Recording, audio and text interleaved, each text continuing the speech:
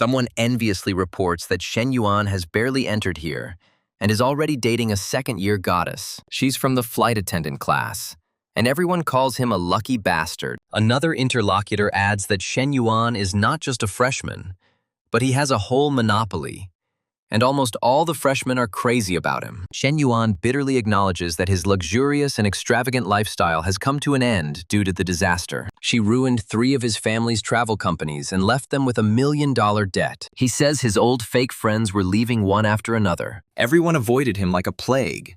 And now, his parents and sister are huddled in a rented apartment. When Shen Yuan invites Lao Zhan to the internet cafe, he coldly replies that they are not that close. Does Shen Yuan really still consider himself to be the same rich man? The hero understands that in the current situation, it is worth forgetting about those carefree days.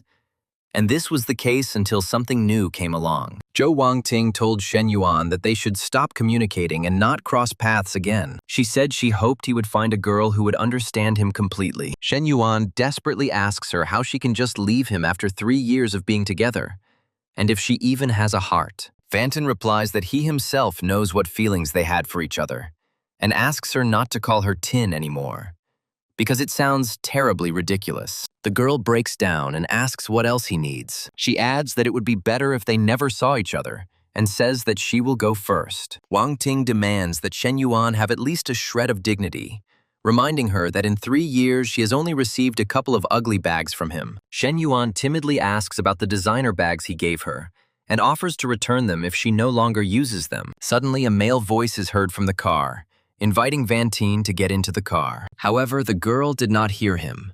She continued to speak angrily at the guy, asking how he could do it there. The protagonist said that since she can't bring them back, then their old wishes can be made true. The driver turned to the girl again and told her not to be angry, and then kindly asked Shen Yuan if he wanted a lift. Shen Yuan bitterly notes that Ting sounds ridiculous from him, but normal from the other guy, and refuses the offer. The guy in the car reassures Shen Yuan, saying that he is a good guy, and he replies that there is no need to worry so much because he really doesn't have far to go. Shen Yuan asks the new suitor to take care of Wang Ting in the future. The guy replies that Shen Yuan shouldn't worry because she's in good hands. The stranger adds that men are obliged to give them only the best. Shen Yuan suddenly starts listing Wang Ting's intimate preferences, including Okamoto 01 condoms. He also recalled the uniform of a police officer and a nurse, to which the listener exclaimed indignantly. Shen Yuan says with a smile that maybe Zhou Wangting made the right choice. He hopes that her decision will lead to an ideal life. The hero reasons that everyone should strive to live the life they deserve. The system displays the parameters of Shen Yuan's character. Age 21, height 182 centimeters, weight 72 kilograms. Shen Yuan is shocked to see the rules.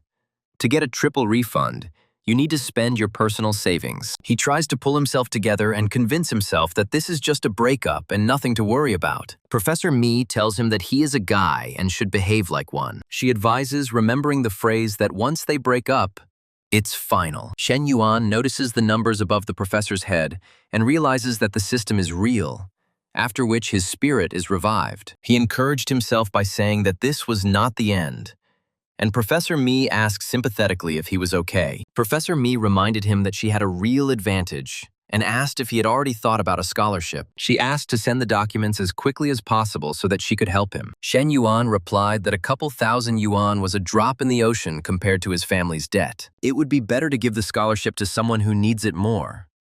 After which, Professor Mi said that since he said so, she would not insist. He exclaims that this is not the end, and Professor Mi sympathetically invites him to seek help in the future. Shen Yuan decides to treat the professor to milk tea and spends 6 yuan on it. The system credits him with 18 yuan cash back, and his balance increases to 99 yuan. He realizes that this is his chance to pay off all his family's debts and become richer than ever. However, he immediately notes with bitterness that he only has 99 yuan in his account.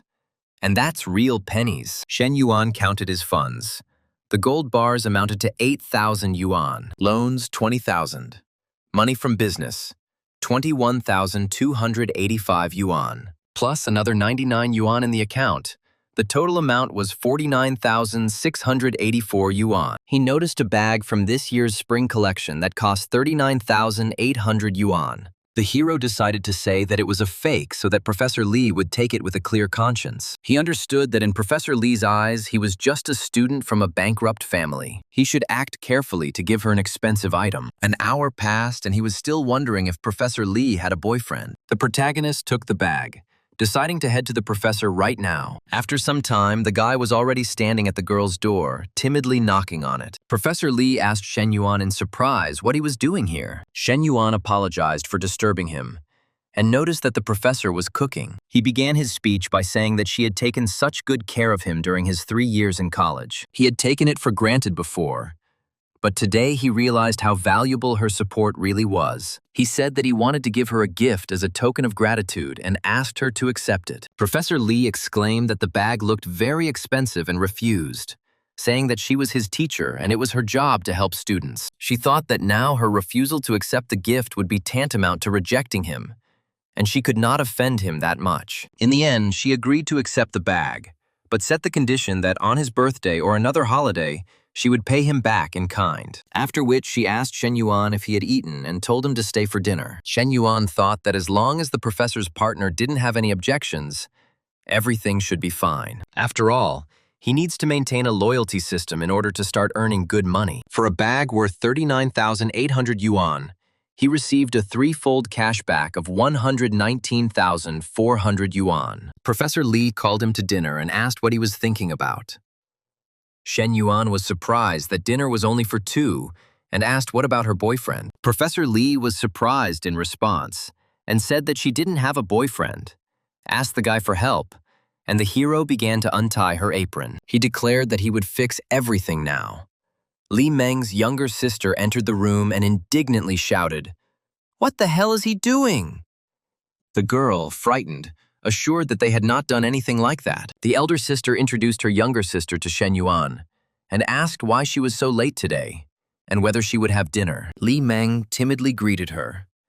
Shen Yuan lied that he had already eaten dinner before coming and was about to leave for the dormitory, but Professor Lee doubted it, because a minute ago he was ready to sit down at the table. The sister indignantly declared that he was just her student and called him impudent. She added that no normal student would suck up to a professor like that, and told him to just eat. Shen Yuan wondered who he should spend money on now, since his relationship with Professor Lee was still that of a teacher and student. His neighbor Huang Haibao came up to him and asked Dao Huan what had happened to him. It turned out that the goddess Huang Haibao, named Fang Minghui, went to the cinema with the cursed Li Jianpeng. Fang Minghui turned out to be an excellent second-year student in the Faculty of International Trade, and an unattainable goddess for poor Huan. Huang Haibao had never had a relationship, and he had never even spoken to her. Shen Yuan chuckled and asked, and that was all the neighbor was indignant at, that Shen Yuan was laughing at him. He threatened him not to joke like that,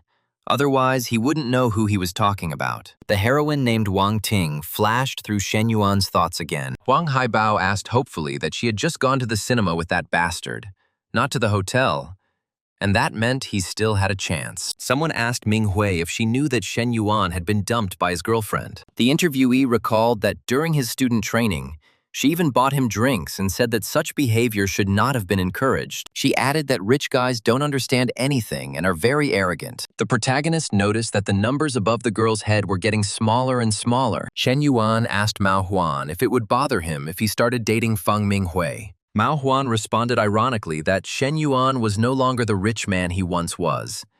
And where did such conclusions come from? Shen Yuan was delighted and said that he was glad to hear it. Fang Minghui asked in shock what Shen Yuan wanted from her. Shen Yuan invited her to dinner at Xing Sushi Restaurant the next day and said that he wanted to take a walk after dinner and choose a gift for his sister. Fang Minghui was surprised that he was inviting her and asked if he had that kind of money, since the minimum per person in this restaurant was 1,000 yuan. She said in confusion that she had just been to the cinema with Li Jianpeng, and now she was going to a restaurant with Shen Yuan. And how could that be possible? Her friend advised her not to worry, saying that Shen Yuan, although a little arrogant, was still a handsome man. Li Jianpeng is just rich, and if Shen Yuan's family gets rich again, he will become cooler than that idiot Li. The friend added that she had nothing to lose. It was just a regular walk and dinner, and she promised to help with the answer. It seemed like the girl had no choice, so she agreed. The next evening, the waiter announced that the order for two was ready and wished us bon appetit. Fang Minghui said that she heard about his family's plight and that he didn't need to spend so much. Shen Yuan replied that it was quite tasty and the aroma was trustworthy. So it was worth it, he added, adding that he had always wanted to invite her to dinner, but there had never been the right moment. He noticed with horror that the sympathy level was dropping again, from 69 to 68 to 67. Then he decided to change the subject and asked if she remembered their trip. At that time, she often bought him things and they chatted at night on WeChat. And he said that he always remembered it. Fang Minghui asked him with a touching expression, "Didn't he forget?"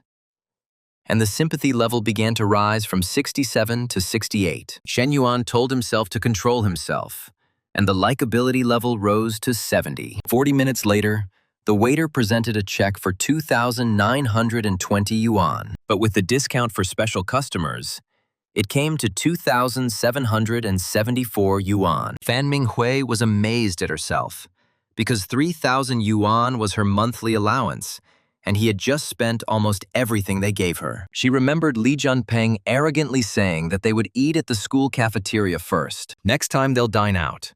And she was outraged that his family had enough money, but he was still so stingy. Shen Yuan saw that the sympathy level had risen from 72 to 76, and everything was going swimmingly. He marveled at the amazing feeling that he had earned several thousand yuan just from one dinner. Fan Minghui hurried him, saying that they still needed to stop by the shopping mall to pick out a gift. At the shopping mall, Zhou Wangting was surprised to see Shen Yuan and asked what he was doing there. She was indignant that they had only broken up yesterday, and today he was already hanging out with a new girl. Li Junpeng hypocritically suggested that Shen Yuan take a stroll through the shopping mall, window shop, and nothing more. Wang Ting rudely asked Shen Yuan what he was doing here and who that girl was. Shen Yuan replied that it was a coincidence and they came to get a gift for his sister. Li Junpeng mockingly said that it would be better to go to the market and choose a toy there. Wang Ting said that she wanted to warn the girl not to let Shen Yuan fool her. Shen Yuan sharply asked what business it was of hers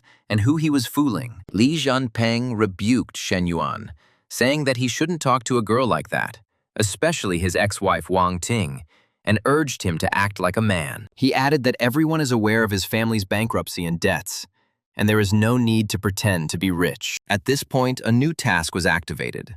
Spend on a person of the opposite sex with an affection level above 60. Also increase the level of negative emotions in others, and the system showed -30 and -35. Shen Yuan agreed to come in and take a stroll, and the saleswomen began to whisper. They decided that he was their regular customer and passed him on to each other. One of them refused, saying that there was no point in running around a bankrupt former rich man. She remembered how she had been chasing after one lady for a long time, and she had taken the cheapest item. She noted with envy that wealthy clients who did not leave without expensive goods were going to others. She gets ordinary balabons without a penny in her pocket, and praised Zhou Wangting's choice. Fang Minghui didn't worry about money and said she was choosing a gift for his sister, settling on 2 bags. Li Junpeng thought that 100,000 yuan was a big waste because he was counting on bags worth 20,000. The girl chose a whole set for 100,000. He told himself that he had to pay and show Shen Yuan what a real man should be like. Out loud,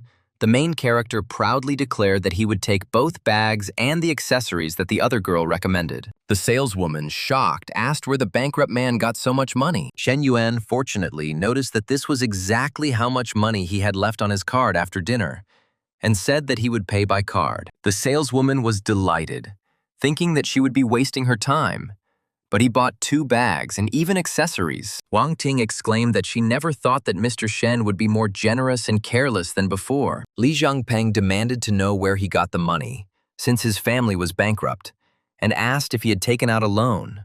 The heroine mockingly remarked that a man should not only be cool, but also generous, and that this should cost 600 to 700,000 yuan. Wang Ting asked him not to let him say that, but Li Junpeng muttered that he bought it on credit and couldn't say anything about it. He screamed into the phone in a panic, asking who had given permission, because he had said that projects worth $1 million could not be decided without him. After the call, Li Junpeng wished Shen Yuan to take care of himself and disappeared. The level of negativity dropped to -45 and to -35. Shen Yuan said that there was no need to continue this circus. The task was completed, and handed Ming Hui a gift. Ming Hui refused, saying it was too expensive, but Shen Yuan insisted that she had to listen to all this horror, so let her accept it. Ming Hui thanked him shyly, and he replied that there was no need for thanks, since it was all for her. She asked in confusion what about his sister, to which Shen Yuan replied that he didn't know about her taste. He laughed and said that if he gave such a gift to his sister, she would definitely scold him for wasting money. The girl was worried that one bag was already too much, and here there was a whole set. Shen Yuan reassured her, saying that he shouldn't worry.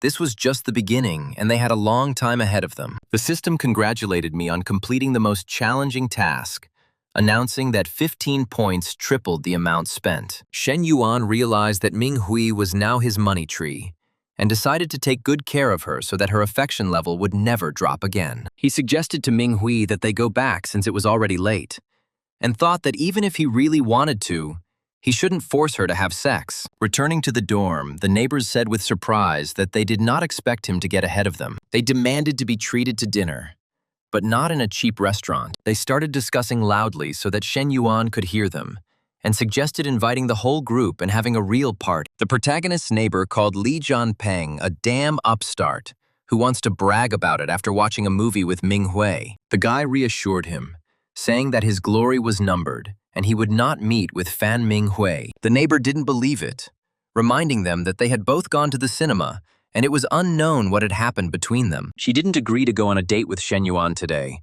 so they are definitely together now. Suddenly, Shen Yuan had a large sum of money in his account, and he began to think about going home tomorrow. At Shen Yuan's home, Uncle Shen Yaode was talking to his father, and his mother told him to wait while the adults talked. The uncle asked for a little more time, saying that he would soon receive payment for the goods and return part of the debt. But the father replied that this was not enough, and he needed full payment. The mother was indignant, reminding him that they had given their uncle 300,000 yuan to open a car wash and had not pressured him to pay. Now that he has lent them 200,000, he continues to demand money over and over again. Uncle said that it was natural to pay off debts, especially since they were family. But if they weren't related, they would have found out how debts were collected. He started threatening them in response. And then the mother called them ungrateful. The father told his wife not to talk nonsense, advising her to sell her gold jewelry, promising to buy new ones when she had money. The woman stopped this discord and said that first they needed to sort out the debts. At this point, the system activated the task to pay off family debts. The amount paid will be returned to the character in double amount. Shen Yuan was glad that this task came at the perfect time, but added that even without it, he planned to help the family with their debts today. The mother showed all the jewelry that her father had once given her, and said that she had not sold it despite the difficulties, and offered to sell it now. Father noticed that 2 gold rings were lost during the move, and Shen Yuan remembered. He went into his mother's room and took those rings. He ran to his parents and shouted that he had money, but his father didn't believe him and said that it was not the time for jokes. Mother advised me to spend the money in the cafeteria and not to be stupid. But Shen Yuan showed them a transfer of 200,000 yuan. The parents were in shock, and the mother cried with happiness, saying that her son had saved them. Shen Yuan suggested that they pay off the debt first and get rid of this problem. And his father immediately called his uncle, informing him that they had paid off the debt. Then they rudely told their uncle to leave here, and their father said that in the future it would be better for their families to intersect less. He looked at them in bewilderment and began to say something incoherently, but was interrupted. At that very second, his mother screamed in rage at him to get out of there quickly. The uncle was perplexed, thinking that his brother's debt amounted to several million, and the more time passed, the less he had left. But he didn't understand how he paid everything so quickly. He wondered if they had really opened a new business with a good profit and would prosper again. The system sent the reward, and 400,000 yuan was credited to Shen Yuan's account. Then came another million yuan, and the remainder was 2,186,356 yuan. Shen Yuan realized that without taking into account the million for the car, his earnings exceeded $1 million. He did not expect that, upon returning home, he would not only help his parents in difficult times, but also receive such a huge reward. However, he realized that he was still very far from paying off the debt in full, and decided that even if he gave all the money to his father, it would still not be enough. After calculating, he realized that all he could give them now was 200,000 yuan. He asked his father if he should give him the 200,000 that remained in the account right now, but the father replied that it was better to leave them for now, since the other debts were not so urgent. His father changed his mind and asked for 50,000 yuan for now, and Shen Yuan recognized his old man with a smile. At that moment, the teacher approached him, and the hero asked what she was doing there. The girl replied that there were no classes after lunch today. Then the guy asked if he could invite her to dinner. He wanted to pay her back for last time. Shen Yuan greeted Li Meng, but he thought to himself that the professor's sister was like a sworn enemy to him, and it was better not to get involved with her. He remembered his college business and told the professor that he would be busy in the evening, so dinner would have to be postponed. Li Meng told her sister that she told her that this guy had impure intentions. Professor Li replied that it was just a normal dinner, and even if he was up to something, she wouldn't be so easy to deal with. Shen Yuan remembered the rides with Zhou Wangting with the air conditioning on, and even just remembering that made him feel so relaxed. He thought he had some savings to buy a car, and it would be disrespectful not to take advantage of such a gift from the system. Shen Yuan asked Ming Hui if she was free tonight to go out and look at the cars. Ming Hui happily agreed, saying that she had no classes. Her neighbor excitedly shouted that they were already going for a ride in the car.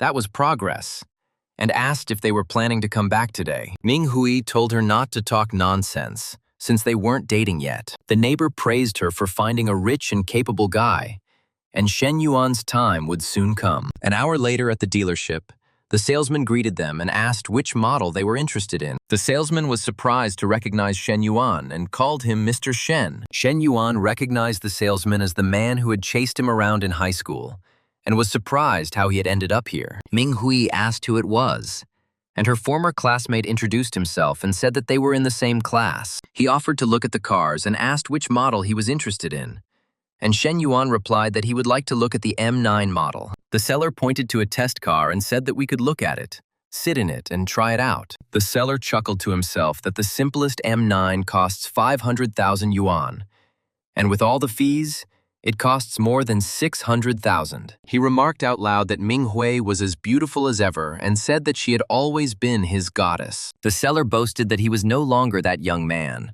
but now an elite seller, earning more than 10,000 a month. He has a car worth 200,000, and smart girls these days choose guys like him. He invited Ming Hui to chat tonight, but Shen Yuan interrupted him and asked him to arrange a test drive. The seller was indignant that he was trying to ask Ming Hui out on a date, and Shen Yuan was interrupting him.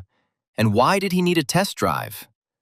The seller refused to let me test drive, saying that his boss had taken the test car. Shen Yuan replied that he was no stranger to cars and had seen this model before, and if the seller couldn't arrange it, then he should send someone who could. He demanded to call the administrator and send another salesman for a test drive, and a new salesman approached him. Her name was Chen Na, and she asked how she could help.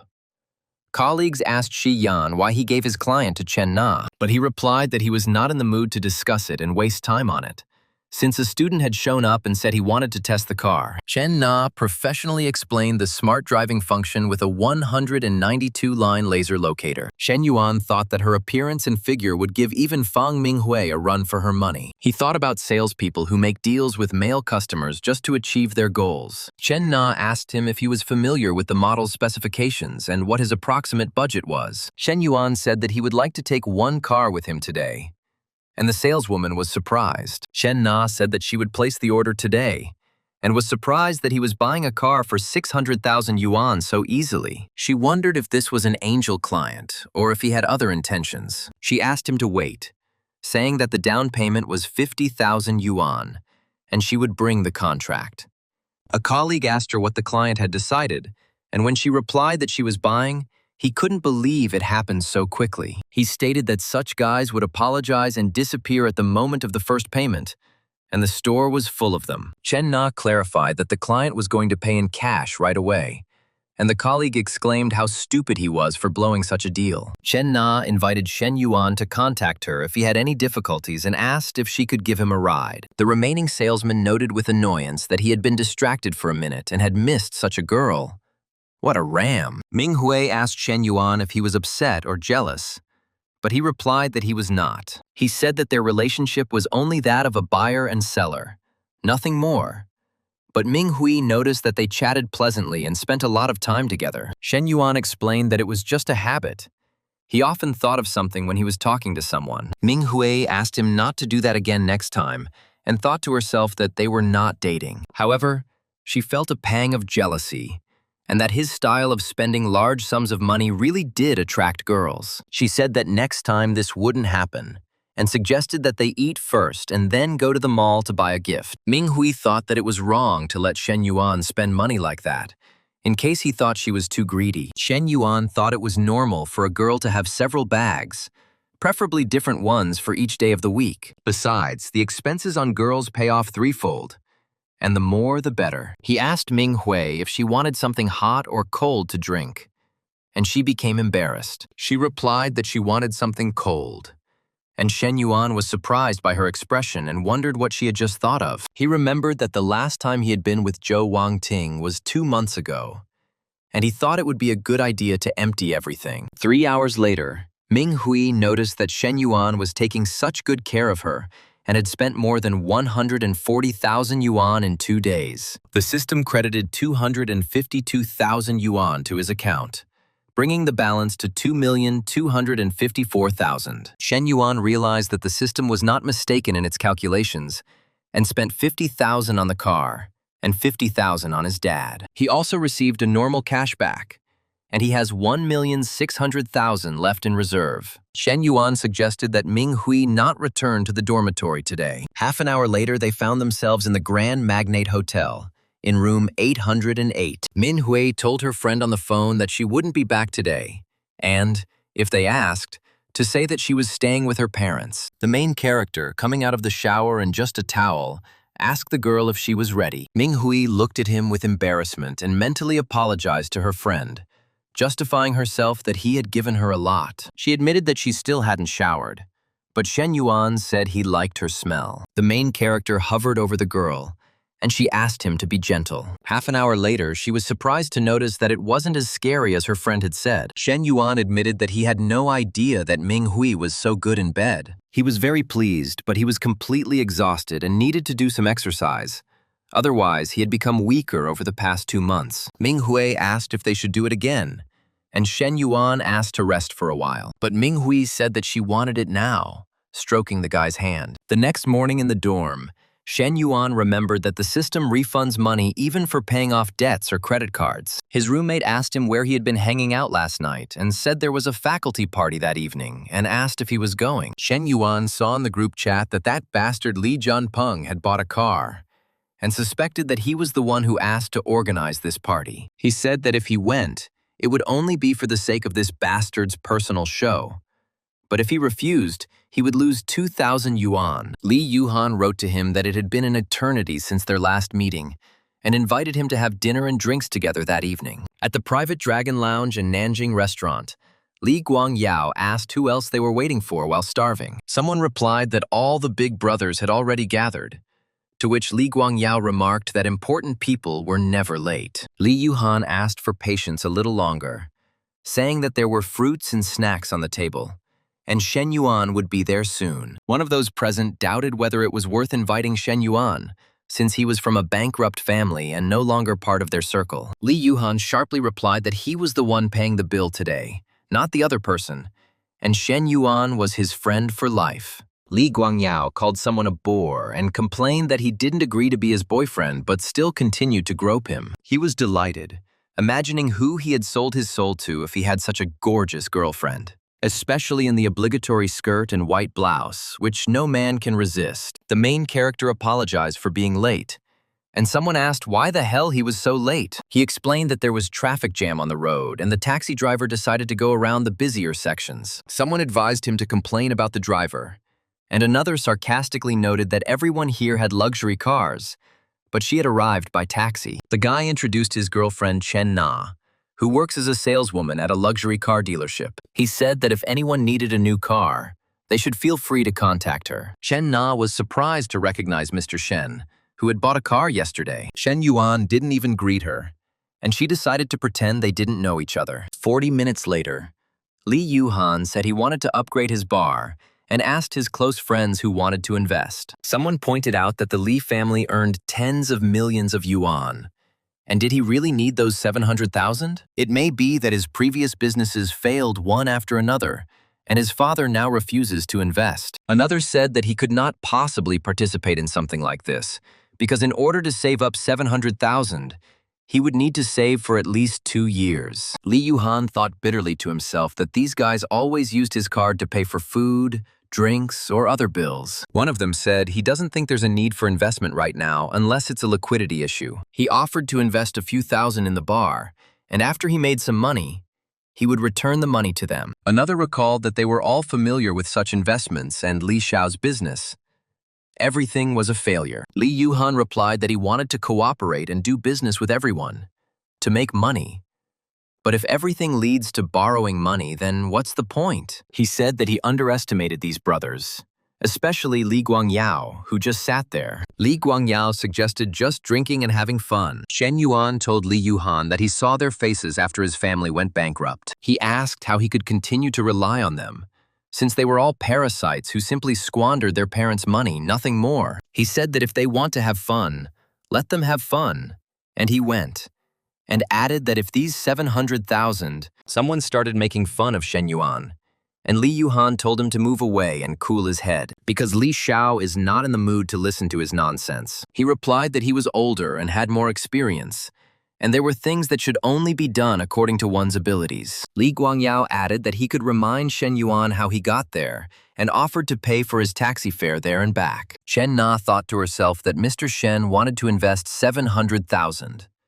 And why did everyone think he was just talking nonsense? After all, he just bought a car for 600,000 yuan yesterday. Isn't it normal for such a person to invest money in his friend's business? The hero said that he had already transferred 700,000. Let him check. Li Guangyao asked what happened, and was shown the translation from Shen Yuan. He couldn't believe his eyes when he saw how many zeros there were, and asked to count them. And he counted 5 zeros. Actually 700,000. Chen Na looked at all this and thought that everything had changed so much in a second. One of the guests said that he had urgent business at home and was leaving, but I'd see him next time. Another stopped him and asked what had happened, but he replied that they should not ask and added that it was time for him to go too. He objected that they hadn't even called and noted with irritation that his cousin had no sense of tact at all. But there was no point in arguing. He asked why Li Xiao's expression had changed so abruptly, and he himself asked to show him what was there. Another said that he also had things to do, and he went, and the others followed him. The one who remained didn't understand why everyone was leaving, but the girl answered him that it was time for them to go too. The guy objected. How did she know that they were checking the translation, since she didn't even see what was written there? Chen Na explained that Shen Yuan had bought a car from her yesterday and paid in cash, and she had a copy of the contract on her phone. The interlocutor said that he did not want to pressure her, but she should have immediately said that he was rich, since she knew about it, and added that it was her fault. Chen Na coldly replied that today she finally realized what kind of person he was, what a waste of time he was for her, and suggested that they not meet again. Li Yuhan told Shen Yuan that if he had known that he was so rich, he would not have organized this party. It was a waste of money. Shen Yuan replied that he now knew that these guys couldn't be trusted.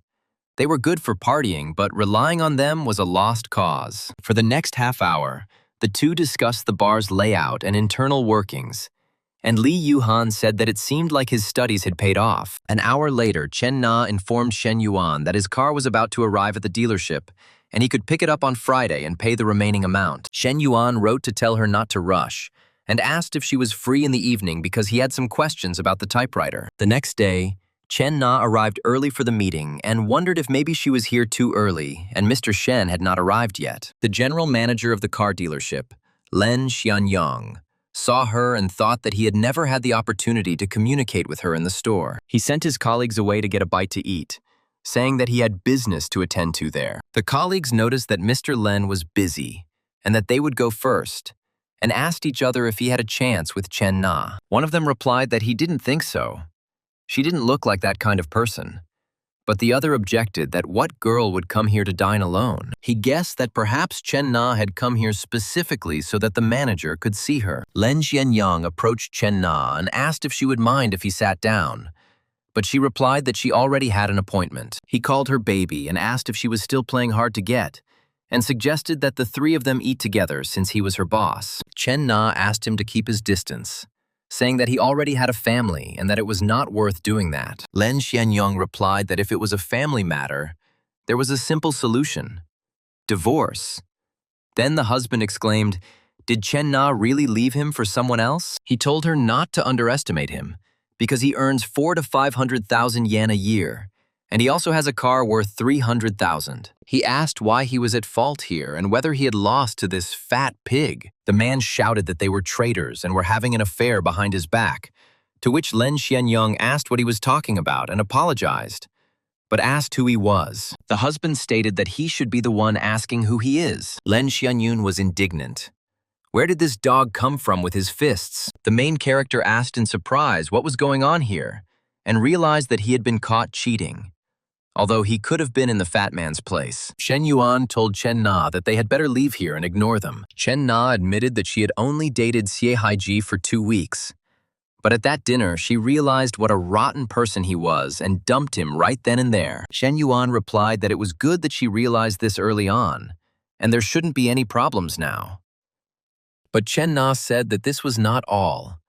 The man who was hit was her boss, and now she did not know what to expect from him towards her. Shen Yuan remarked that she didn't deserve such a boss, and wouldn't it be better to change jobs? Chen Na replied that it was difficult to find a new job now, and even if she got a job at another car dealership, she would lose her customer base. She added that working in sales is very tiring, and she would like to change industries, for example, open her own cafe.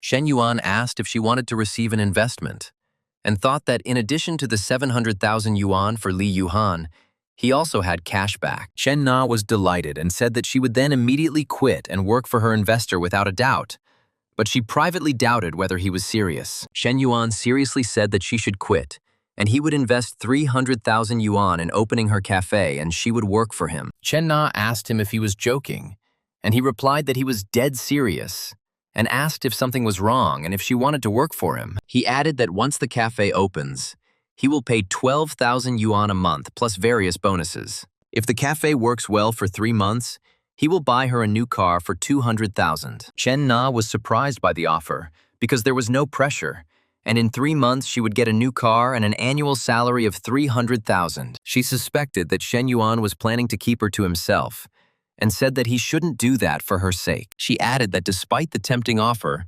she does not want to become a canary in a cage, and even be a third wheel. Shen Yuan asked not to think too much, explaining that he was simply planning to open a cafe. At this moment, Ming Hui texted Shen Yuan and asked if he was free to go for a walk that evening. In the evening, the main character was at room 808 of the Grand Magnate Hotel. Ming Hui ran up to the guy, hugged him from behind, and said that she missed it. Afterwards, she smelled women's perfume on Shen Yuan and asked where it came from.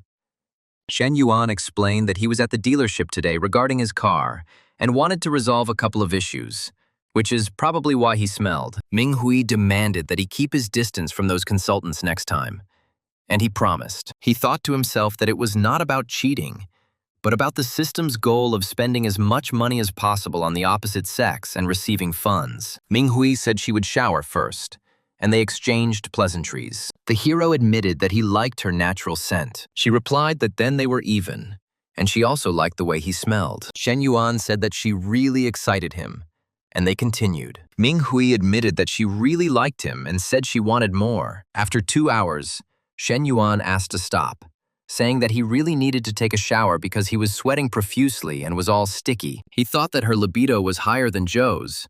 She was happy, and he was exhausted. He was surprised how Hui's sympathy increased after such activities.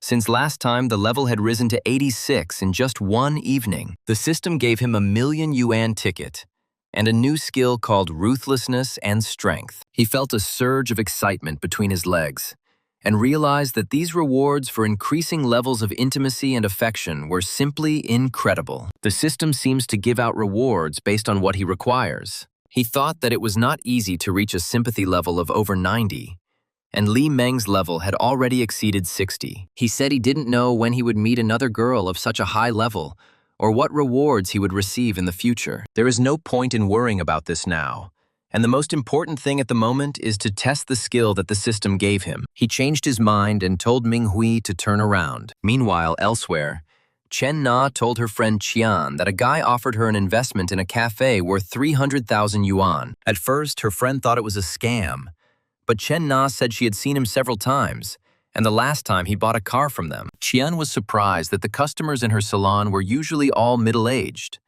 but Chen Na replied that he was only 21 years old. His friend admired him for being young and already having a luxury car, and asked if he was handsome. When she found out that yes, she said that such a young, handsome, and rich guy, isn't it every girl's dream? Chen Na objected that he was younger than her. A friend said that if a girl is 3 years older, it's like having a gold bar, and in her case, 2 gold bars.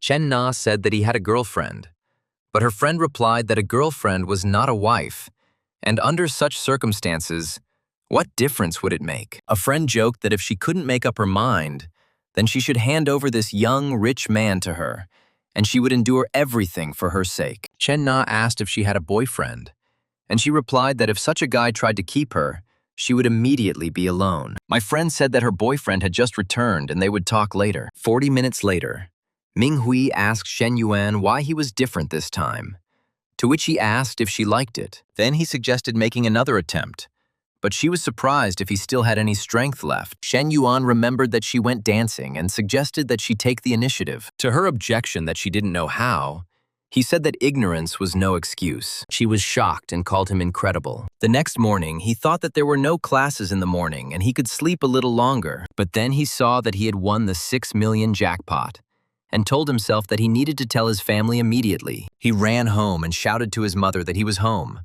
and she was happy, but asked him not to shout so as not to scare the neighbors. He announced that they were rich because he had won 6 million. His father asked him skeptically if the college program was difficult and advised him to focus on his studies. He asked his father to think carefully before saying such a thing and showed him the winnings, and his parents exclaimed in shock. Shen Yuan said that even after deducting 20% tax, they would still have 5 million left. Mom said that this time they would add his name to the family book of merits, and today they would not cook but would go to a restaurant to celebrate the jackpot. Shen Yuan added that since he is already in his 3rd year and only has 1 year left until graduation, he plans to start his own business. His father supported him, saying that it was not so easy to start a business now, but it was good news that he had such a desire. Young people need to learn and gain experience, especially since he won the prize and can handle it.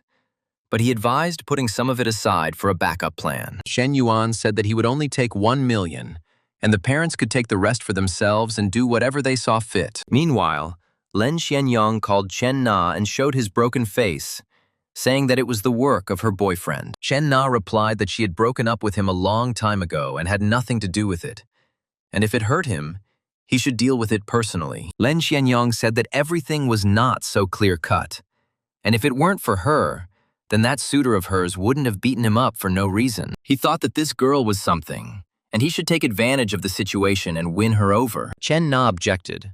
What did this fight have to do with her? Especially since she said yesterday that she had an appointment. Len Xianyang said that she left her post yesterday afternoon and left customers alone in the store without supervision. Chen Na was indignant that she had asked for time off yesterday, but he only chuckled in response. The man thought that a suspension in sales meant a loss of commissions from customers, and in that case, for a month, she will receive no more than 1,200 yuan. And this is a meager salary that is not even enough to pay the rent. The girl noticed that Shen Yuan, although he did not seem like an adult, was calm and behaved with dignity, unlike the others. Chen Na decided that there was nothing else to think about and announced that she was leaving and that was it. Half an hour later, she wrote to Shen Yuan that she was ready to quit and asked if what he had said yesterday was still valid. Shen Yuan congratulated her and said that she had stepped onto the bright path, escaping hell. He was glad that he didn't have to look for another way to invest the remaining 300,000 from the investment system. Professor Lee said she needed to move to another office urgently, but there was so much stuff here that she was afraid she couldn't handle it on her own. Shen Yuan replied that everything was fine.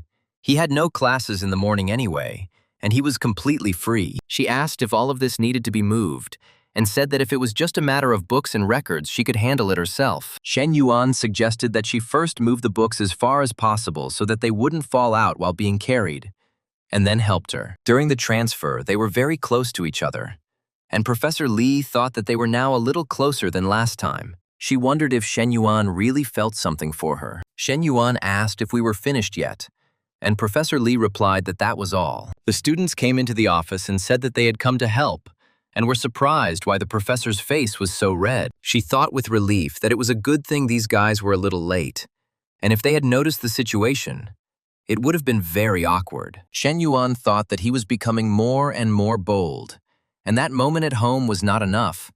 Now he was doing it in the office. The girl was upset by this, but she immediately pulled herself together, saying that she was his teacher and this was not right. He wondered why the teacher's affection level had jumped to 71, and realized that her feelings had just awakened. The hero grinned and thought that it wasn't that he was too tall.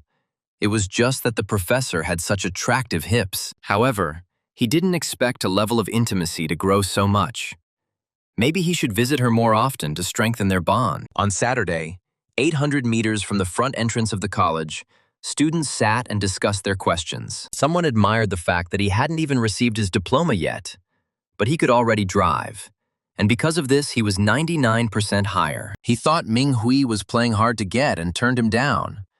But other girls were lining up for him because of his merits and skills. Someone noticed that some people don't care about a BBA and asked what kind of families they come from. Another admired that this girl is insanely beautiful, and her legs are made for playing with for years on end. Even if he loses 10 years of his life, it is a small price to pay for such beauty. The crowd watched the leading model of the car in amazement, and someone asked if this divine girl had been waiting for this blockhead. Shen Yuan said that the cafe owner had just texted him and she would be there any minute. The guys were surprised to see him, asking if it wasn't his car, since they all knew about his family's bankruptcy. The guy walked into the cafe and Chen Na called him over. Another guy looked at them and was outraged that this beauty was waiting for such a blockhead. Chen Na asked the hero how he could drive this brand of car, and he replied that it was good. Li Zhanpeng remarked to his interlocutor that Shen Yuan's group was behaving strangely. The cafe owner introduced herself and apologized for the delay, saying that she was picking up her son. She invited them to sit down and talk,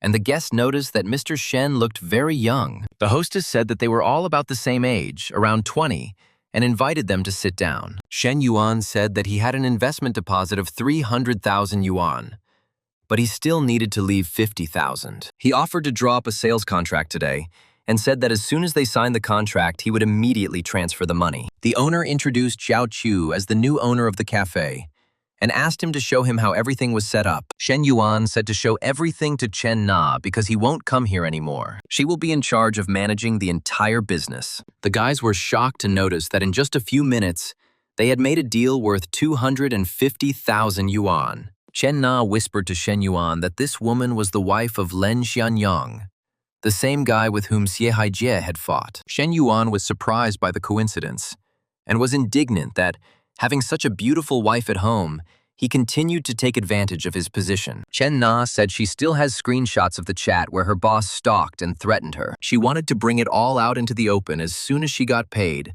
so the whole industry could know what kind of person he was. Then she asked if she should tell Miss Lin everything, but she was afraid that it would hurt her. Shen Yuan said he didn't think it would be appropriate, and explained that once the evidence came out, her boss would immediately understand. We need to think about what a man over 40 years old, unemployed, but with a wife and child to support will do. He asked her to let him deal with it and promised that he would handle it without harming her. Shen Yuan thanked Chen Na and said that he had just transferred 250,000 yuan to Miss Lin. She has 50,000, of which 24,000 is her salary for 2 months, and the rest is for startup capital for the business. He was surprised that this time the exclusive fund had increased tenfold. Miss Lin said that she had received the payment and it was a pleasure to deal with him. Shen Yuan thought that Miss Ling's hand was so soft as if there were no bones, but at the same time very fleshy. And maybe this was his wife's charm. He replied that of course he would definitely see her again. Chen Na said that this restaurant was very expensive and asked him if he came here often. But he replied that he didn't come here very often. Today is a great day to celebrate their partnership. He thought she was irresistible, and any normal man would feel the same way. He invited her to sit next to him and asked her to move a little closer, which made her confused. He began to think that in this world nothing comes for free, and everything must have a reason. Does he really want to make money from running a cafe business? Since proper bookkeeping is already an achievement in itself, she warned them that the waiter would come up to them now and that they should stop. But he replied that the food was not served so quickly here, so there was no need to worry. She asked them to stop, saying that someone was coming, at which point the waiter announced that their order was ready. The waiter brought the restaurant's signature dish, and Shen Yuan suggested trying it. The girl noticed that Shen Yuan was indeed handsome, but his only flaw was that he was a real crook. Even around a beautiful girl, he behaves a little distantly. He regretted that he was now on his own and advised not to dwell on it. 40 minutes later, the waiter presented a check for 2,652 yuan with a code for the transfer. Shen Yuan saw that even though the meal cost 2,562 yuan, the system had transferred it to him in triple amount. Chen Na said that she wanted to go back to the cafe to talk to Xiao Qiu and find out more about the situation there, since tomorrow was her first day at work. Shen Yuan said that it was already 8:30, and she finished at 9. And if she went there now, she would only cause indignation. It's better to go home now, rest a bit, and go to the cafe tomorrow with renewed strength. She agreed and asked him to give her a ride home, to which he replied, "Of course." She thanked him for his good work and said that she would send him a report for the day tomorrow. Then she asked if she could drink some water from him. It was okay. He replied that he didn't think it was very appropriate and wondered if he was being too hasty, as that situation in the restaurant had already reached his limit. She clarified that she had broken up with Xie Haiji, and the guy replied that there were no problems then and that he just wanted to drink some water from her. She wondered if he hadn't said he just wanted to drink some water, to which he replied that he did, but not the kind of water she thought of. At this moment, Xie Haijie came downstairs to Chen Na's house with flowers. He told himself that she should have quit because of him, and he needed to apologize properly, at least for the sake of becoming friends again. And then he will return her to himself again. He noticed that the lights in the apartment were off and she was not at home. Hearing groans from the apartment, he became indignant when he recognized Chen Na's voice. The man shouted that she had said that she had nothing in common with Len Xianyang and asked what the two of them were doing there. Chen Na said that she thought she heard something outside, someone knocking. Shen Yuan replied that she misheard and suggested that they go inside, but she asked him to be gentle, saying that she was not ready. Xie Haiji bitterly realized that he had completely swallowed up his Chen Na and had no chance, and he cried, "Why him?" An hour later, Chen Na noticed that such things were enjoyable but very tiring, and asked what he was doing. Shen Yuan told her to lie on her back, saying that she would not get tired so quickly, and thought that thanks to her special skill, his excitement did not subside. The next day, he woke up to the incredible smell of toast and fried eggs. He thought she was so attentive, and the atmosphere was very different from the one he had fun with Hui at the hotel. You can only feel this at home, but you won't find it in a hotel. The system has activated a new task. The ideal life should include owning your own home, and you need to purchase real estate. Shen Yuan was delighted that the system had just brought his thoughts to life. Shen Na asked if he was awake yet, and said that breakfast would be ready in 2 minutes. Shen Yuan wondered what kind of reward he would receive if Chen Na's affection increased to level 90. The guy asked if he only had breakfast, and they decided that everyone could do their own breakfast. Shen Yuan said that if she had no plans today, how about they take a walk and choose a house for her, and he would give it to her. Chen Na thought that he had already spent 300,000 yuan to buy a cafe, and now he was talking about a house. Shen Yuan asked why she was silent, and if something was wrong, and if she wanted such a gift. But she replied that it was not that. He replied that in his case, it was almost the same as if money grew on trees. He asked her not to think about how much she needed to spend, and said that there was nothing wrong with buying a house for her woman. He noticed that last night they had set the whole house on its ears, because the soundproofing here was nonsensical, and the neighbors probably heard everything. She said it wasn't all her fault, and he admitted he was partly to blame. But he noticed she was screaming so loudly. She blushed and called him shameless. She remembered that she had to meet her friends at 10:30 today, and suggested having coffee first. Shen Yuan replied that buying a house was not like going to the store for bread, and that one needed to choose a suitable location and deal with the paperwork. Liu Menggu, a professional personal trainer and Chen Na's friend, was surprised that Chen Na had urgent matters to attend to. She thought that there were problems with the cafe, and maybe Chen Na was exaggerating. And what kind of person would just spend 300,000? She said that he was not the type of person who liked to show off, so that option was out of the question, and it would be better to ask him directly. When she heard that this guy wanted to buy Chen Na a house today, she was shocked and said that it was not about buying handbags or cosmetics, but about buying a house. Even a small apartment of 40 square meters will cost no less than 500 to 600,000 yuan. Plus, the purchase of a cafe, a man she has only known for a short time is already ready to spend 800 to 900,000 on her. She said that she simply had to meet this guy. Even if he was dating Chen Na, a guy like that simply can't have just one girlfriend. And who knows how many more he has. When it comes to her ability to attract men, she has more advantages. She offered to help with the property selection and told Chen Na that this time she would rather help her best friends than other women. 40 minutes later, in the Songhu shopping center, the friends met Shen Yuan in the sales department. Chen Na introduced Liu Menggu, her personal trainer, and Hu Qian, a Ferrari-class salesman. Liu Menggu greeted Shen Yuan and said that she saw that he was well-built and had a good figure, and his muscles had potential. If he wants to work out, let him come to her at the gym. He replied that he didn't think he would be able to concentrate properly in the gym. She noticed that he could flirt in front of Chen Na, which meant they were not a couple. But Chen Na's swollen knees spoke volumes. They seemed to have had a lot of fun, and it's quite possible that she was very pretty, since he liked her and decided to buy her a house. Hu Qian said that if he wanted to change his car, he should come to her showroom. Shen Yuan thought that in less than 5 minutes of meeting each other, these girls had already taken a liking to him. He asked Chen Na if she was sure they were her true friends, but he decided it was only for the benefit. There is no harm in it, because the more people he knows with a high level of sympathy, the greater the chance of making more money. The realtor offered apartments in buildings 3 and 9 with an average price of 15,000 yuan per square meter. She asked if he wanted to see the layout first. Shen Yuan said his budget was 3 million yuan, and asked to see apartments that would fit his capital. The realtor invited them into the meeting room for a more professional consultation. The friends were surprised that he could spend 3 million so easily. What kind of sponsor should you cling to without looking back? The realtor recommended a 165 square meter apartment with a south-facing view. Taking into account the discount, the final price was 2,984,000 yuan. Chen Na hesitated, saying that it was too expensive.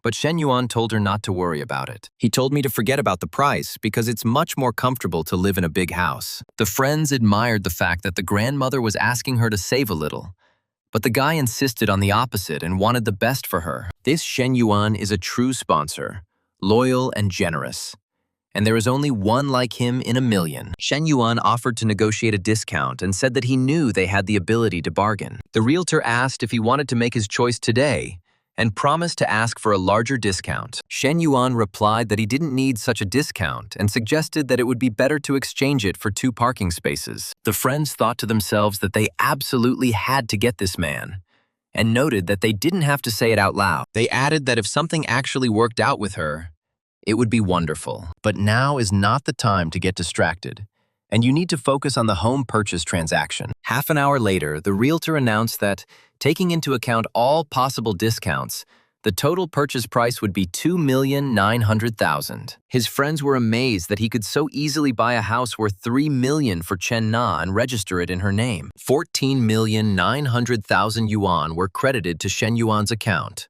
leaving a balance of 15,330,000. The realtor noted with admiration that this was one of 10 supermansions in this city, and Mr. Shen was able to pay cash for the house for Ms. Chen. Although it is quite obvious that they are not a couple and do not look like they are in love at all, and she would also like to have such a friend. Shen Yuan realized that his balance was over 15 million, and even in his father's best times, their family had never had so much money. He said that if it weren't for Chen Na launching the mission, he would never have been able to become a multi-millionaire overnight. Lu Menggu said that she also planned to buy an apartment in the future, and when she decided to do so, she would need his advice since he already had experience. She added that if he ever needed training, he could count on her. Shen Yuan replied that it was no problem, but told Chen Na that he had other things to do that afternoon. He won't be able to join them, so let them go get a snack or coffee. My friends suggested that we first look for a place to have lunch and then go to a cafe. They said that today they would definitely force her to fork out money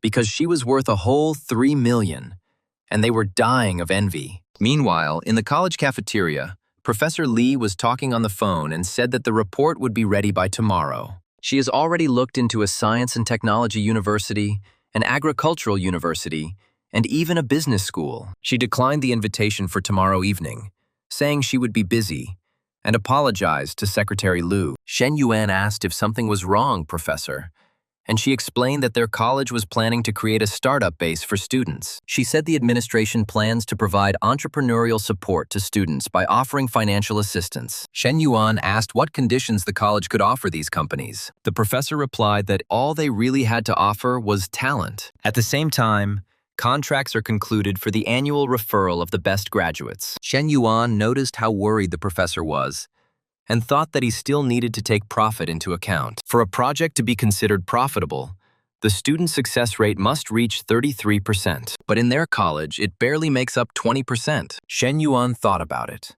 and the professor asked if he was interested, to which he replied that there was such a thing, but not particularly. The system has activated the task of earning prestige points by investing in student projects. Shen Yuan was surprised that this could also launch a mission. And since he didn't need to worry about profit, this base was simply ideal. He told himself that he was an investor and it was up to him to decide who should invest and how much. And wouldn't it be great to invest money in shops? He asked the professor who exactly evaluates the students receiving investments: the educational institution or the investors themselves? The professor replied that in theory, the college should evaluate students, but they don't have investors right now, so they still have room for negotiations. Shen Yuan said he wanted to become their investor, but with one condition.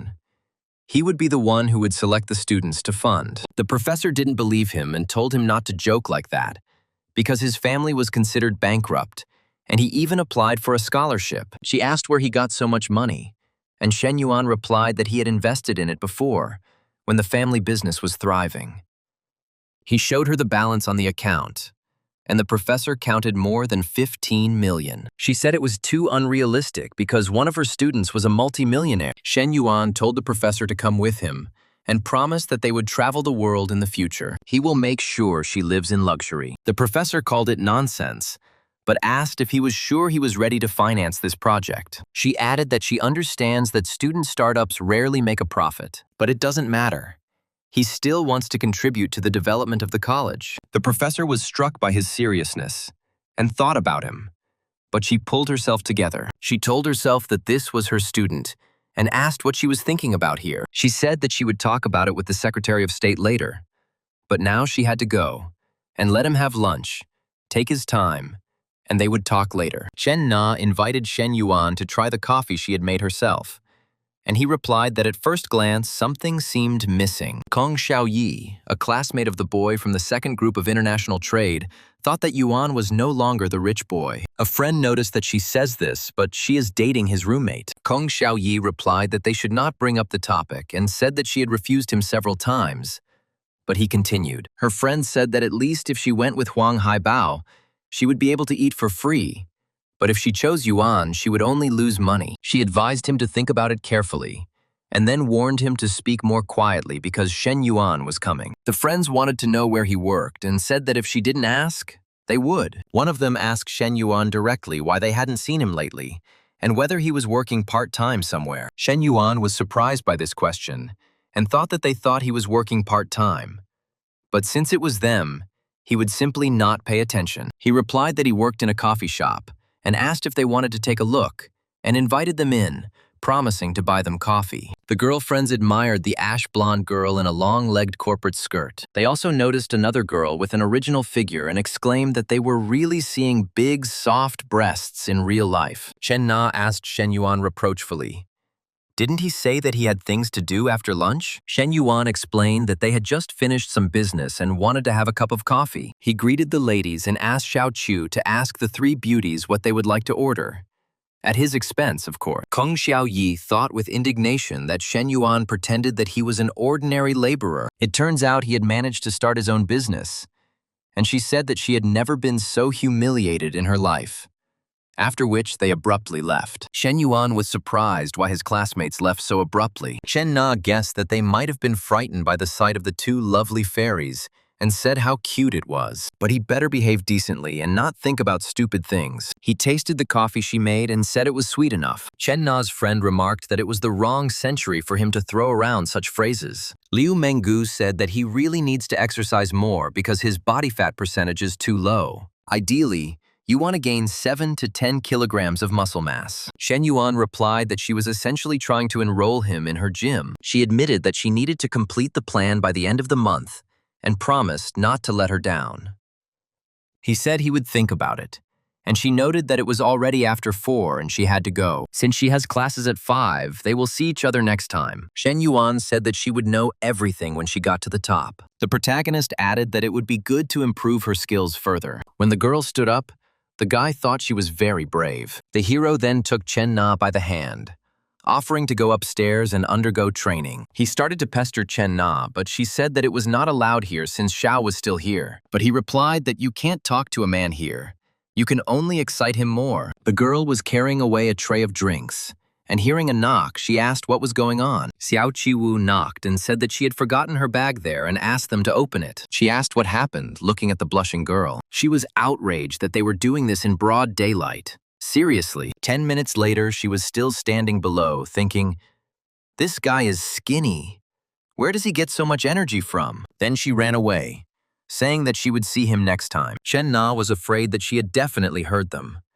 But Shen Yuan replied that for good teaching, an auditorium was necessary. Secretary Liu reported to the director that student Shen Yuan wanted to become a sponsor for their startup. The director asked if he had any money at all, and whether she had checked his accounts, to which the secretary replied that she had also doubted it at first. The director was shocked and asked if she was sure that this money did not belong to his parents and that he could definitely manage it. The secretary confirmed that the money belonged to him and he could decide for himself where to invest it. The director was delighted, saying that in this case they would not need to cooperate with third-party companies. He ordered Shen Yuan to be invited to his office, saying that he had to personally listen to his plans. The secretary suggested treating him with a little more respect since he was a student. The main character apologized and asked the girl to wait as he had received a call. Shen Yuan answered the professor's call. He greeted him and asked what happened. When Secretary Liu picked up the phone, he asked to be put on speakerphone. He said that he has been very busy lately checking out other investment projects. Let them arrange to meet when he has a free minute, and Professor Li will give him his phone number. Secretary Liu thought with disdain that some leader was showing him respect with the utmost esteem. This guy just has a little money and that's it. And he decided to forget about this project because there were no plans for any progress. Professor Mi suggested that they invite Shen Yuan out to dinner since he was willing to sponsor them. Shen Yuan thought that Na cared about him in literally every way. And what a good girl she was. Ming Hui texted him and asked what he was doing and if he wanted to go for a walk. He replied that he just wanted to go for a walk, but he thought she would invite him out for a drink. But she said she couldn't because it was that time of the month. He noticed that that was it. And it was no wonder Hui hadn't come to see him for the past few days. She said that if he wants to, he thinks there is nothing complicated about it. But he replied that her health was more important, and that she should not say such nonsense anymore, and that he would pick her up at the dorm. He asked her to be careful these days and said that he didn't mind waiting a little and let her take care of herself. Ming Hui said he was so cute and asked if she could ask what kind of relationship they had. Shen Yuan thought that she should have asked him about this because they had tried everything that not just couples, but almost spouses do. Of course she wants to hear who she is to him, and he was glad. Her sympathy and closeness towards him had just increased, and she really liked him. He replied that of course she was his girlfriend, and he was her boyfriend.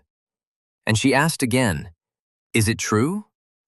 He said that it was because he doesn't call the others girls, but he calls them cuties, babies, sweethearts, darlings. She replied that since he was behaving so well, she would reward him in a couple of days. He said that there was no need to save his money, especially since she got to college on her own every day, and a car would be just right for her. But first, maybe they should just buy her a house, and then they'll think about a car. Liu Menggu video called him and told him to come to the gym if he was free. He was surprised when he became skinny and asked if video calls were appropriate. She replied that only vulgar men considered this inappropriate, and let him admit it.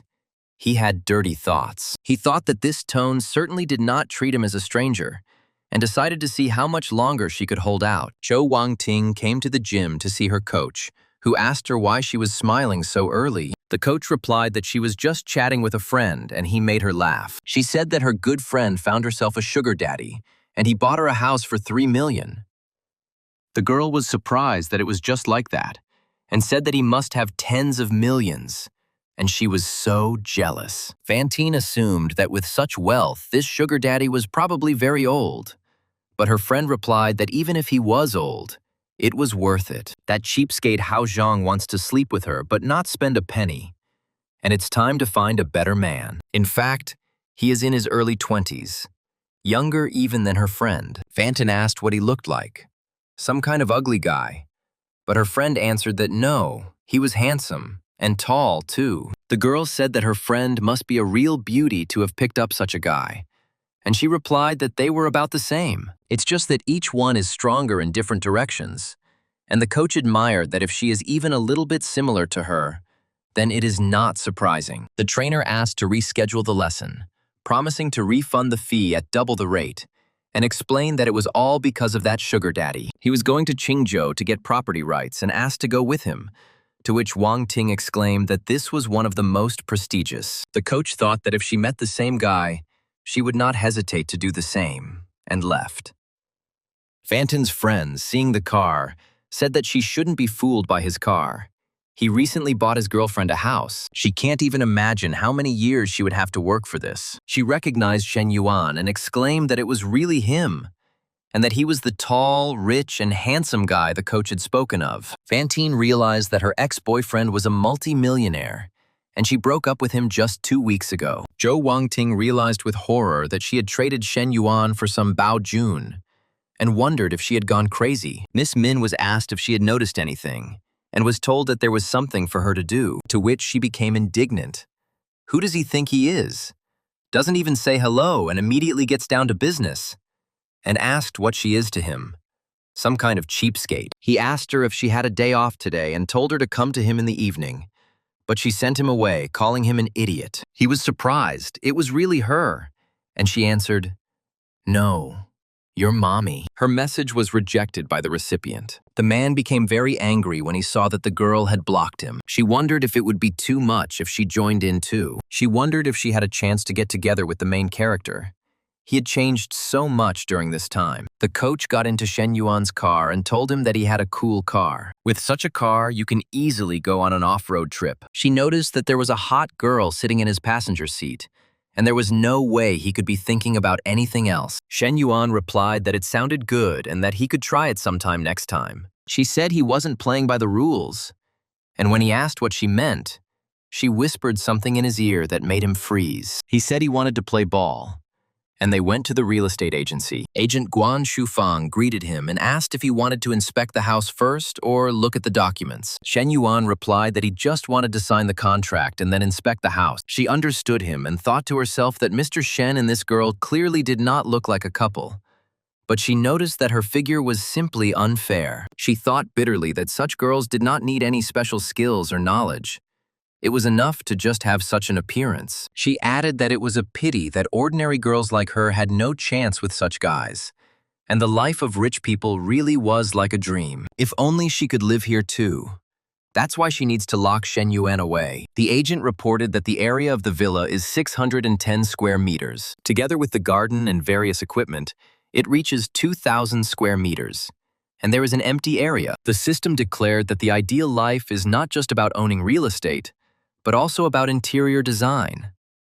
Shen Yuan was surprised if the system was serious, and said that it would be a waste of 20 million to renovate a house that cost just over 10 million. The agent replied that Star City has several top construction and repair companies with excellent reputations. Liu Menggu asked if she could record a video and post it on social media, and Shen Yuan allowed it, but asked that he not be included in the video. She said she bet influential people would start publishing excerpts and photos of it online. When he asked how many subscribers she had, she replied that she had just over 50,000. He asked if she had a lot of fans, and she replied that most of them were local, and asked if he wanted to see her videos. He said that if 50,000 men had seen them, then what difference did it make whether he saw them?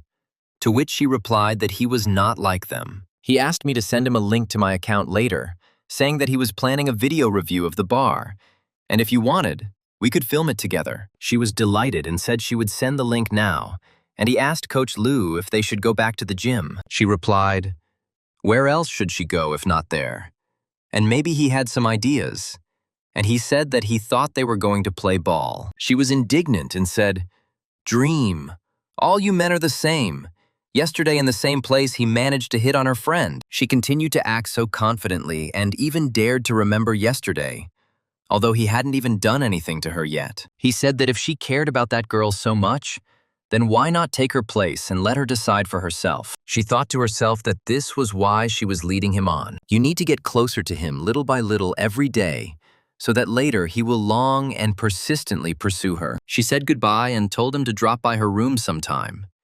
He suggested they throw hoops together sometime. Gym manager Huang Mingbo asked why she missed the workout. She thought that it seemed like Huang Mingbo now had something on her. After all, first he scolds her like a manager, and then he turns on as a good guy and enters into the situation. He thinks that's enough to win her over.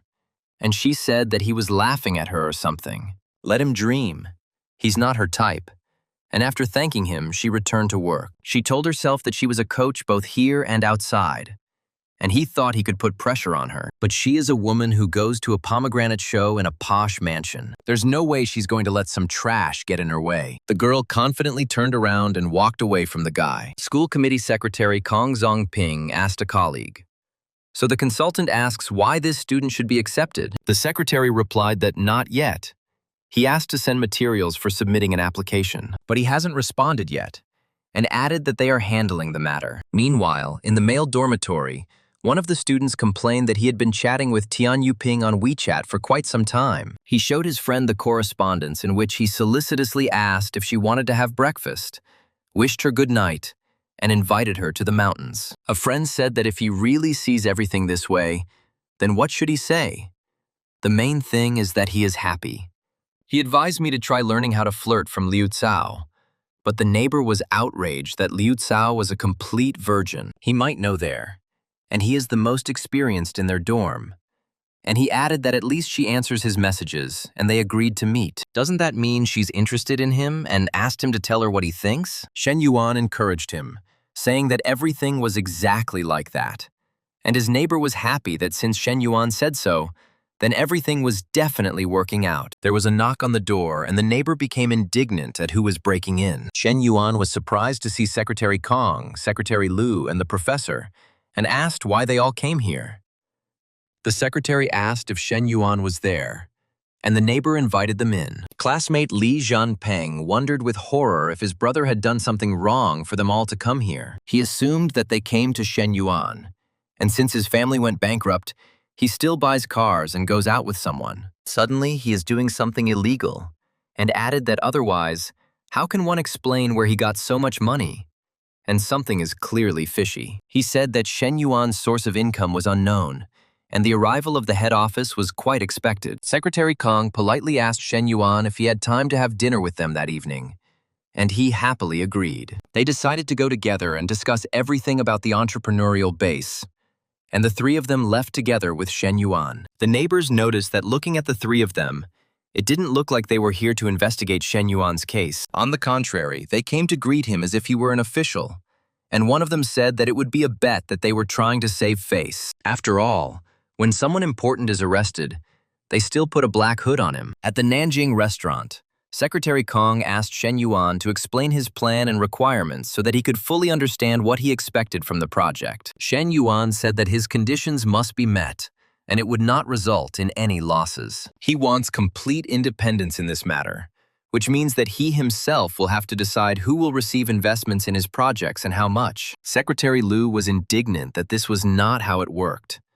But Kong Zongping asked her to calm down. Shen Yuan replied that without funding, talk of success was just words, and he would actually be responsible for the operation of the base. After all, success depends on whether the students he supports can earn money, and he has a direct interest in that. He thought to himself that he was speaking from the heart, and the system's mission was to help him create new industries and a reputation. Secretary Kong replied that regarding his request, he would get back to him after holding a seminar with the leaders of the Education Bureau. With glasses clinking and wine flowing freely, the dinner finally ended, and Secretary Kong asked Professor Li to take care of Yuan. She noticed that his new car was very spacious, and he replied that he was tired of driving sedans. Professor Li answered a call from Li Meng, who said her shifts had been changed and she would not be able to help with the move. The professor replied that everything had already been discussed and not to worry. She was a little busy now and they would talk later. Shen Yuan asked if she was moving out, and she confirmed that she would be moving in a few days because the lease on that apartment was ending. He offered to help, but she refused, saying that he had just bought a new car and it was wrong to ask him to help her move. He replied that there was nothing special about it, and the machine was given for the purpose of being used to move things. So why not? Then he added that there was no need to bother himself. He still needed to buy a lot of things, but he insisted that he was her student. She thought that the cute Shen Yuan was quite thin and had sharp features. If you look at him not from the student's perspective, but from the perspective of the opposite sex, he is very attractive. She suddenly realized that he had hinted at it himself, and his offer to help her move was a sign that he really liked her. She remembered about the bag and asked if he remembered the bag he had given her earlier. The girl said that last time he said it was a high-quality fake, but judging by his financial situation, it must be luxury. She thought it was expected, but it was inappropriate. Firstly, she is older than him, and secondly, he is her student. But he told her that everything is fine. He said that there was no need to say anything like refusals. He would not give up in any case. She asked if he would sleep at his place today, and he replied that no, there was no room for him there, so he would go back to the dorm. Then she said that she would park the car here. He can come tomorrow and pick her up, and she gave him the keys.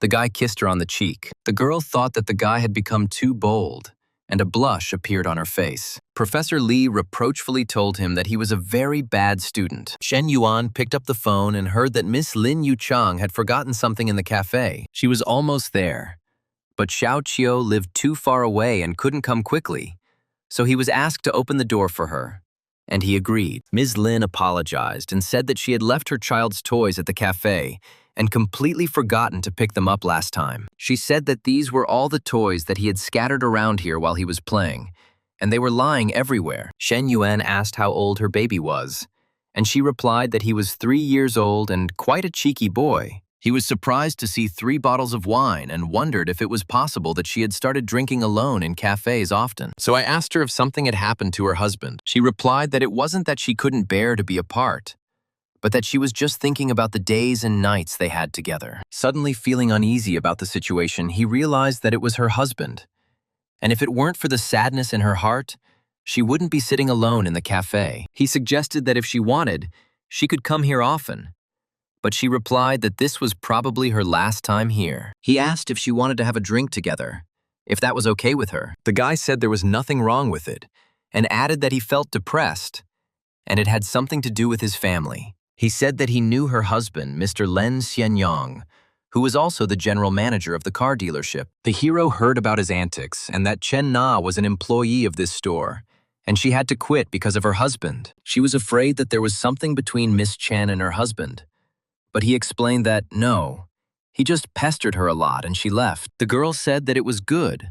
Otherwise, he would have committed even more crimes, and admitted that she had recently planned to divorce him and had collected enough evidence of his infidelity. I also read a lot of correspondence where he threatened and tried to bribe his subordinate. She added that they had been married for 5 years and did not expect that he could turn out to be such a person. She thought it really made sense, and she used to think he was young and generous, But now it turns out he is much more mature. Shen Yuan exudes a charm that her husband does not have. She said there's an old saying that you can't judge a man by his looks, but being around a handsome man can make you feel better and thank him. He replied that it was no problem and they went. And she asked him to be careful and apologized. He wondered why Mrs. Lin was apologizing and that she smelled so good. The main character was surprised at what this kiss meant and decided that it was all because of the wine. She thought that for so many years she had remained a model wife, without overstepping the bounds of what was permitted. Shen Yuan called Chen Na and said that his dormitory was closed and asked if he could stay overnight at her place. 20 minutes later, she saw how much he had drunk, and he replied that he had no choice at the dinner with the class teachers. She told him to sit for 10 minutes and then take a shower. The girl said that she would make him some tea and help him sober up a bit, but he asked to just hug her first. She asked ironically, and he just hugged him, and he replied that he was just hugging her, and she knew his character. She thought that the first time he had come to her under the pretext of simply wanting to drink some water. Last time there was training, and this time it was even more absurd. Just a hug, and he joked. And I asked if he even had a character. He answered, was there really no trust between them anymore? And said that since he himself said about just hugs, he could use the second blanket. He thought that the first 2 times everything went without her enthusiasm, and it seemed to him that Chen Na had already resigned herself to it. He didn't expect that she was still very shy, but there were a lot of ways to fix that tonight. He sneezed and said the air conditioner was too cold, and when she went to turn it off, he said it wasn't necessary. Everything will be fine if they stay under the same blanket. She called his name, and he replied that he was no longer cold. The next day, the girl cooked breakfast and prepared the bed linen. Liu Menggu wrote to him and told him to come to the hall, adding that she was still waiting and waiting for him. He thought, why pull such tricks so early in the morning? She is Chen Na's best friend, and told himself not to look. Shen Yuan saw that the professor was calling, but he replied that he was very busy and had a lot to do, and they would call later. Professor Li informed him that his proposal had been approved by the administration and the Education Council. Official documents will be ready within a few days. Once they receive application forms and business plans from students, they will immediately send them to him for evaluation. Shen Yuan asked whether the forms would include height, weight, and a personal photograph. The professor was surprised. Did this have anything to do with the startup? He replied that a good entrepreneur should have a good physique. From this data, you can understand whether a person is disciplined. Just a glance is enough, and he has high standards. The professor looked confused and said that this was something new, but agreed to add it to the form.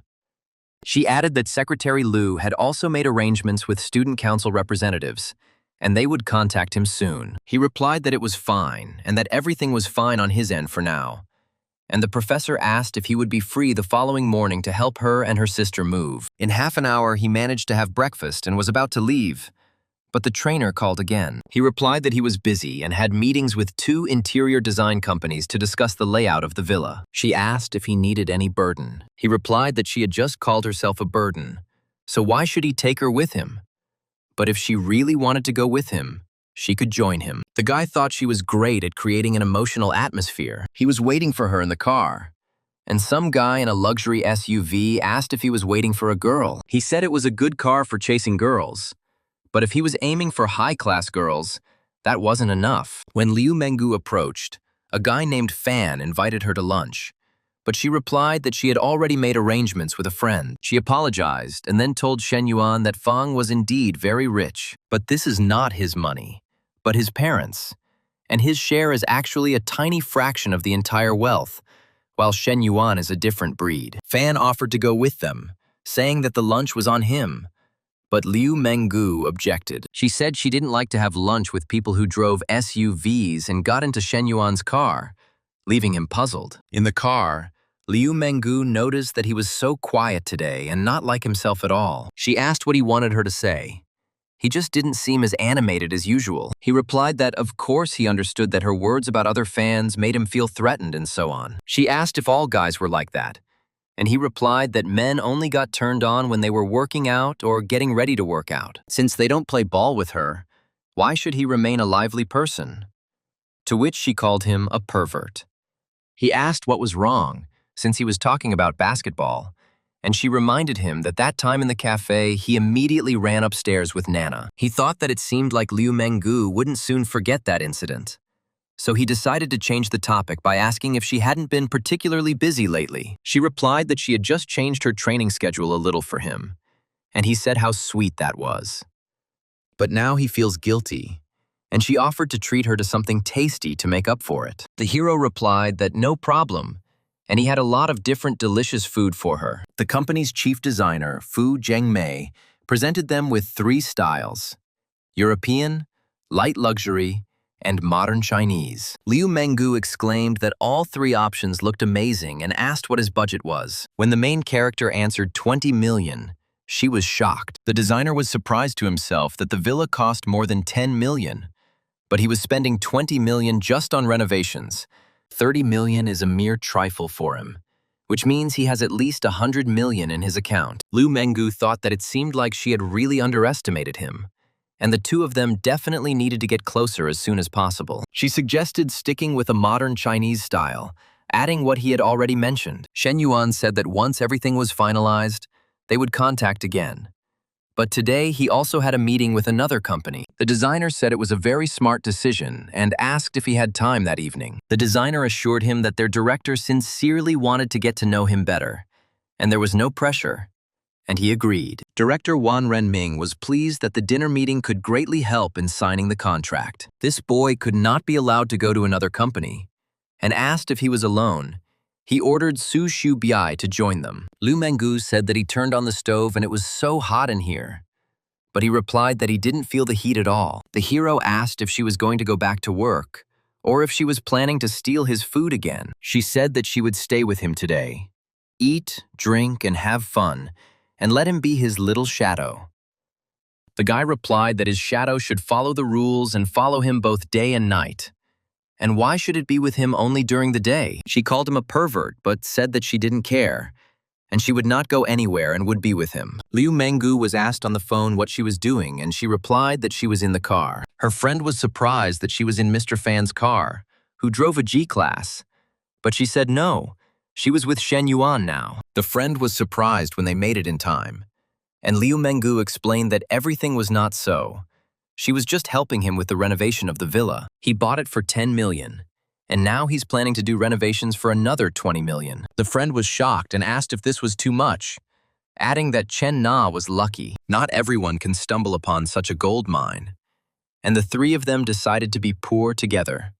But Chen Na was the first to achieve a luxurious life. She thought with annoyance that one of her best friends was now living happily ever after, while the other was also trying to achieve the same. That same evening, at a restaurant in Nanjing, Uncle Wang, the general manager, met his nephew Xiao Yao, and they exchanged pleasantries. Seeing Shen Yuan with a beautiful girl, Uncle Wang regretted that if they were not related, he would have been able to flirt with this girl. But he can't even ask for her contact information, and his subordinate introduced Shen Yuan as a client. Uncle Wang greeted Shen Yuan and said that he was indeed a young and promising man, and asked if she was his girlfriend. Shen Yuan quickly denied it, saying that they were friends and just met by chance today. He introduced her as Liu Menggu, to which she was indignant. Why was he in such a hurry to deny that she was his girlfriend?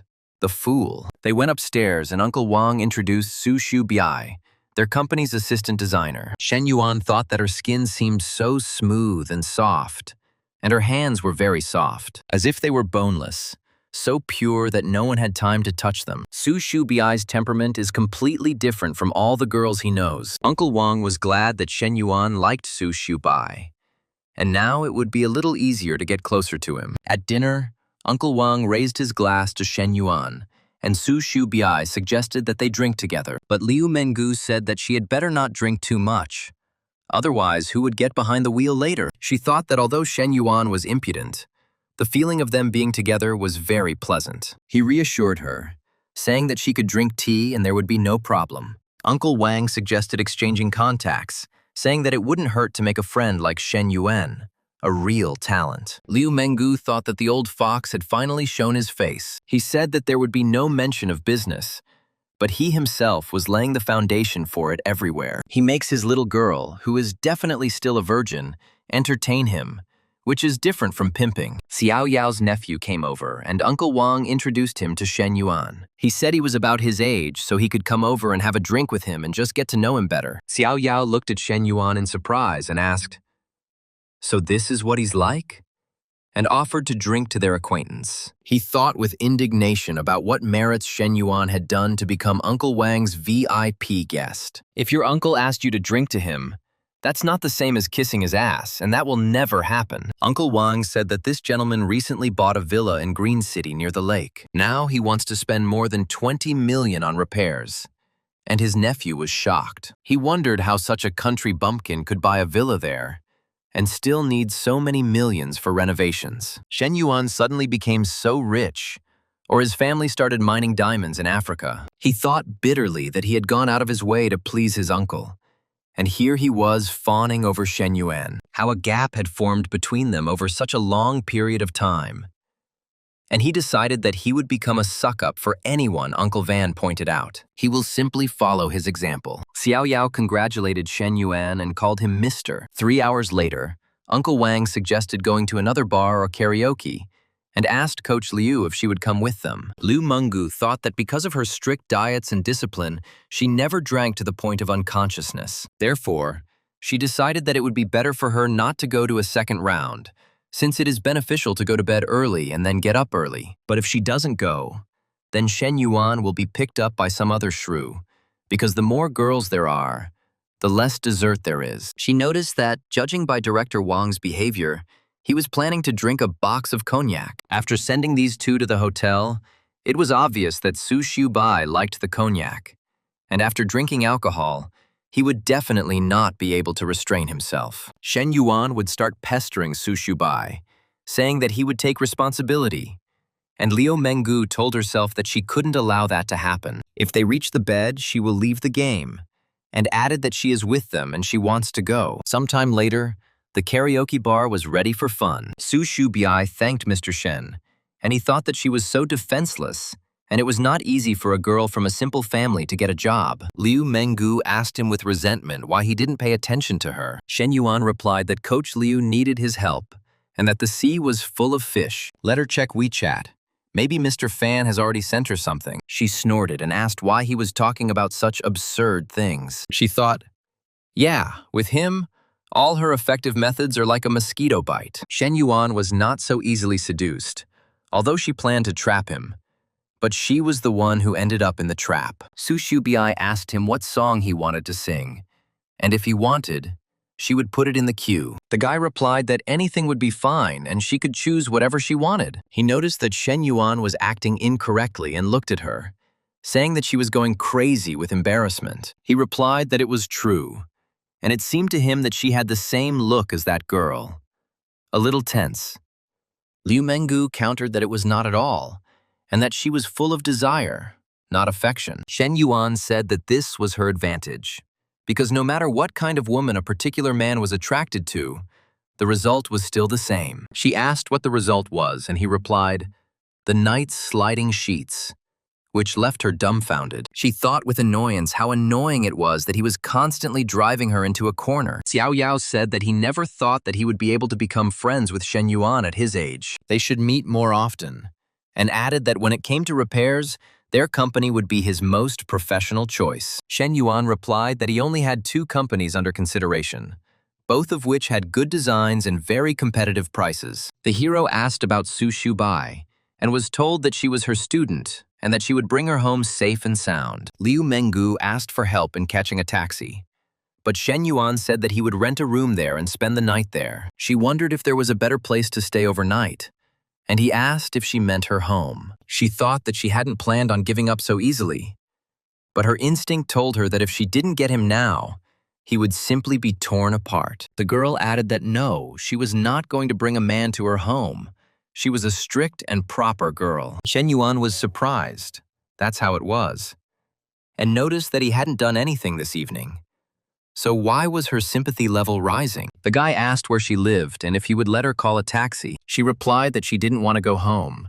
And when he asked where she was going to spend the night, she became indignant. What a mean girl. He said, well then, they can choose another hotel. She thought hopefully, wondering what Shen Yuan would be like, hoping that he would be gentle and not as cruel as he had been with Nana in the cafe. He admired her body and thought, damn, it's cool to be rich.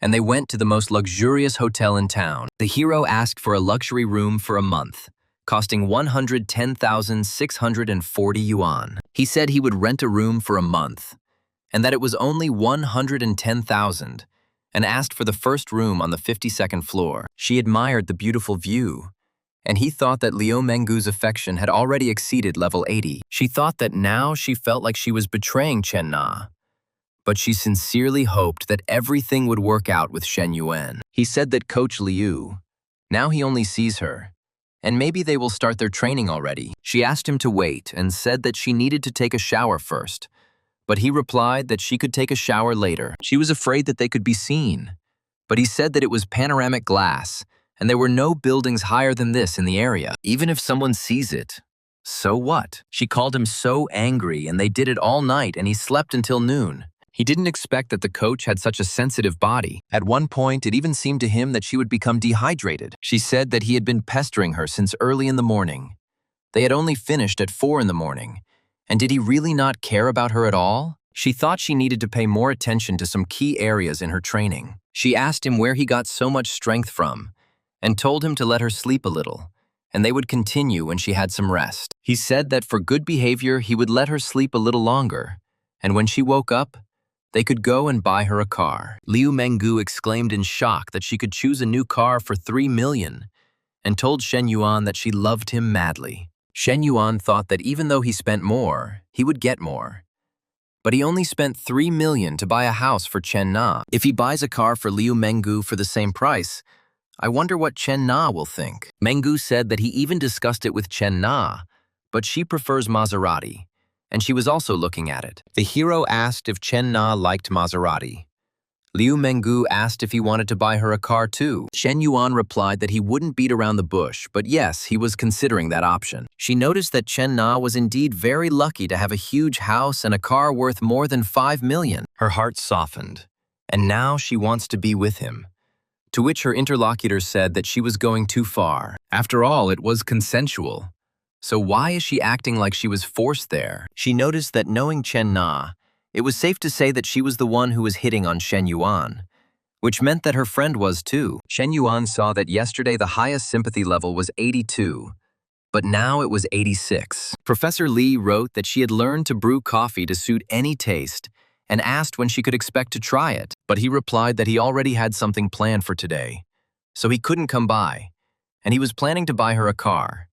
And shouldn't they look at it? Chen Na was indignant that he had just recently bought her a house and now a car, and asked him not to spend money so thoughtlessly. Moreover, she has a car that she uses to go to work, and there is really no need for it. He replied that he simply wanted to please his woman with gifts, especially since he had enough money, and asked what kind of car she liked. She said, confused, that the simplest car would do, and there was no need to choose an expensive one. He said that her birthday was coming up soon, and she should consider it her holiday gift and not be shy about spending money, since her man was rich. Then he asked if he and Liu Mengu would mind. She replied that it was impossible to hide something like that, and that it was better to confess it yourself right away than to let her hear the truth from someone else. She added that she knows she can't change him.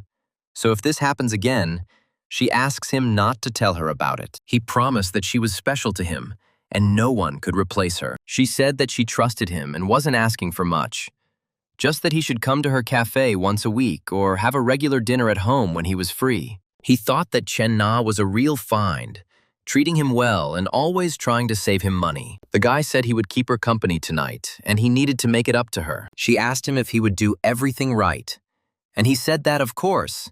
And she knew what he was like, and she was embarrassed by his words. She said she was stopping chatting because she had work waiting for her. He thought that he was now really interested in how guys who have affairs with different women manage not to get caught, and how they do it. Professor Lee greeted him, saying that here he was, and Shen Yuan replied that he had come to help her. He suggested that he carry these boxes like this, and she exclaimed in surprise. She asked him how he liked the pink color when the underwear from the box was scattered all over the street, and then white, or maybe this one, when choosing clothes. The guy was delighted. If only this were real. The girl said that she would take one box and he could take the others. He noticed that they wouldn't be able to transport everything at once, and that everything would fit on the second trip, and told them to start over. Professor Li agreed and asked to set the navigator to Dongshen. Shen Yuan said, "Okay, let's go." And Professor Li asked not to pay attention to her sister, and it's not that she is rude. He replied that everything was fine, especially since he felt that she had become warmer towards him over these 2 times. Professor Li said her sister wasn't always like this, and when she was in college, she dated a rather sophisticated guy. Her heart was broken, and after that, she closed herself off from men. Shen Yuan was indignant that he was such a scumbag and that such people were the scum of society. And Professor Li asked, "But he, I hope, is not like that." He replied that of course not, and that he was a real man with a capital M. The hero asked what about her and what her attitude towards men was. She replied that it was quite neutral, since she had not experienced what happened to her sister, so she did not reject them. Shen Yuan asked what he said. She immediately replied that nothing. And why was she so nervous? Professor Li thought he was joking, and if he had been serious, she didn't even know how she would have reacted. In Li Xiao's new rented apartment, Professor Li finally thanked him for his help. She offered to buy him dinner, but he replied that there was no need to have dinner to thank him. She asked in confusion, "Then what?" And he pulled her towards him. She called his name weakly, but Li Men knocked on the door, saying she had forgotten her keys. Professor Li said in fear that she would open it now. Shen Yuan said it was wrong, but he would help. And when Li Meng entered, she asked why her sister was so red, whether she had tanned. Professor Li replied that everything was fine, she just needed to rest a bit, and thought to herself that Shen Yuan was really shameless. It's good that she didn't understand anything.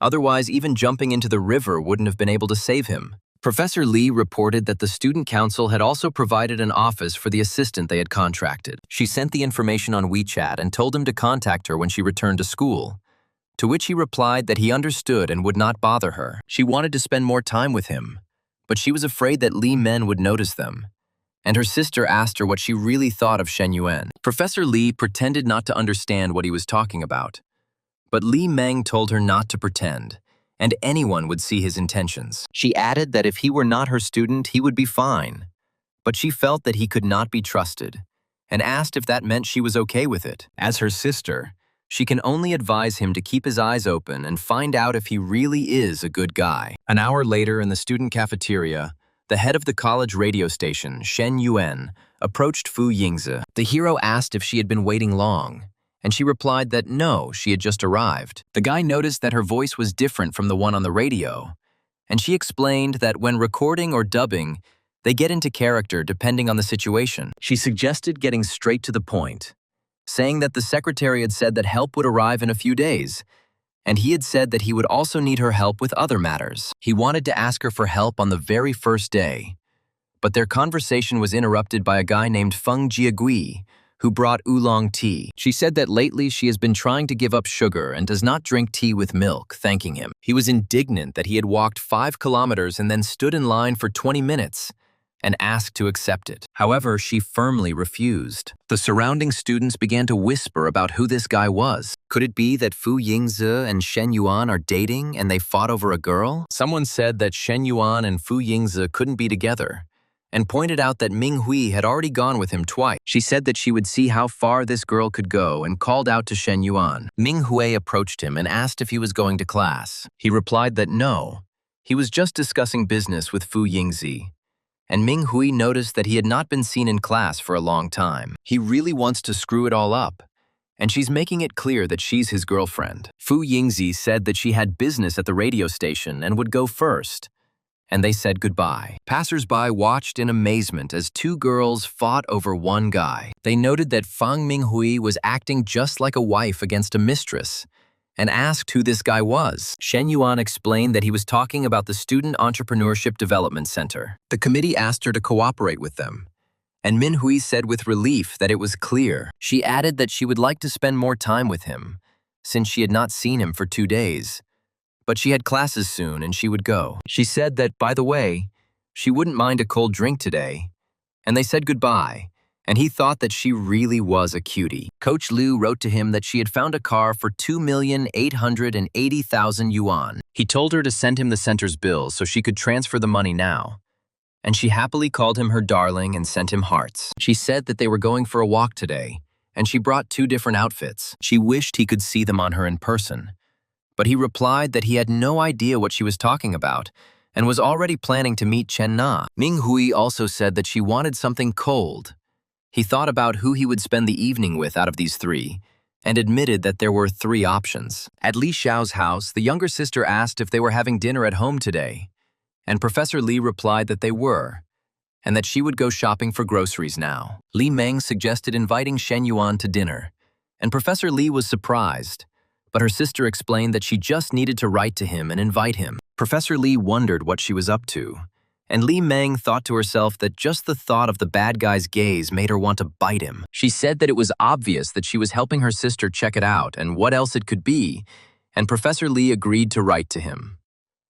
Shen Yuan received the message and thought about what kind of peach blossom garden he encountered today. So many girls tried to pick him up that even the master of time management was shocked and decided to politely decline. Professor Li asked him to come in and make himself comfortable, saying that dinner would be a little later. He replied that he would not be shy and that she could go about her business. He thought that, as expected from a consultant, she quickly brought comfort to the room. He asked where Li Meng was, and Professor Li replied that she was in the shower, so he immediately headed to the kitchen. She protested, but he said it was okay and he would just keep her company in the kitchen. She said he was too close to talk. He objected that there was at least another half-meter between them and asked what he wanted to do, and he replied that nothing at all. She reminded him that her sister was also here, but he noticed that she was in the shower. Girls usually splash around there forever, so she's definitely not done yet. She begged him not to do it, but he didn't listen.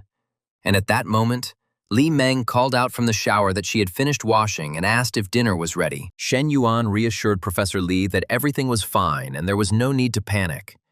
And she threatened him not to dare do such a thing again. He said she knew how he felt about her and loudly praised her food, saying Gordon Ramsay would definitely recognize her as his daughter. Li Meng told him to stop flattering. Her sister wouldn't fall for that, and asked how many girls he had had. He replied that there were 2, so what? And she said that it looked like an interrogation, but he only talked about 2 girls. One was in high school, the other was Zhou Wangting, and no one knows about the rest. Li Meng noticed that he had quite a few girlfriends, and her sister had never dated him before. Shen Yuan thought that just 2 girls was already a lot, and if she found out about Ming Hui, Chen Na, and Liu Menggu, she would definitely vomit blood. Li Meng asked him if he had any brothers or sisters, and he replied that he had a younger sister, who was 18 years old and in her 2nd year of high school. 10 minutes later, the interrogation finally ended, and Shen Yuan thought that Professor Li had told her about him. He felt that Li Meng's attitude towards him was gradually warming up, and he asked Professor Li if this was a good sign. She was outraged that he was trying to pull something like this right under Li Meng's nose, and did not value his nerves at all. Li Meng said that they could start eating while she went to wash the fruit. But in reality, she wanted to leave quickly, afraid that Li Meng would notice them. Shen Yuan said that it was not necessary, since it was already late and she had a tiring day of cleaning. So she should rest, and he will leave after dinner, and there is no need to wash the fruit. The sister thought that something was wrong with the girl today.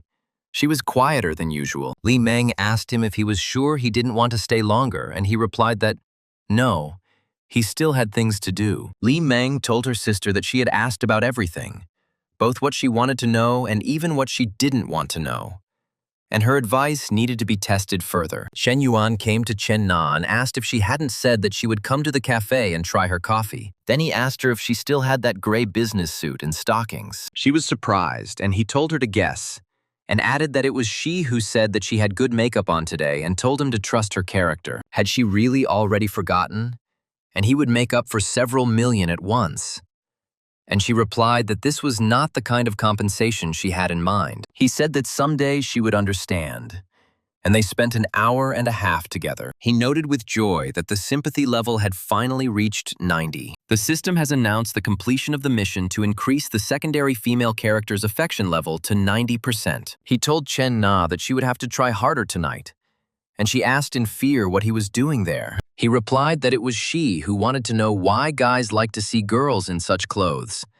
And here is her answer. He said it was just not like usual, and he would surprise her even more in the future.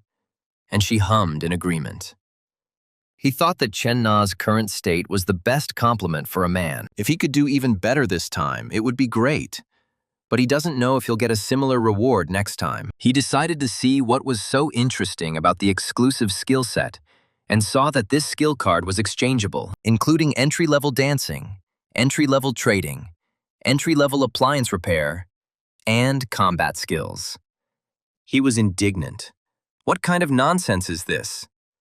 If repairing household appliances is still understandable, then what is a hairdresser anyway? He thought that if he had to choose, it would be a good idea to take fighting skills, because even though they live in a legal society, he has a lot of money and women. However, he wondered if Professor Lee's television were to break down, and with his skill in repairing household appliances, he could come to her. The guy would tell her that everything is ready, and if she has any problems in the future, she should not hesitate to call him. He offered to dry her off, saying that she was tired and sweaty and he would dry her whole body. He thought that it seemed like he had hacked his dad's system, and this reward was more generous than the previous one. This meant that the third reward would be even more generous, and he became curious about who would be next.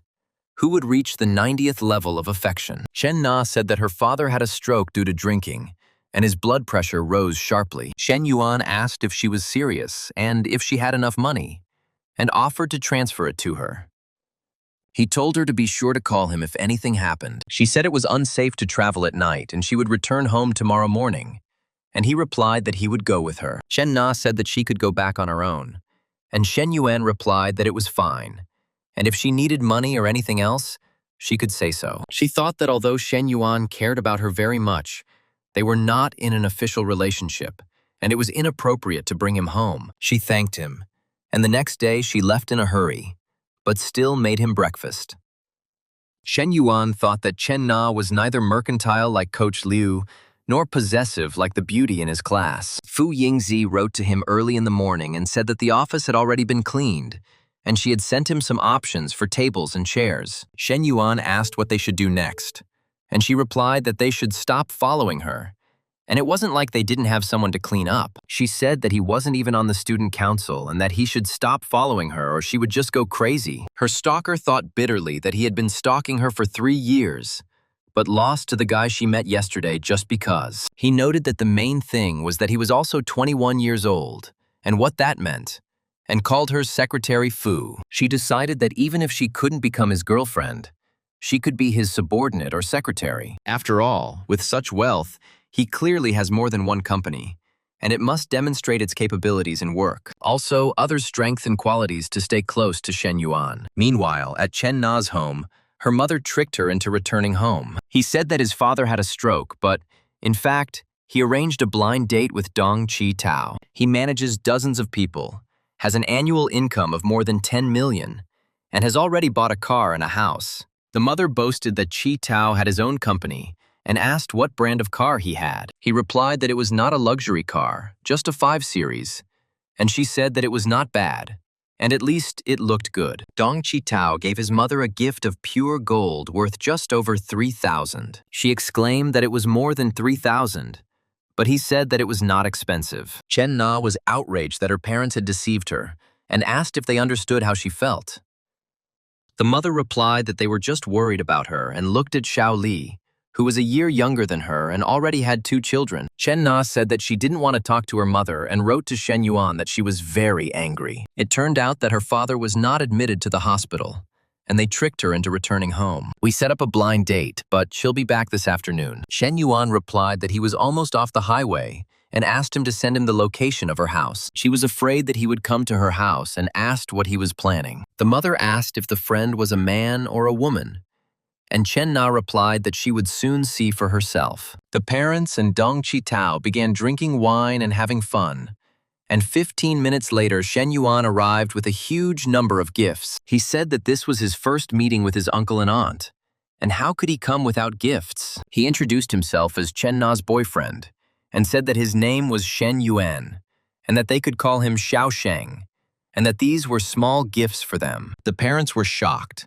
and the mother asked Chen Na why she didn't say anything. Shen Yuan added that Chen Na was his girlfriend, and they would still become a family in the future. The mother asked how much it all cost, and he replied that it wasn't that much, about 300,000. She exclaimed that it was about 300,000, and he said a little, "And would an ordinary person say that?"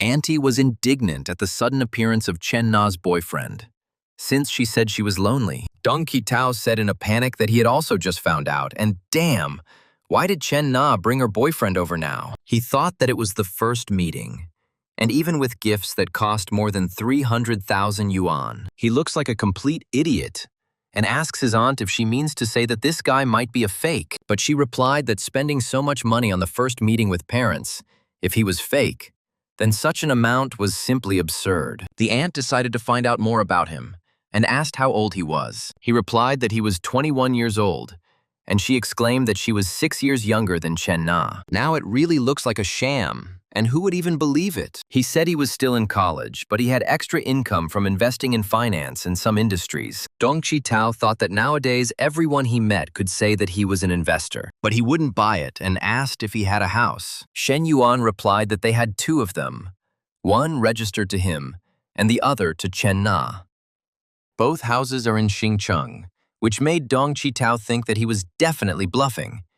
And his aunt said that there was no need to worry, and she would remain calm and let him expose it. She said it was great to have pride, but one shouldn't pretend to be someone he's not. Honesty is the key to relationships. And one house in Xincheng costs over 1 million yuan. Even if he could afford to buy it, he would never buy a house for a girl before marriage. Shen Yuan told Chen Na that the house would be ready soon, and he would send her 1 million yuan to decorate it. If it took more, and he thought they probably thought he was a fraud, so he needed to reassure them. Chen Na was surprised that home improvements wouldn't cost that much, but 1 million yuan was deposited into her account, and she counted 6 zeros. The parents were shocked, and Dong Qitao bitterly admitted that, damn it, it was true, and he just transferred 1 million like that. He doubted him, and how rich he was if he could easily transfer 1 million to improve his home. He dodged the bullet, and if his aunt hadn't intervened first, he would have received a brutal slap in the face from reality. Shen Yuan said that it was just pocket change, and if there was too much, he could spend the rest as he wished. Dong Qitao thought that it seemed like he had lost and it was time to end here. And he wondered if he could return the liquor and expensive cigarettes. He added that even if the blind date failed, one shouldn't just waste the trip, and this rich man could become a useful contact. Chen Na's parents were delighted and said that they were now at peace. There is no need to be so attentive. To which Shen Yuan replied that for sure, and he cares about her very much from her side. At this moment, Chen Na's sister ran in and greeted her brother-in-law. The hero noted that she was very similar to Chen Na, less mature but younger. He thought that the genes were the same, but why did she seem plumper? And were her parents biased? He proposed a toast and thanked his parents for raising Chen Na. He said he was very lucky to have such a wonderful girl, and suggested that they look at the house and car together after dinner. Dong Qitao thought with horror that he had not only bought a house for Chen Na, but also for her parents. And what kind of son-in-law was he like in his dreams? The father said that they were no longer young and could barely drive a car. And why did he buy such an expensive one? In response to the talk about the empty house with an area of 280 square meters, Chen Na replied that she would now return home more often. Chen Na asked him why he did that, and he replied that she was his woman and he had to do that. But he had a question. He asked if her parents would allow them to sleep in the same room, and she replied that when they fell asleep, she would come to him. At 11 o'clock, she called his name and asked if he was asleep. He replied that how could he sleep without really being with her, and noticed that she was not dressed. And she really understood him. She said that she was waiting for him. The guys started having fun on the bed. At that moment, the girl's younger sister woke up. She heard groans coming from the room and decided to take a peek. What she saw confused her, and she stood in a stupor for a while. Then she decided that she couldn't spy any longer and ran to her room. An hour and a half later, Chen Na returned to her sister's room and hugged her. Xing Yu asked why she was still awake, and Chen Na replied that she wanted to sleep while hugging her, and wished her sweet dreams. She thought that this girl had really grown up. The next day, Shen Yuan, who had already returned to the university, was looking at the decoration of the office together with Fu Yingzi. When asked if anything needed to be changed, he replied that everything was fine. Fu Yingzi showed him the first part of the entrepreneurship applications and business plans submitted by her classmates and collected in the committee that morning. He was outraged. What nonsense! And now even photos for ID are edited so heavily. He said he wouldn't look at the photo and would focus on the business plan. But he saw ideas like opening a cafe on campus. He said that even though he was using 10 million from the system for this startup incubator project, he couldn't act recklessly. The hero thought that by increasing the favor of girls, he now receives more rewards. But he cannot do this all his life. Is he really going to be hanging around on the beach even at 80 years old, working hard to satisfy some little sister in a bikini? He said he didn't want to end up as some old pervert who only knew how to pretend. With a campus business incubator and cafe, he should gain real business experience. He decided that as soon as the conditions were right, he should enter the business circle and make a big company out of a small one. He told Fu Yingzi that he seemed to have overestimated the students and he didn't need all these unrealistic proposals that didn't take the market into account. Everything needs to be carefully replanned. And this may be due to the fact that the sample is too small. He asked if the university and the youth league committee could improve the promotion, and she said yes. She said that the radio station she is responsible for will start playing commercials in the morning and evening starting tomorrow. They will display it simultaneously on the university's web account, official account, and Kane account. He thought that from the moment he had a system, he would only enjoy spending and earning money. He felt joy for the first time when he ordered Fu Yingzi to work. And indeed, money controls not only houses, cars, and women, but also power. At the fitness center, manager Huang Mingbo scolded Liu Menggu for being late and said that she didn't seem to need the job. She replied that she had sent him a message asking for time off and had warned her clients. He was outraged that she even had the nerve to talk about it. And did he approve of her taking a day off? She retorted, why didn't he take a closer look at her message where she asked for a day off if he would have lunch with her? He said that in short, he did not approve of this, and she was absent from work, and asked if she knew how much money would be deducted for absenteeism. The girl replied that if he deducted everything he wanted, she would no longer work for him and would quit. Others were surprised that she was actually quitting, and noticed that all the clients she had attracted during this time were working out at their gym. If she quits, how will she make a living? The manager was surprised to see her car and asked if she had found herself a sugar daddy. Liu Menggu wrote to Shen Yuan that she had lost her job and her boss had fired her, and asked if he could console her. Shen Yuan said that was wonderful. And wouldn't it be perfect for Coach Liu to become his exclusive personal trainer? She asked what the reward was for being him, and he said there was a reward. And after a while, he would take her to training. She replied that, okay, then she would wait for him in an exclusive form. She said that she loved him and asked him why he came so late and thought he still had time. The guy thought that this girl was so impudent and daring, he would show her. Shen Yuan said that since he didn't want him to come in, then he would leave. She fearfully asked him not to leave. And he asked if it wasn't she who didn't want to let him in. She said she just wanted to set the right mood and asked him not to leave.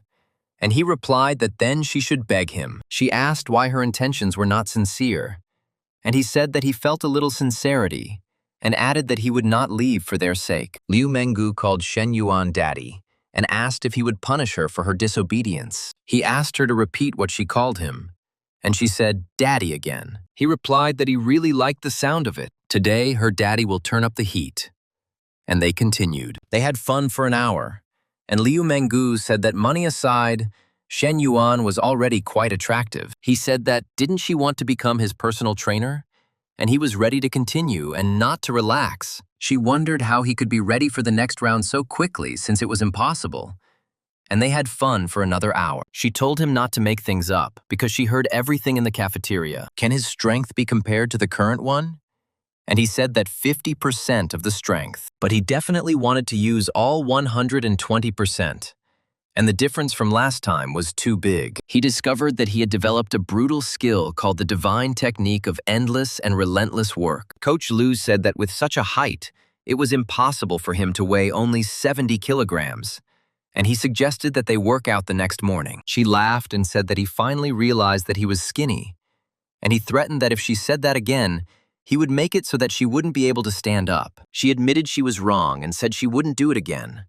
And he replied that it was better this way, and that she should help him create a training plan. She said she would take a shower first and then come up with an exercise plan and diet. He needs to maintain a certain percentage of body fat through a combination of cardio and anaerobic training. He agreed and said that there was a gym in Junyu's, offering to use it. Tomorrow morning, he will go home for clothes and buy her a couple of suits on the way. The system detected that the wearer was planning to start exercising and announced that a rich life also required improvement. The fitness panel has been successfully activated, and a time-limited mission has been issued. If the wearer reaches a weight of 75 kilograms within a month, the system will improve the wearer's physique. The next day, Liu Menggu prepared fitness food for him for breakfast and lunch, saying that the hotel breakfast was too high in calories. He praised her, saying that it was so much and very good. She replied that she was glad he understood how hard she had worked, and that in the future he was forbidden to torment her the way he had last night. He asked if she felt like he was torturing her, and if she didn't feel anything else. She said, okay, he won, and let him eat quickly and they will go to training. At the gym, men admired Liu Menggu's amazing body and said that she had an absolutely amazing body. They asked each other to stop staring at her. Otherwise, they would get an erection. One of them was outraged that such a weakling, who didn't have a single muscle, could get such a cool girl. It's a huge loss, and why shouldn't he consider it? Hao Zhang noticed Shen Yuan and thought that it was him, and who was that girl next to him? Wasn't he shopping for bags with another hottie last time at the mall? And he's already found a new girl, and he knows how to have fun. He walked up to Shen Yuan and said what a coincidence, and asked why he didn't take the same girl he went to the mall with. It seemed like they were very close, and he bought her a lot of things. And he tried to question him and make her angry, but Shen Yuan and Liu Menggu remained unperturbed, and Hao Zhang said that enough was enough. And why was he sticking his nose where it didn't belong? Are they really that close? Hao Zhang said that Shen Yuan is not who he claims to be, and is playing both sides at once. He asked not to let him fool him. The girl replied that even if he were dating 3 people at once, she would happily stay with him, and it was none of his business. He said that Shen Yuan bought that girl 2 bags that cost more than 100,000. It was better for him not to interfere where it wasn't wanted. But she replied that it was his money. He can spend it however he wants, as long as it makes him happy. If he is happy, then she is happy too. And added that Shen Yuan bought her a car worth more than 2 million yuan. Hao Zhang asked in confusion what was the matter. And this girl knows that he is cheating on her, but is still happy. And what kind of relationship do they have? Liu Menggu asked him to move away, saying that his face was distracting from the training. She called him a terrible freak. And Shen Yuan explained that Coach Liu was his personal trainer and assistant. She understands her place very well, so why should she worry about such things? Next time, if he wants to cause trouble, it's better to find out everything in advance. She said it was time to continue and praised him after 2 hours. She said he did a great job and the movements were very precise. However, they will still have to increase the intensity tomorrow. He replied that he increases the intensity at night, and she during the day. Is this revenge? But she said that today he was getting acquainted with the movements and exercise machines. Naturally, after this, you need to add weight, once the muscles have relaxed enough. The girl suggested that they quickly go back and take a shower. He said there was another place that needed to relax, and she reproachfully called him a hooligan and asked. After they showered together, the coach asked him if he would be returning to university that evening. He said that his evening was already scheduled, so he invited her to stay there for the night. But the girl objected that the spacious room made her feel uncomfortable when alone. He didn't argue and asked her to repeat the address, and she called him daddy again, after which the affection score increased. Hu Zhang continued to watch Shen Yuan and walked towards him together with Fu Yingzi. She apologized for the fact that he had insisted on his own way, and followed her after the meeting in the cafeteria. He added that the girl asked him to stop, but he ignored her requests. Shen Yuan and Fu Yingzi remained in the room alone, closing the door tightly and drawing the blinds. Hao Zhang was indignant, not understanding what they were doing there, or why there were blinds in the study room. He thought bitterly of his Fu Yingzi, refusing to believe what was happening. The protagonist started a conversation and inquired about the company's progress. Fu Yingzi reported that she had already placed banners and posts on the official account, on the web account, and on the Clowen account. The views were good, but the new business development plan will take more time. She expressed a desire to launch another advertising wave to further increase her popularity. Shen Yuan ordered that his name be associated with the business database so that exchange students would know of his financial involvement. He suggested publishing several posts about how an unknown person had invested 10 million into the university's startup base. This funding was provided by a student of their own university, and also about the existence of a super handsome rich man, but without disclosing his identity. The young man promised to gradually build up public interest so that he could appear in person when anticipation peaks. He thought that although he didn't understand Shen Yuan's desire to be the center of attention, it wasn't his concern. She admitted that she had initially really hoped for a romantic relationship with him,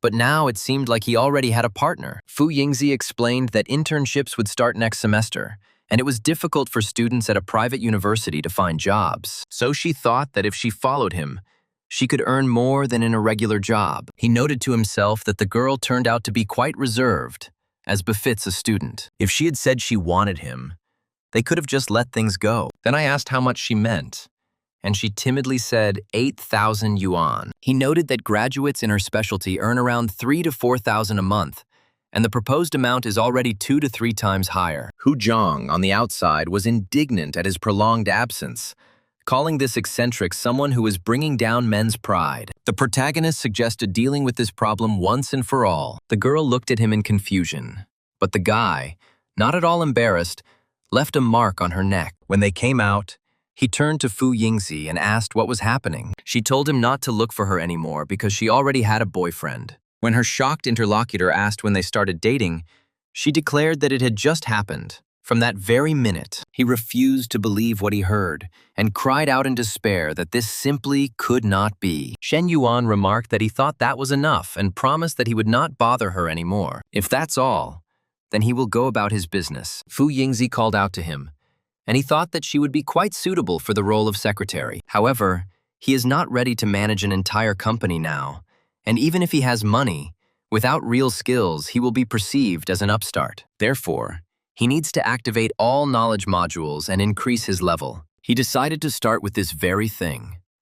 The university had a mandatory introductory course in management. He always felt like he had learned little there, and the system had discovered the native's desire to study business management. She unlocked the corresponding panel with a time-limited task: master the concepts of the fundamentals of management within a month, after which all the knowledge of the EMBA level of Tsinghua University in China will be integrated into his brain. He realized that it would be difficult to cope with this in a month, but he remembered that his advisor, Professor Li, had a double degree. Ms. Lin invited him for a drink this evening, but he rescheduled the meeting for tomorrow, explaining that he already had plans for today. She noted with regret that she would have to wait another long day. Ming Hui approached him and asked how she looked today. He replied that it was great, and his Ming Hui always looked amazing. He added that no matter what she said, to meet him, she had to take a place in line. He noticed that Ming Hui's affection had risen from 91 to 93. The guy discovered a pattern. The higher this indicator becomes, the more difficult it is to raise it. But the rewards also become more generous, just like leveling up in the game. After which he said that he would help her buy a house. If she is free this weekend, they can look at suitable options. The next morning, students on campus were discussing promotional materials for the new startup incubator. They expressed surprise that the student actually invested 10 million. One of them noticed that all the local rich kids spend their money on entertainment, and none of them are capable of investing like Entron. She really wants to tell everyone the truth, but keeping it all to herself turns out to be terribly uncomfortable. Another advised her to restrain herself because Shen Yuan had told her not to reveal anything for now, and she didn't understand why he was keeping silent. What kind of showing off in the shadows is this? But she still admitted that her friend was lucky to hook up with such a rich man. Ming Hui's friends asked him if he needed another maid or assistant, and one of them said she didn't want to work hard anymore. Yu Pin and her friend discussed the rumors and said that they didn't seem like idiots. Who would believe internet gossip? 10 million, if someone actually invested it, would mean at least 100 million in net assets. If there was such a rich man at their university, she would pounce on him herself. One of them said that these were just dreams, and why would such a person even look in her direction? She added that if someone had really spent that kind of money, they would have bragged about it non-stop and would never have kept quiet. Otherwise, What's the point?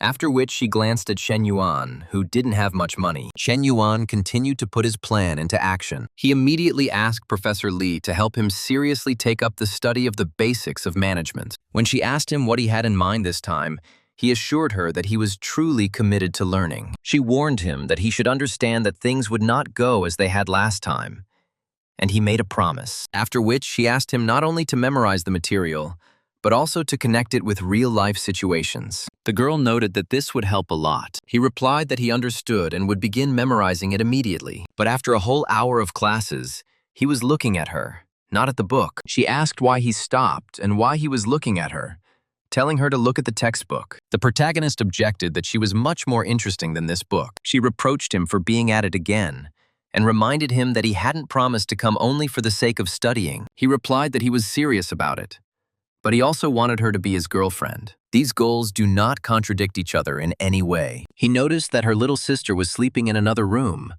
and that was even for the better. After all, they can let her know that they are now officially together. When she said he had to let her go and she wouldn't agree to anything, he retorted that he would. She said bitterly that he had sworn not to do it, and added that men really were pigs. But he didn't pay attention to her words. Li Men exclaimed in shock, wondering what was going on here, and saw her sister and Shen Yuan on the sofa. She asked if they had completely lost all shame, and since when had her sister become so brave? Shen Yuan pointed out that she would have found out sooner or later anyway, and wouldn't it be better for it to happen now? Professor Li indignantly objected that her younger sister had seen everything. She stated that this was not the best solution, since she had not even agreed to be his girlfriend yet. Now she doesn't know how to explain everything to her sister.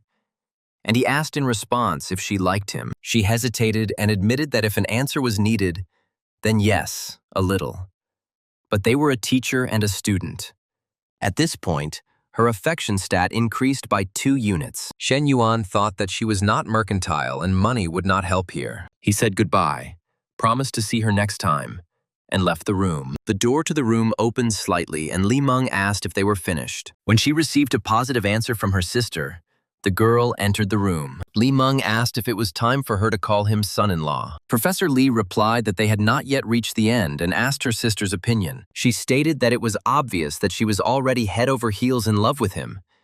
She just hadn't realized it yet. At that moment, the professor's sister felt like a relationship guru. At the cafe, Ms. Lin approached Shen Yuan and apologized for disturbing him. She spoke about her bad mood lately and her desire to talk, after which she asked if she was disturbing him. She thought to herself that if he was busy, she could at least have a drink with someone else. It wouldn't be wrong, but even if she did more, he had no right to complain, since he was the one who started it all. She asked if Chen Na was his girlfriend, and he replied that one could say so. He added that she wouldn't mind even if she found out. Ms. Lin said that she understood and would not feel guilty in that case. After all, she really didn't want to get involved in other people's relationships, and she only asked him to hug her once. He asked what about her husband and whether he knew that she was drinking with him here. But she asked him not to mention this jerk and suddenly kissed him. She noticed that something similar had happened before at Chen Na's cafe with another woman. She feels guilty, but after half an hour, she exclaims that this is what heaven feels like. She asked for help getting herself together,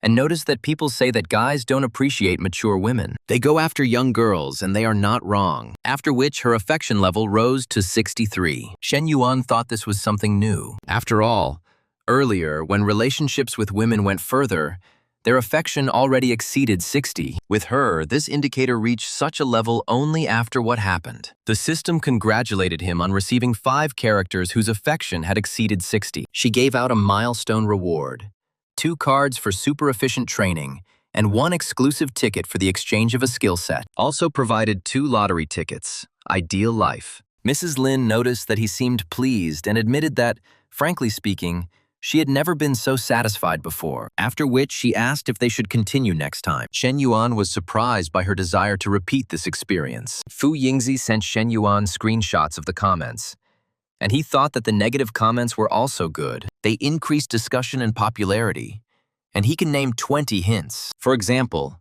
what his specialty is. But the main thing is not to mention his name and group number. He decided to put the startup aside for now, and find out what surprises the system had in store for him. The system congratulated him on receiving a 500 square meter retail space in the elegant Unish garden. He admired that this was the most luxurious complex in the entire city, and the rent alone would bring in profit. The modification process is complete, and he has gained a few pounds of muscle mass, which is still not enough to reach his goal. He called these points just something, and noted that there seemed to be two patterns in the system. This is getting a high level of affection, or getting a certain number of characters with a high level of affection. He planned to study and at the same time get closer to Professor Lee and use the map for super efficient studying. In the following days, without interrupting his studies and training in the gym, Shen Yuan bought Chen Na a Maserati and took a G63 for himself. At the University of International Studies Career Fair, students whispered. The investor behind the startup incubator is studying international trade at a business school and drives a G-class. This car costs more than $3 million, and it cannot be that such a person studied here. One of the students said that you need to learn from other companies, and a good manager must constantly develop. The girl asked the senior if she couldn't find an internship, if she could come to his company. The senior replied that of course, just send him your resume and he would put in a good word for him.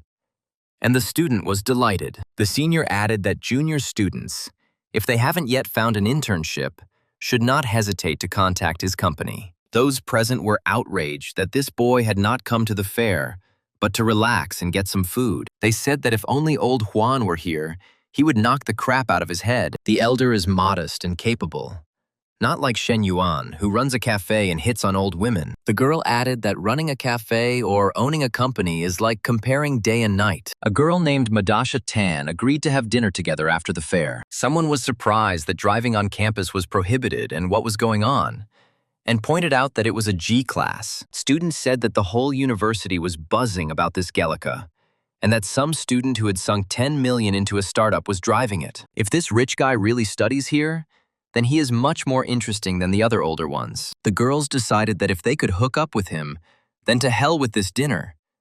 And one of them asked Old Man Huang and Old Man Cao what they were doing there. They were shocked to see Shen Yuan driving the car and realized that he was the rich man, and that this was a test. The students exclaimed that he was here. He had come. He had finally shown up. And he had arrived in a helicopter. And you were just in time. One of them couldn't believe it, and said that it was definitely not Shen Yuan, and that he was just a driver. Another asked him what he was sniffing around and looking suspicious about, and told him to get out of the way because they were getting into the car. One of them was puzzled as to how he could be rich, and the other asked what the joke was and where he got so much money. The girl decided to forget about everything else, and from now on, her goal is Shen Yuan. Someone asked if they apologized, would he forgive them? And the news that Shen Yuan was the owner of Gelix spread throughout the campus. The students said that if it were a 60-year-old billionaire, the girls would have doubts. But Shen Yuan is only 21 years old, tall and handsome. What more could you want? And one of them found his WeChat. She was asked if she had a boyfriend or not, and she replied, "So what? And if Shen Yuan gives her a chance, that guy will be banned." Yingzi's sister approached her and asked what was going on, and the girl said that she was working with Shen Yuan on a startup. Fu Yingzi replied that she was only a sophomore and should be preparing for the broadcasting club. Why the sudden interest in entrepreneurship? The girl countered that the job market isn't unlimited and that preparation is needed in advance. Fu Yingzi admitted that she almost believed her interlocutor for a second. But to be honest, Zhang Qingchang was not called the little dragon girl for nothing. She was 168 centimeters tall, had a perfect figure, a sweet face, and great energy, and she would be a perfect fit. She immediately pulled herself together, wondering what she was even thinking about, as if she was choosing concubines for Shen Yuan, and told herself to pull herself together. The students continued to discuss the rumors and claimed that no one in their specialty drove a G-class. There isn't even such a person in the entire university, and the author is clearly lying. So they decided to consider it a joke. Shen Yuan was inundated with friend requests from numerous female students from different departments who introduced themselves. They indicated their parameters and invited him to meet, and his neighbor noticed that the phone was ringing off the hook. Shen Yuan replied that no, and he felt somehow disgusted, and the neighbor was surprised that so many girls had joined him, and he felt disgusted. He explained that if they were all girls, he wouldn't mind, but a bunch of guys joined him too. It's infuriating, he added, that even girls who can't contact him write to him. The neighbor advised them to simply ignore them, and bitterly exclaimed that he and Lao Tsao had been alone for all 3 years of university. We haven't even smelled women's perfume, but he lives like a celebrity. The system reminded him that for every 500 reputation points he earned, he received a chance to win a lottery. He thought that if it weren't for the tasks from the system, he wouldn't have paid attention to all this. No matter how much hype it generates, it means nothing if it doesn't actually benefit students. He said he needed to contact Fu Yingzi and asked her to meet him in the office. And she replied that she understood, boss. Ming Hui asked if she heard that he was on campus now, and if he could spend time with her today. The guy understood that he needed to keep the rumors under control. After which he said that he was leaving and that they shouldn't wait for him. As soon as the girl saw the main character, she threw herself on his neck and said that she missed him. She started saying that he was a celebrity now, and every girl on campus knew him. Shen Yuan asked if it was true, and she confirmed that even his personal information had been leaked online. He remarked that it seemed like people were having a really boring life, and that guys should know how to protect themselves, right? The hero agreed, but asked how the closed window related to this. The girl answered because she could do something too and asked if he wanted to. However, the guy said that not now. He had a meeting. Ming Hui asked him to stand up, and he made a dissatisfied sound, and she asked him if it was like that and if he liked it. Fu Yingzi, who was guarding the door, heard suspicious sounds and realized that this did not sound like a business conversation at all. She thought that her boss was clearly an unusual person, and as a secretary, she had to guard the door so that no one could hear what was going on inside. But they're still not finished, and her legs are already falling off. Ming Hui coughed, out of breath from running. A girl walked past her, and she realized that she was sure that she had heard everything. She must understand that Shen Yuan is only hers. Fu Yingzi walked in and asked the boss what he wanted to talk about, and he praised her. He said that everything has been going great for her lately, and the buzz is gradually growing, and everything is happening on its own. He said that with this momentum, they will have a lot of applications for the startup incubator. When selecting, these applications need to be filtered first. They needed practical projects, and she replied that it was all thanks to his leadership. She couldn't have planned all this on her own. He asked what the selection criteria were, and she asked again. He replied, to choose those who reflect the new image of their university. Although it is not elite, they have one big advantage. She asked what it was. The hero said that their students were very beautiful, to which she was surprised, and he was serious. After all, the boss spent so much money just to find a girl. He explained that they were offering an opportunity, and since they would have many applicants, why not choose the ones who were good-looking? She asked if she could leak the answers to preferred candidates so they could get through, and he called it a smart idea. He wondered what the difference was between him and the ancient official who offered beauties to the emperor. Wasn't he betraying his education? But he immediately decided that it would be better if these girls got involved with other guys. It's a mutual choice, and if they're not suitable, they simply won't be considered. Besides, she is paid 10,000 yuan a month, and loyalty is also part of the job. Then she asked to be allowed to present the first candidate. Fu Yingzi said that the girl was about her age, maybe a little older, but then she began to smile shyly and apologized several times. She clarified that she was 19 years old, a second-year student, and her nickname was Little Dragon Girl. Shen Yuan asked with a grin. So he would become a dragon rider. Madame Lin asked Shen Yuan if he had time this evening. Would he like to have a drink? And he thought that last time she said that they would continue next time. He didn't think it would come so quickly.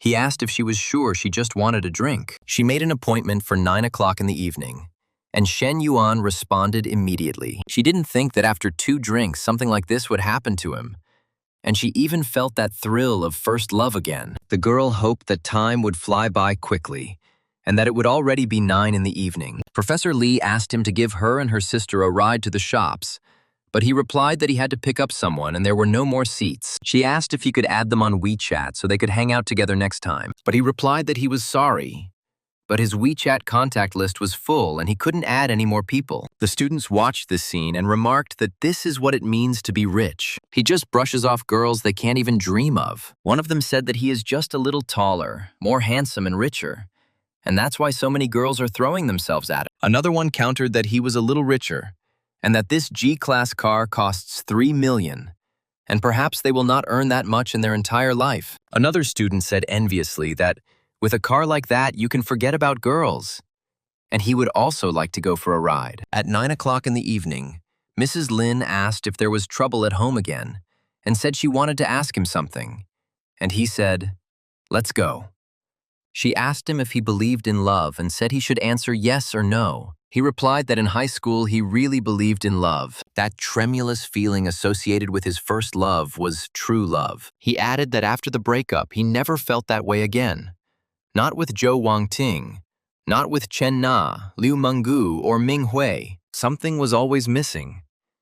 And she noticed that his answer was too vague. She started talking about her first love in high school and that thrilling feeling. But then she switched and said that she called about repairing the air conditioner. They asked the girl when it would be convenient. They could agree on a time, and they would come to her. Shen Yuan asked her if her air conditioner was broken, and she confirmed that it had been broken for several days. He said she didn't need to call a repairman, and he was pretty good at it. She was surprised, and he confirmed that he knew and asked if her husband was home, and she answered that he was not. She thought that Zhang Sanyun said that he would not be home tonight. The child is with his parents in the village, so bringing Shen Yuan home, even if it is to repair the air conditioner, seems a little strange to her. Before bringing him, she was afraid that he might do something. But now, he really only came to fix the air conditioner. She began to doubt her attractiveness. She said that her head was a complete mess and she would go take a shower to calm down. She thanked him, saying that she would quickly take a shower. After 15 minutes, she was surprised that it actually worked. She thanked the guy again, saying that she didn't even know how to thank him. He asked if he wanted to thank her, then let him come here. The woman was afraid that Zhang Sanyun might return at any moment, but the man replied that this would not happen, and then she asked why. He stated that from now on, if something broke in the house, she should contact him. He will fix not only things, but also her heart and her body. She gave herself completely to this moment and thought that, in comparison to it, her relationship with her husband was a waste of time. The husband himself turned out to be pathetic and worthless. A passerby remarked with disgust that it was disgusting. It was her husband. He added that this woman behaved so arrogantly during their meeting for drinks, and even refused him for the sake of big money. The girl realized with horror that the sound was coming from behind the door. She realized that Zhang Sanyun had unexpectedly returned home. Mrs. Lin panicked, thinking that if her husband found out the truth, she would lose all her advantages in the divorce and division of property. He might lose everything. But Shen Yuan calmly said that he would close the door himself. Zhang Sanyun asked irritably why there was no one in the house and the air conditioner was left on. Does she really think electricity is worthless? He called her a useless fool who does nothing all day. She can't even cope with simple household chores and can't pour him a glass of water. The man was outraged to find that the door was locked from the inside and decided that she was still upset about his late return. Although it is a shame given his position, he is simply obliged to participate in various events. He declared that since she was not letting him in, that was fine, and at least today he would not have to perform his marital duty, which was even better. Mrs. Lin breathed a sigh of relief and they continued. But she asked him to be quiet so that her husband would not hear through the wall. However, the guy replied that he was already fast asleep and wouldn't notice anything, and that she should relax because it would be even more exciting that way. Zhang Sanyun's snoring was so loud that Shen Yuan unconsciously began to move in time. The next morning, Zhang Sanyun woke up with a severe headache, thinking that the bar had sold counterfeit alcohol the night before. He was surprised to see breakfast on the table, which his wife had not cooked for 2 years. The man asked what had come over her. He immediately doubted why she had suddenly become so caring. The husband realized that something had definitely happened, and that she was hiding something behind his back. The man began to search the room, but did not find any hair on the bed. There were no suspicious stains and no napkins in the trash can. There were no signs of contraception either. So I decided that maybe he was just imagining things. The girl invited her to have breakfast. The man said that it seemed to him as if in a dream he heard a strange knock on the wall. So he asked her if she had heard anything like that. But she replied that she had not, and that he had probably just imagined it, and that she herself had slept very soundly. The man agreed that he must have imagined it, and asked if she had said that the air conditioner was broken, because now it seems to be working properly.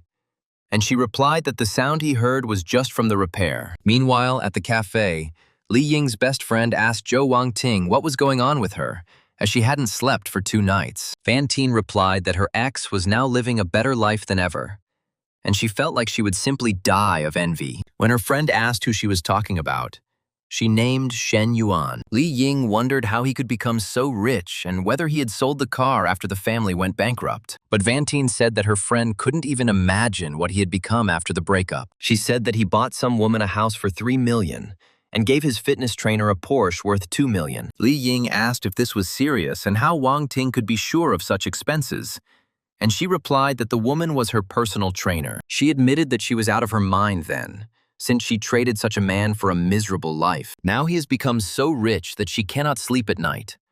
But her friend advised her to just find someone else. After all, with her appearance, this won't be difficult, especially since she works in aviation and meets millionaires every day. Wang Ting replied that she no longer considered men with a net worth of less than 100 million, and that she wanted to bring Shen Yuan back. Li Ying reminded him that he blocked her everywhere and she couldn't even find him at the university. She advised me to live my own life and lower my standards a little. Fantine refused, saying she couldn't lower the bar and that it broke her heart because all this was supposed to be hers. She demanded that her friend help her find him.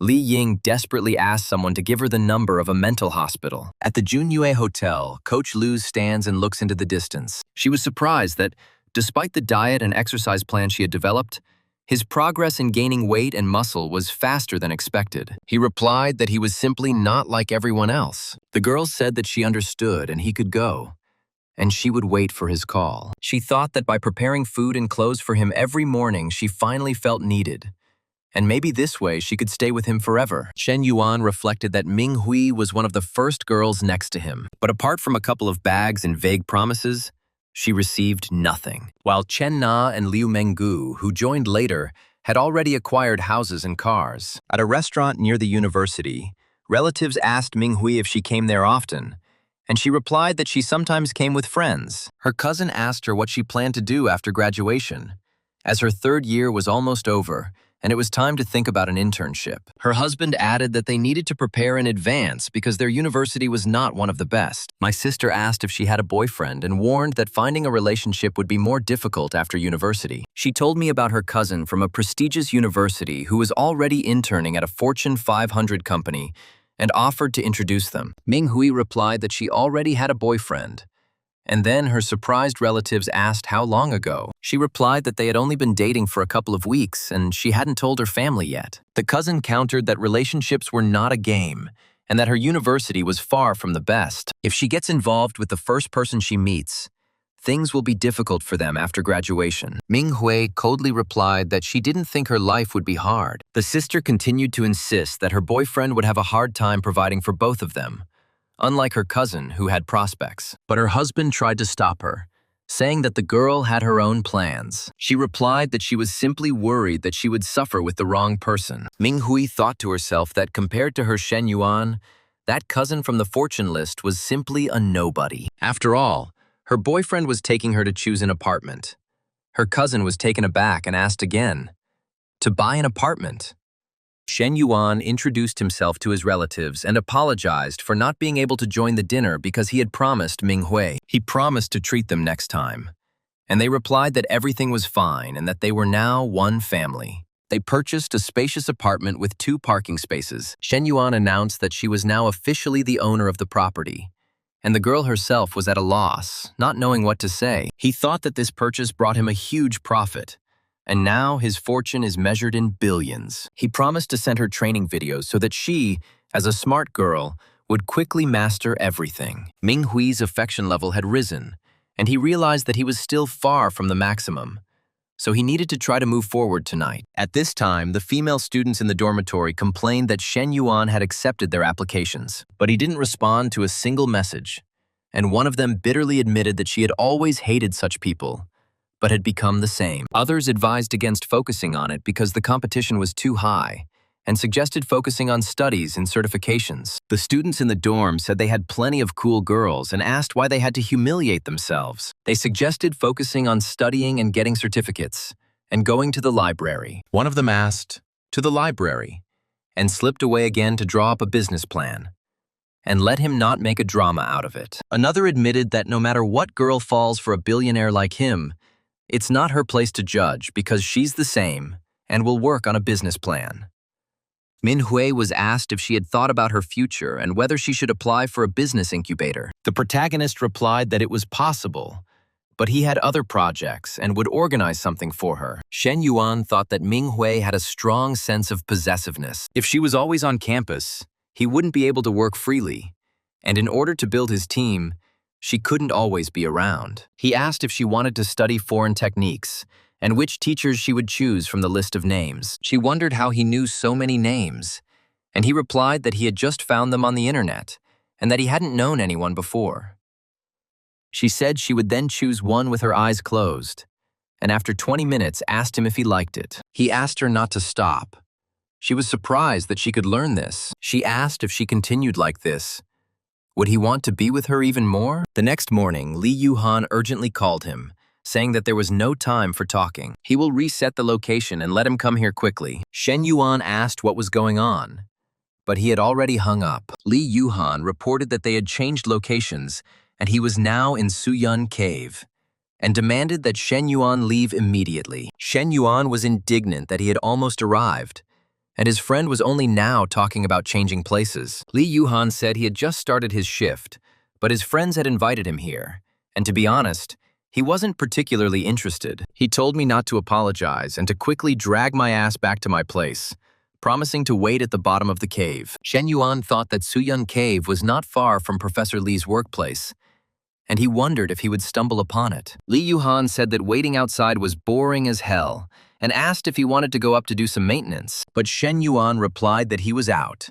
and that he had a better technician from the university, and this place was not even close to being comparable. Lee Yuhan was surprised to see his car and asked where it came from, and Shen Yuan replied that he meant where it came from. He just bought it. Lee Yuhan admired that he was rich because he was buying himself a Gelik, and that it was the car of his dreams. Shen Yuan asked, more to the point, why he called him here, and Lee Yuhan said that he was a co-owner of the bar and wanted to kick the ceiling.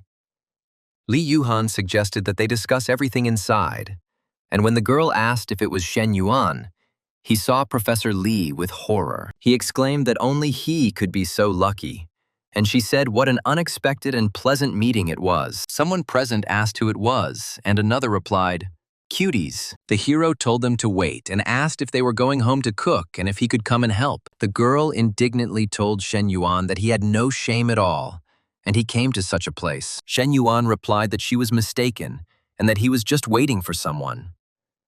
Li Meng said she thought they would buy that excuse, and her sister liked him. She even bought him a gift as a thank you for that bag. And he came to a place like this and told him to get lost. Shen Yuan cried out in despair. What a nightmare, they were so close. But this confusion arose. Lee Yuhan asked if she was his new girlfriend, and if he should explain everything to her. But Shen Yuan replied that no, and that she was upset now, and would not believe his words. What happened really hurt the professor's feelings. Lee Yuhan apologized and said that he didn't expect this and asked who she was and that he had never seen her before. Shen Yuan replied that she was his consultant and that she also taught business English. They went into a cafe where Chen Na met them, and he ordered an iced Americano and a vanilla latte. Lee Yuhan said that he had definitely seen this girl before, and then remembered that she was the girl from the Nanjing restaurant. She is Li Guangyao's cousin, and asked if she was not a salesperson at the fourth store, and why she was here. Shen Yuan replied that it was simply mutual sympathy. Lee Yuhan said that he was dating both the teacher and the other guy's girlfriend, but Shen Yuan ordered him to stop, and said that they would talk about business, and he would hand over the management of the bar to him. Lee Yuhan was surprised that it happened so suddenly, and was not sure that he could cope without his advice. Shen Yuan said he believed in him, and added that when friends do business together, the friendship can crumble due to disputes over ideas and other things. He won't let this happen, and Li Yuhan promised to do everything and not let him down. Chen Na served coffee, and Li Yuhan noticed that Shen Yuan's t-shirt was wrinkled. Chen Na corrected her, and Shen Yuan said that they were so cute. Today, after hanging out with his brother, he got a taste of life. Chen Na offered to take her younger sister Xing Yu to help out at the cafe for the summer. Shen Yuan said he didn't mind, and she replied that she would go take a shower because she had been busy all day and was now all sweaty. Shen Yuan thought that he should call Professor Li and explain everything, but she didn't pick up the phone or respond on WeChat, and he said how resilient she was. Meanwhile, in Li Xiao's apartment, Li Men said that she was so annoying and was still calling. She suggested blocking him so that he wouldn't continue to bother her. Then she added that Shen Yuan was a scumbag, and she shouldn't cry because of him. And it was good that today they saw his true face, and it was even for the better. She asked why guys even go to places like that and said that apparently most guys are like that. They think with what's in their pants, and they have needs.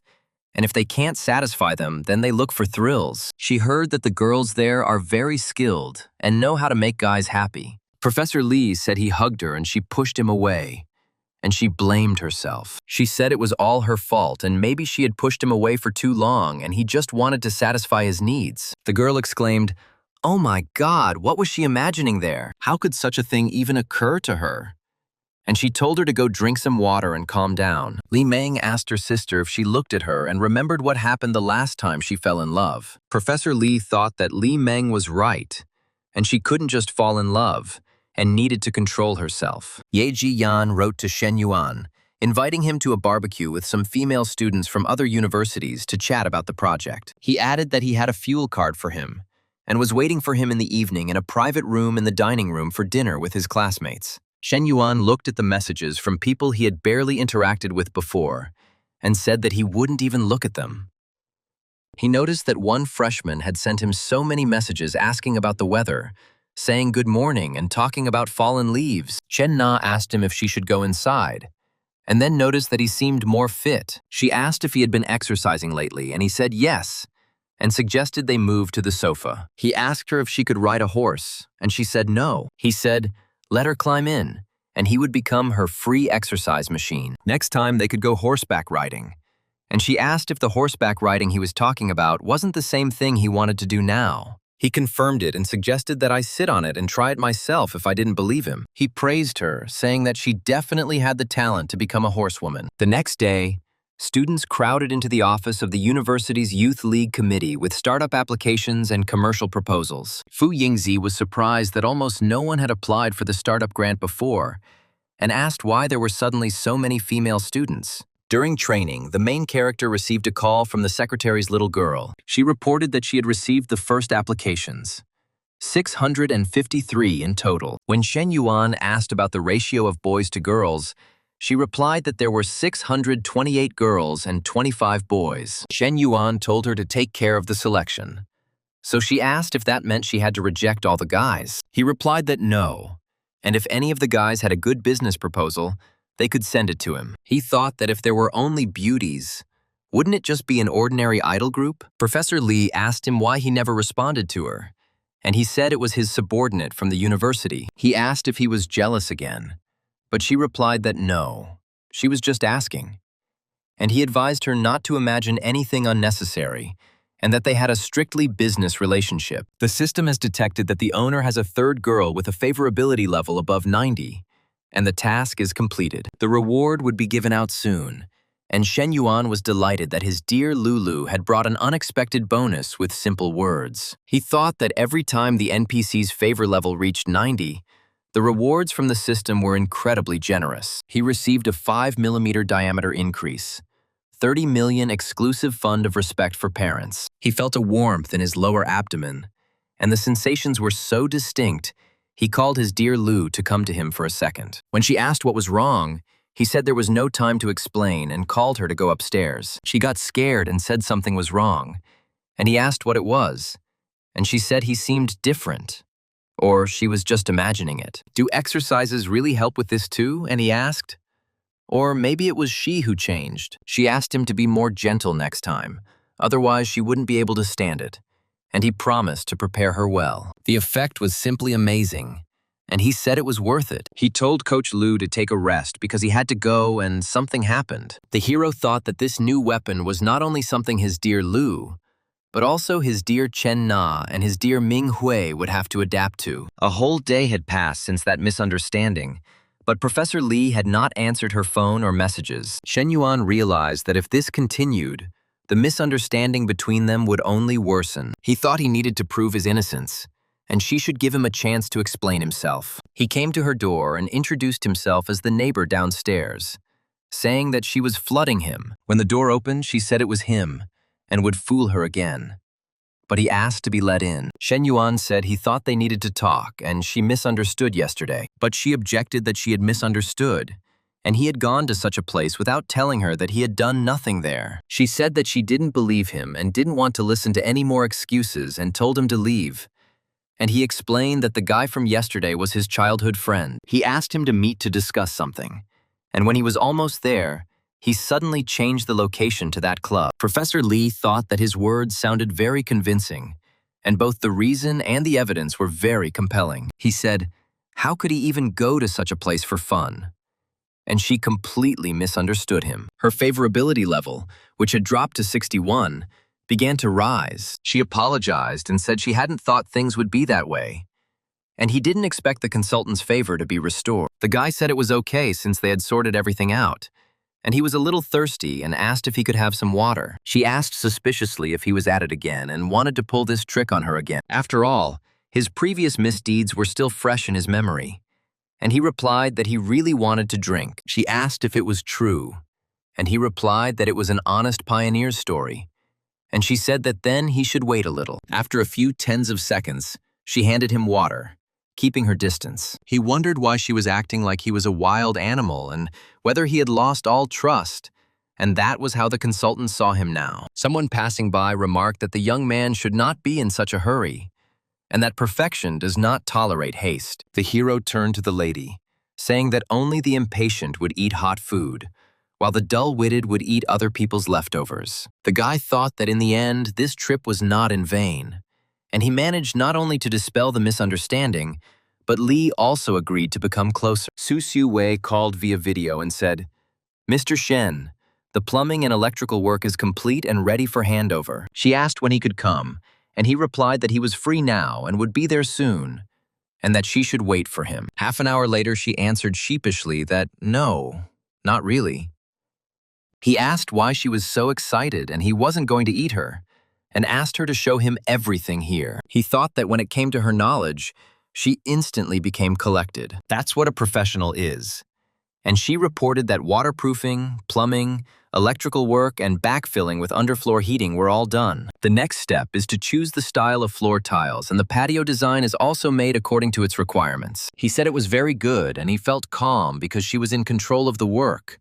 It was already late, and the hero offered to treat her. She apologized and said that she had something to do at home that evening. Suddenly, a heavy downpour started, and he said that it was pouring down, and suggested that they go inside. She agreed, clung to the guy, and accidentally tripped. The girl looked at him with embarrassment, her face flushed, not knowing what to answer. The hero just stood there and looked at her with a playful smile. They then moved towards the building, not wanting to get wet in the rain any longer. Then the girl screamed at him not to look because her wet clothes were sticking to her body. He replied that he had tried, but the sight was too conspicuous. He said it should help her avoid catching a cold, and she thought she had never been this close to a guy for such a long time before. Her whole body tingled and she wanted to push him away, but Mr. Shen was an important client. He asked her why she was looking at him because he was handsome, and she thought he was a narcissist or just wanted to joke. Why should she answer at all? And the teachers never taught her this. The protagonist wondered if she was too innocent, since she couldn't stand even the slightest teasing. Half an hour later, the rain stopped, and Shen Yuan offered to take her home. She agreed, thanking the protagonist in advance. 40 minutes later, the girl pointed to her house, thanked them for giving her a ride and being so generous. The guy asked if he could come in for a while. The man thought he knew about her family's plight, but he didn't think it was that bad. She replied that he could come in, but she had to help the family with the cooking, so she wouldn't have time to entertain him. The neighbors noticed his car and whispered that this Geländewagen was worth about 3 million, and that he was probably Su Shu-wei's boyfriend. One of the women was glad that the girl had finally settled into a good life and would no longer live in poverty. Su Shu-wei entered the house and her younger brother greeted her, saying that her sister had returned, and she asked if he was hungry. Shen Yuan asked if this was her brother, and she told the boy to call the guest elder brother. The mother came out of the other room, said that everything was fine and she just went out for a walk. Then she asked who this person was, and her daughter replied that it was her friend Shen Yuan. The woman greeted the guest and noted that he had bought too many gifts and that he shouldn't have spent so much. But she invited him to come in, and Shen Yuan went in, and Su Shu-wei went to cook. After some time, she asked her brother to pour some water for her older brother. Half an hour later, dinner was ready, and the younger brother said with delight that his sister's food was the best. The mother remarked that this was simple home cooking, and next time she would definitely cook something more decent. Shen Yuan replied that she was too kind, and he was more than satisfied with what Su Shu-wei had prepared. Mother said that if he likes it, he should eat more. She thought to herself that it was amazing that at such a young age, her daughter had such a unique aura, and had already become a pillar of support for the family. After dinner, Shen Yuan got up and was about to leave. But Su Shu-wei asked him to wait, saying that he had bought too many things. She wanted to return the money to him, but he asked her to give him her phone number for a second and transferred 50,000 yuan to her. The man thought that this money meant nothing to him, but it could temporarily improve the life of her family. But he wasn't sure if she would be able to accept them calmly, since he didn't see any signs of affection above her head. The hero decided that if she refused, he would deal with it later, and he was tormented by a vague feeling that what was lost was returning. Fu Yingzi reported that the list had been sorted, and 12 out of 653 applications had been selected, of which 11 were girls and 1 was a guy, and digital files and photographs of the girls were sent to him by email. He praised her for her excellent work and promised a bonus within a month. The neighbors asked the mother if the guy who came was Su Shu-wei's boyfriend, but she replied that she didn't know. The daughter didn't tell her anything. They noticed that he seemed incredibly rich, since his car cost about 3 million. One of the women said that if the girl got together with him, her life and that of her brother would improve dramatically, and the mother should convince her. But she replied that it was about her daughter's future, and she didn't want to be a burden to her, or force her to be with someone she didn't like. It's her life, and she doesn't know what that girl is thinking. But that guy is definitely interested in her, since he brought so many gifts. The mother entered the house, and the first thing she asked was what her daughter's relationship was with him. Su Shu-wei replied that he was a major client of their company, and that he had come to inspect the construction site today. When it suddenly started to rain, he gave her a ride home and nothing happened between them. The woman asked if the client was interested in her, and the daughter replied that he had indeed been acting strange today. But the last time they had dinner, he had a beautiful woman with him, and she was probably his girlfriend, although she didn't know for sure. The mother asked her daughter what she thought of him, but she replied that he was just a client and asked her not to continue. The mother said that she understood and that she heard what the neighbor was saying, and that her daughter should not take it to heart. She added that her father was no longer with her, and that it was their daughter who was now providing for their family, and that she and her brother owed so much to her. She just hopes that her daughter will be happy in the future, and she doesn't have to marry a rich man for their sake. Su Shu-wei replied that she knew, and that her mother should not worry, when at that time the protagonist was in bed with another beauty. Fu Zhengmei from Guanting Decoration called Shen Yuan and said that he finally answered the call. When Shen Yuan asked what the matter was and whether it was urgent, she apologized and asked if it was convenient for him to talk now. We will talk about her student. Su Shu-wei Shen Yuan replied that it was good, and after a short time he was already sitting opposite her. Fu Zhengmei said that Shen Yuan transferred 50,000 yuan to Su Shu-wei yesterday, but she transferred it back and he didn't accept it. Fu Zhengmei asked not to misunderstand and explained that she only found out about it because Su Shu-wei looked depressed. Shen Yuan asked if she asked him to come here just for this reason. Fu Zhengmei replied that Su Shu-wei was not a gold digger, and if Yuan really wanted to win her over, he would need to make more efforts. Shen Yuan replied that he actually didn't mean to say anything with the money, and there was no point in talking about it now. 50,200 yuan was credited to Shen Yuan's card. He thought that this girl transferred 200 yuan more, and it was probably payment for the things he bought yesterday. How stubborn she was. Fu Zhengmei thought that it would be great if Su Shu-wei got together with Shen Yuan. Madame Lin asked Shen Yuan if he was free that evening and would like to have a drink at a cafe. Shen Yuan replied that he was free and suggested that they simply go to her home. Madame Lin was afraid that her husband might come back, but Shen Yuan said, "Isn't it better this way?" And she agreed. Shen Yuan said that he had not eaten anything and would need energy to fix the air conditioner. Mrs. Lin replied that she would cook him dinner. He asked what she would cook, and she replied that by 6 o'clock in the evening. Mrs. Lin made a soup with pork kidneys and euphormia bark. Shen Yuan thought that she had even specially prepared such ingredients. And as he thought, mature women knew more. The hero asked if she had ever cooked such soup for her husband. Mrs. Lin replied that, no, never, and this was her first time. When asked when her husband usually returns, she replied that it was around 9 in the evening. Shen Yuan said that means they have about an hour and a half to spare. Shen Yuan said that although it was her first time making it turned out very delicious. Mrs. Lin replied that if he liked it, she would cook it for him more often. Shen Yuan said that it was absolutely wonderful, and he was very glad that Madame Lin had the courage to make such a decision. He added that although he would not mind playing the role of a lover again, her happiness was more important. Mrs. Lin thanked Shen Yuan and said that it was because of him that she made this decision. Shen Yuan asked her not to put the blame on him and pointed out that it was not he who broke up her marriage. A man passing by the hero recognized Shen Yuan's car and thought that he was the same rich man who bought Chen Na's car. He wondered what Shen Yuan was doing here and called it strange. The girl's husband saw the soup and said that Mrs. Lin was becoming more and more caring every day. Lin thought to herself that this soup was not for him. Chen Na said, "Well, it's hot. And why didn't she turn on the air conditioner? The fan won't make it cooler." Mrs. Lin replied that she was not hot and had nothing to be afraid of, and she just thought that Shen Yuan's scent might have remained in the room. Shen Yuan said, okay, he understood, and since he had eaten the soup, he would go take a shower, and then they would have a good time together. 10 minutes later, he couldn't open the door and thought that Mrs. Lin had fallen asleep. Fu Yingzi revised the selection plan based on Shen Yuan's words. Now there were 2 guys on the list, and the girls were mostly past or current campus goddesses, especially the eldest Yayu from the flight attendant class with a height of 175 centimeters. Everyone from seniors to freshmen were delighted. There was also Aisha, whom everyone called Little Dilraba, plus Jiang Man from the Star City cosplay scene. The student who made the list was outraged that these girls were the best beauties of their university. He thought that Shen Yuan was inspired by entrepreneurship.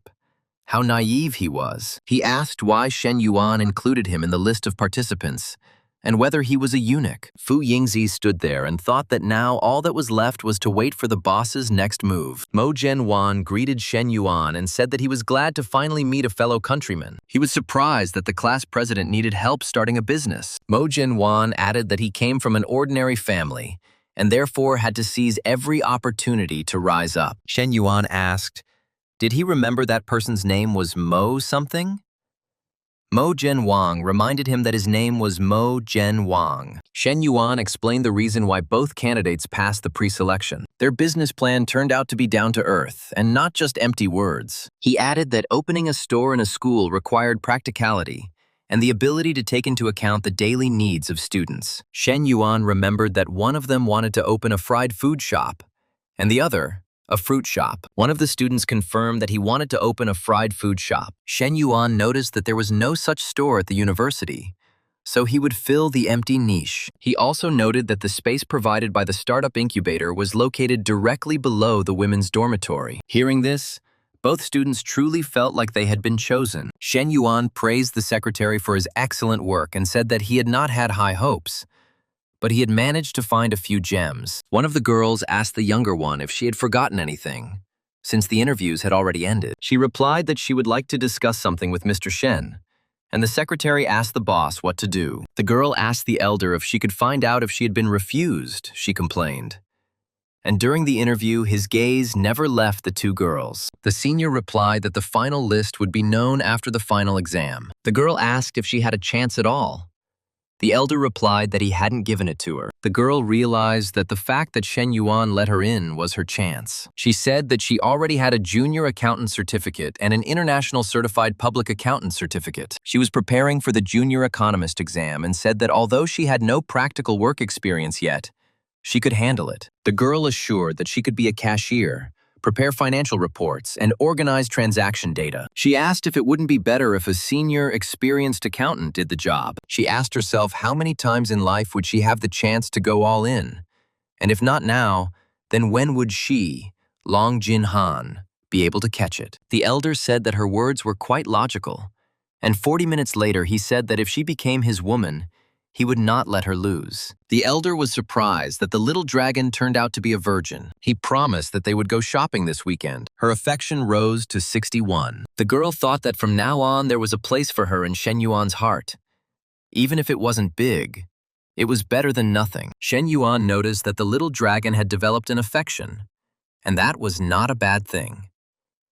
Someone asked her why she did it, but she replied that everything was fine. The secretary still looked at her with incomprehension, not knowing what to say. Shen Yuan thought that tomorrow was Friday, his father's birthday. We need to check the gift he ordered for him, that very car. He decided that he could not give preference to one more than the other, and that he also needed to prepare gold jewelry. His mother told him not to spoil his sister, because she had just passed her college entrance exams, and he was already indulging her whims. Shen Yuan replied that Xuan just wanted a car, nothing special, and told his father to go because the uncles and aunts were already waiting. The daughter was outraged that her mother did not love her at all, and it was good that she had a brother. The guests at the table were indignant that the heroes of the occasion had not yet arrived. They said that they had invited guests and were making them wait, and should have warned them if something happened. One of the guests said that although their uncle had borrowed from that family before, they had long ago returned every last penny. But when they were the debtors,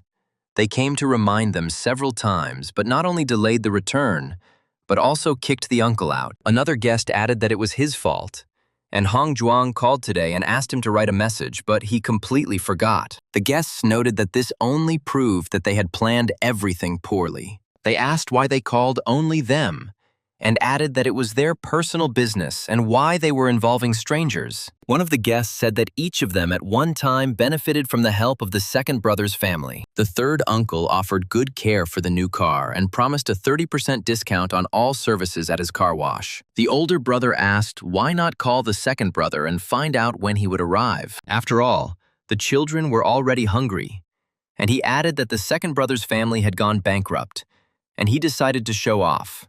And this was too much. Yang's wife and Shen Yuan's mother had long been in a tense relationship due to past events. Moreover, Shen Xuan's academic success had overshadowed their daughters. And now that the Shen family had lost its former fortune, she dared to speak out. The guests at the table asked what had happened to their family and why they were making them wait so long. Shen Yuan apologized to the guest for the long wait, explaining that something had happened and they had to wait. One of the guests replied that they hadn't waited that long, and besides, it wasn't dinner time yet. Another guest quipped that everything was fine, and it wasn't as if a small delay would cause them to starve to death. The third uncle said that the second brother should have told them, and if he was busy in the future, he could ask them to pick him up. He added that the second brother no longer had a car, and after so many years of pressure from their family, it was finally time to get even. The third uncle remarked that it would be too difficult and expressed the hope that he would also contact them if he needed help. This nephew did not give him any face at all, and in this case, he decided to show off a little. One of the guests asked the second brother to drink more slowly, noting that no one blamed him. The third uncle was indignant that Shen Yaode did not see that his keys had fallen and could not help him pick them up. He asked if he still wanted him to become a member of his almshouse or what. Then he added that he didn't even agree to membership and wants him to become his advertiser for free and dream on.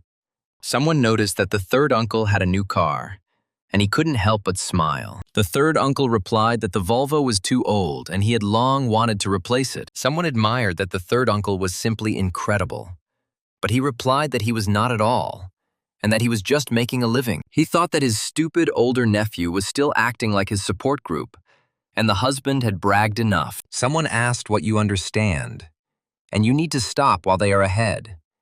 And if in a minute they start asking for a loan, then what? He pays. The guests started whispering that it was just a car. What was there to talk about? And did the second brother really have a Maybach? When asked if he bought the Maybach, Shen Yaod replied that he was simply basking in the glory of his son. The guests were outraged that there was a limit to jokes and that he was taking them for fools. They asked if this was even possible and noted that who among them did not know that Shen Yuan was terribly wasteful, not to mention that he is still studying at university. Someone told Lao Shen that he really had titanic patience, and third uncle acted like that. But he didn't say anything in response. Lao Shen replied that he actually asked him not to buy such an expensive car, but he didn't listen and he could spend 3 million. The guests were shocked by the 3 million figure and asked where Shen Yuan got so much money that he could buy a car on a whim. The restaurant worker apologized and said that the silver Geländewagen was blocking the road for other cars and asked him to park the car. The guests noticed that the second brother's family not only bought a Maybach, but also a Geländewagen. The two cars together would cost about 6 million. And then their family. Last time they realized that their affairs had improved a little. But to such an extent, one of them congratulated his brother and called him a real winner in life. However, another guest asked Shen Yaode how he even had the nerve to suggest such a thing. In this atmosphere, the dinner came to an end, and the girl told her brother that he had been incredibly cool today. Shen Yuan said that children don't understand anything about adult matters, and he would take his sister home first because he still had things to do. The sister replied that it was terribly boring at home and she wanted to have some fun with him, and she understood what he was planning. If it had really been important, he would have done it long ago, as soon as he set off. Shen Yuan arrived and was invited in. The girl asked who it was, and he replied that it was his younger sister Shen Xuan. The guest said that his younger sister had also come and that they looked alike, and asked them to pass quickly. Everyone noticed that the little sister was so cute and offered her some fruit and coffee. Shen Xuan wondered why these three beauties were so kind to her. You could hear in their tone how much they wanted to please her, and she asked what was going on. Coach Lu said that she and Chen Na heard about the move and came especially to celebrate the housewarming. She then introduced herself to Shen Yuan's younger sister as Meng Lu's sister. Coach Lu introduced Chen Na as the owner of the house, and said that she could be called Sister Nana. Shen Xuan asked. She was probably her daughter-in-law. Shen Yuan looked at the girls and thought that they were waiting for his explanation. He said that in fact both girls were his daughters-in-law. Shen Xuan exclaimed that they were both her daughters-in-law. Shen Xuan asked if her brother's words were true. Chen Na confirmed that yes, it was true. Xuan said that brother, what a scumbag he is.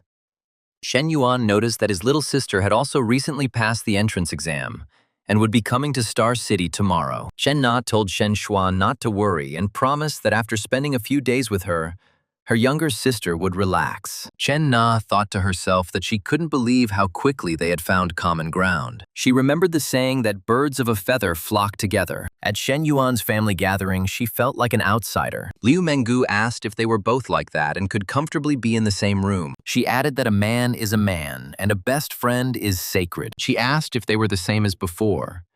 Why didn't they contact each other themselves?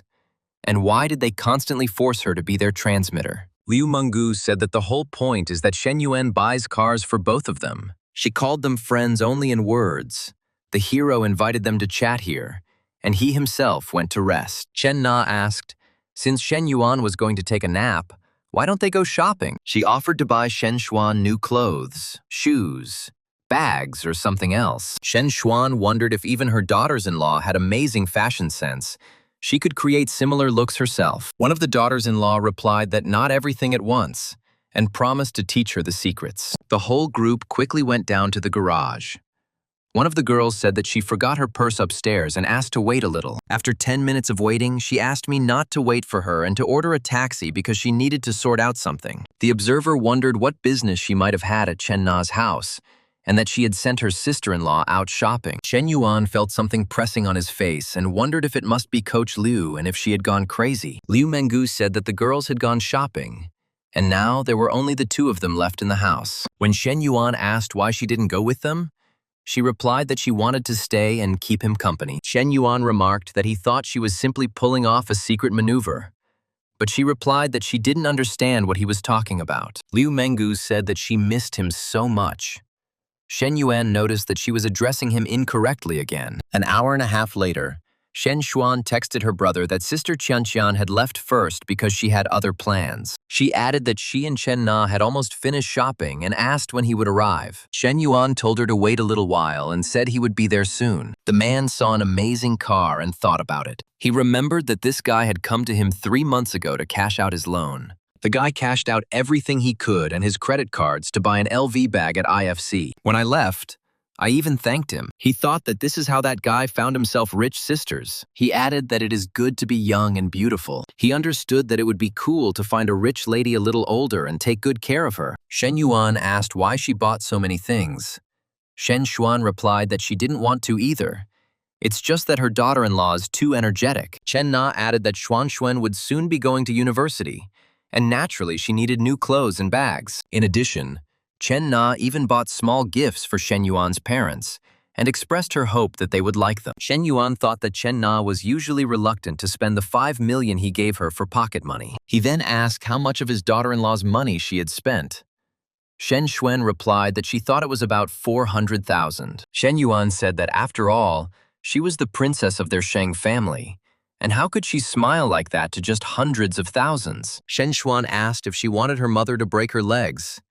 And didn't he know that her mother was strict? Then she laughed and said she was just kidding, brother, and she knew what to say, but asked how he was going to thank her for it. Shen Yuan said, "Hasn't she already received gifts worth 400,000 yuan?" The mother asked why she bought so much stuff, because she said she was just going for a walk. The girl replied to her mother that her daughter-in-law had bought these gifts for her and her father. The mother was surprised to learn about her daughter-in-law and asked her son if he had started dating anyone and what the girl's character was like. Shen Yuan replied that they had been dating for some time, and he had not said anything before because the timing was not right. Shen Xuan told her mother that her daughter-in-law had a wonderful personality and was so gentle and considerate. Shen Yuan thought that it was good that he had a younger sister, and when they were together, he would have opened up long ago. Shen Yuan told Chen Na that he needed to pick up Xin Yu tomorrow, so he would sleep here today. Chen Na replied that it was fine, and she had just learned something new and was waiting for him to try it. Shen Yuan said that after her words, he completely lost his desire to sleep and asked her to wait for him for a second.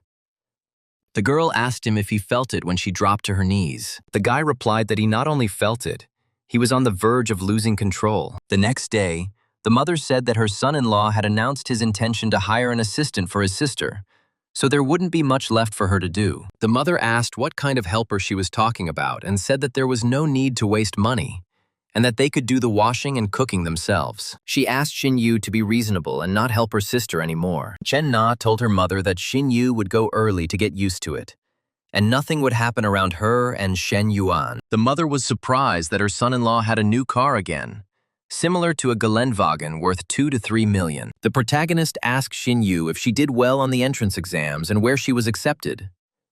Xin Yu replied that it was Star City. The guy said it was good because there would always be someone in Star City to look after Xin Yu. Besides, her sister left a room for her.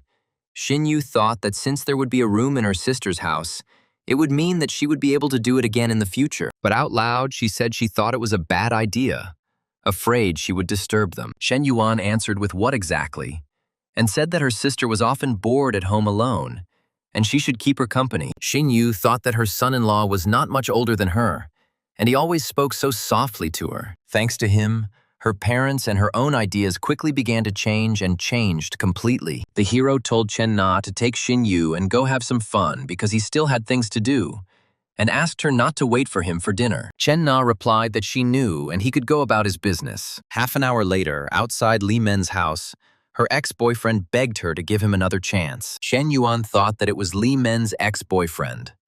And now it became clear why Li Men had such a strong dislike for men. The stream of insults he received from Li Meng at the entrance of the club last time was all because of this guy. Shen Yuan decided to help Li Meng, and although he didn't expect her to feel indebted to him, his mentor would understand his good intentions. The ex-boyfriend was outraged by the way Shen Yuan parked and said that he couldn't leave. He called Shen Yuan hot-tempered and said that he took up 2 parking spaces himself and was also rude. He asked what was wrong with parking here. And so, what if he blocked it, since it wasn't his problem? The ex-boyfriend said that Shen Yuan blocked his car but acted so arrogantly. He then asked if Shen Yuan was the former Li Men and who he was. The ex-boyfriend asked if Shen Yuan was Li Men's boyfriend. He said that now it was clear why she refused to meet him. Shen Yuan thought this guy was funny. And wasn't this the same trick he used to piss off Zhang? Shen Yuan said that it was fine, and he had never thought of obtaining Li Men completely, and one body would be enough for him. Li Meng's ex-boyfriend was indignant. Wasn't it understandable? He said that he and Li Meng were together in college and for 2 years after that. Shen Yuan called Professor Li and said that the consultant needed to come to him and asked her to wait for a minute. Li Meng told Lu Bing not to dare come here again because her sister had absolutely no desire to see him again. Shen Yuan said, "Let's go." Lu Bing was surprised. Wasn't Shen Yuan Li Men's boyfriend? Shen Yuan told Lu Bing to mind his own business and asked if he hadn't heard that it was possible to have 2 sisters at once. Shen Yuan then bid him farewell, calling him a country bumpkin. Lu Bin was indignant, not understanding whether this was true. He thought that rich people could really do whatever they wanted, and one guy could have 2 sisters who served him. Professor Li asked Shen Yuan what nonsense he had just said, and what he meant by his words about having both sisters at once. Shen Yuan replied that he only said this to stop Lu Bing from pestering Li Men anymore. Otherwise, it would affect her mood as well. Professor Li said that Shen Yuan was turning everything upside down again and asked who his daughter-in-law was. She added that after his outburst, Lu Bing would probably no longer bother Li Men, and she would be able to move forward faster without him. The main character told the girl to go with him to the IFC shopping center, have dinner together and go to the cinema. She replied that she would not go to IFC because it was too expensive and she couldn't afford it. So I suggested just going to design. Shen Yuan said that expensive or not, he would pay. At the store, the saleswoman offered to try on an item, and Professor Li asked for a small size. But the saleswoman doubted that a small size would suit her with such breasts and suggested a medium. Shen Yuan asked, "How about this option?" The saleswoman pointed to the fitting room and said that if she needed anything, she could call. Shen Yuan asked Professor Li what happened. Shen Yuan replied to her to relax and said that he would just help with the lighting and go out. She hurried him. Shen Yuan thought the view from behind was simply breathtaking. Professor Li asked for help with lighting. Shen Yuan said that he understood that she was worried, but there was no need to rush him because if he broke the clasp, they would have to pay. The girl asked to stop.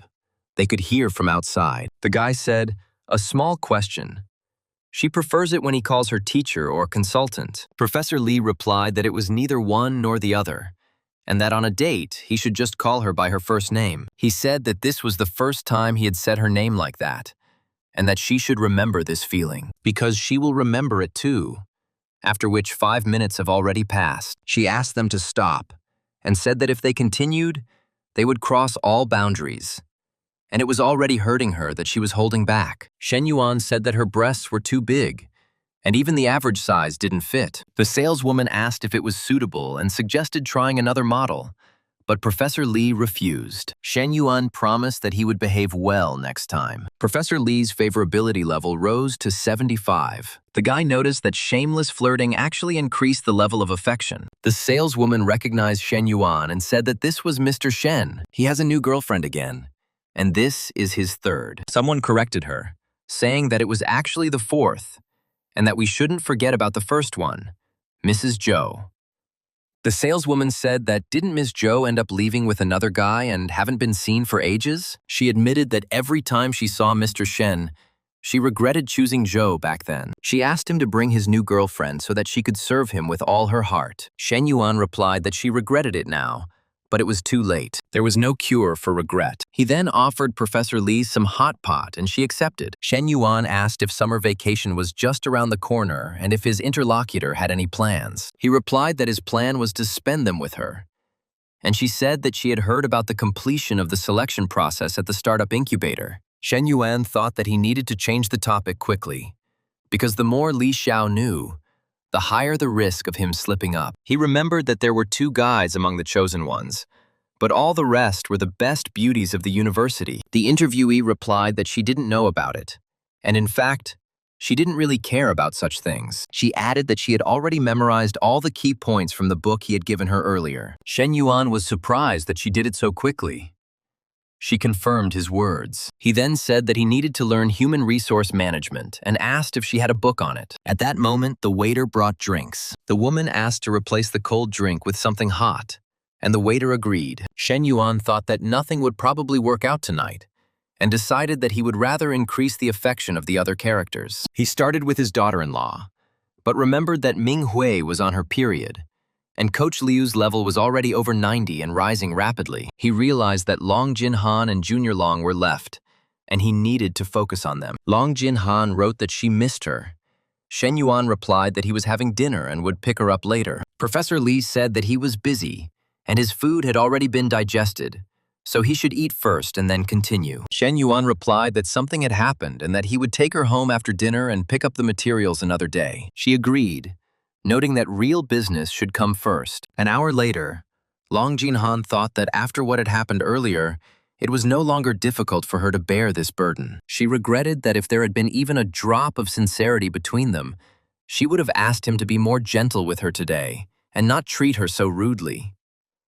Shen Yuan thought that even without any feelings, this kind of treatment seemed too unfair. Long Jin Han called him by name, and he replied that this time was even worse than last time. He admitted that he was simply carried away by the desire to play a role-playing game.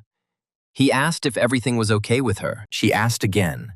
In a role-playing game, he confirmed and explained that it was about a dominant guy and a submissive girl. She asked why he hadn't told her anything, and admitted that she thought he really was like that. He replied that next time he would definitely warn her in advance, but, frankly, her reaction was fascinating. She said that only pieces of her clothes were left, and asked what she should wear to university the next day. He replied that she should relax because he would send new clothes and his woman would never be left without them. 2 hours later, he said that the youngest could look at the new bags and clothes that would be delivered to her room the following morning. She thought that among all the girls surrounding Shen Yuan, she must have been one of the few who had slept with him. She wondered if Ming Hui really wanted to conduct a room inspection right now. Long Jin Han called him and said that he hadn't called her for several days. He replied that he was busy and she knew it.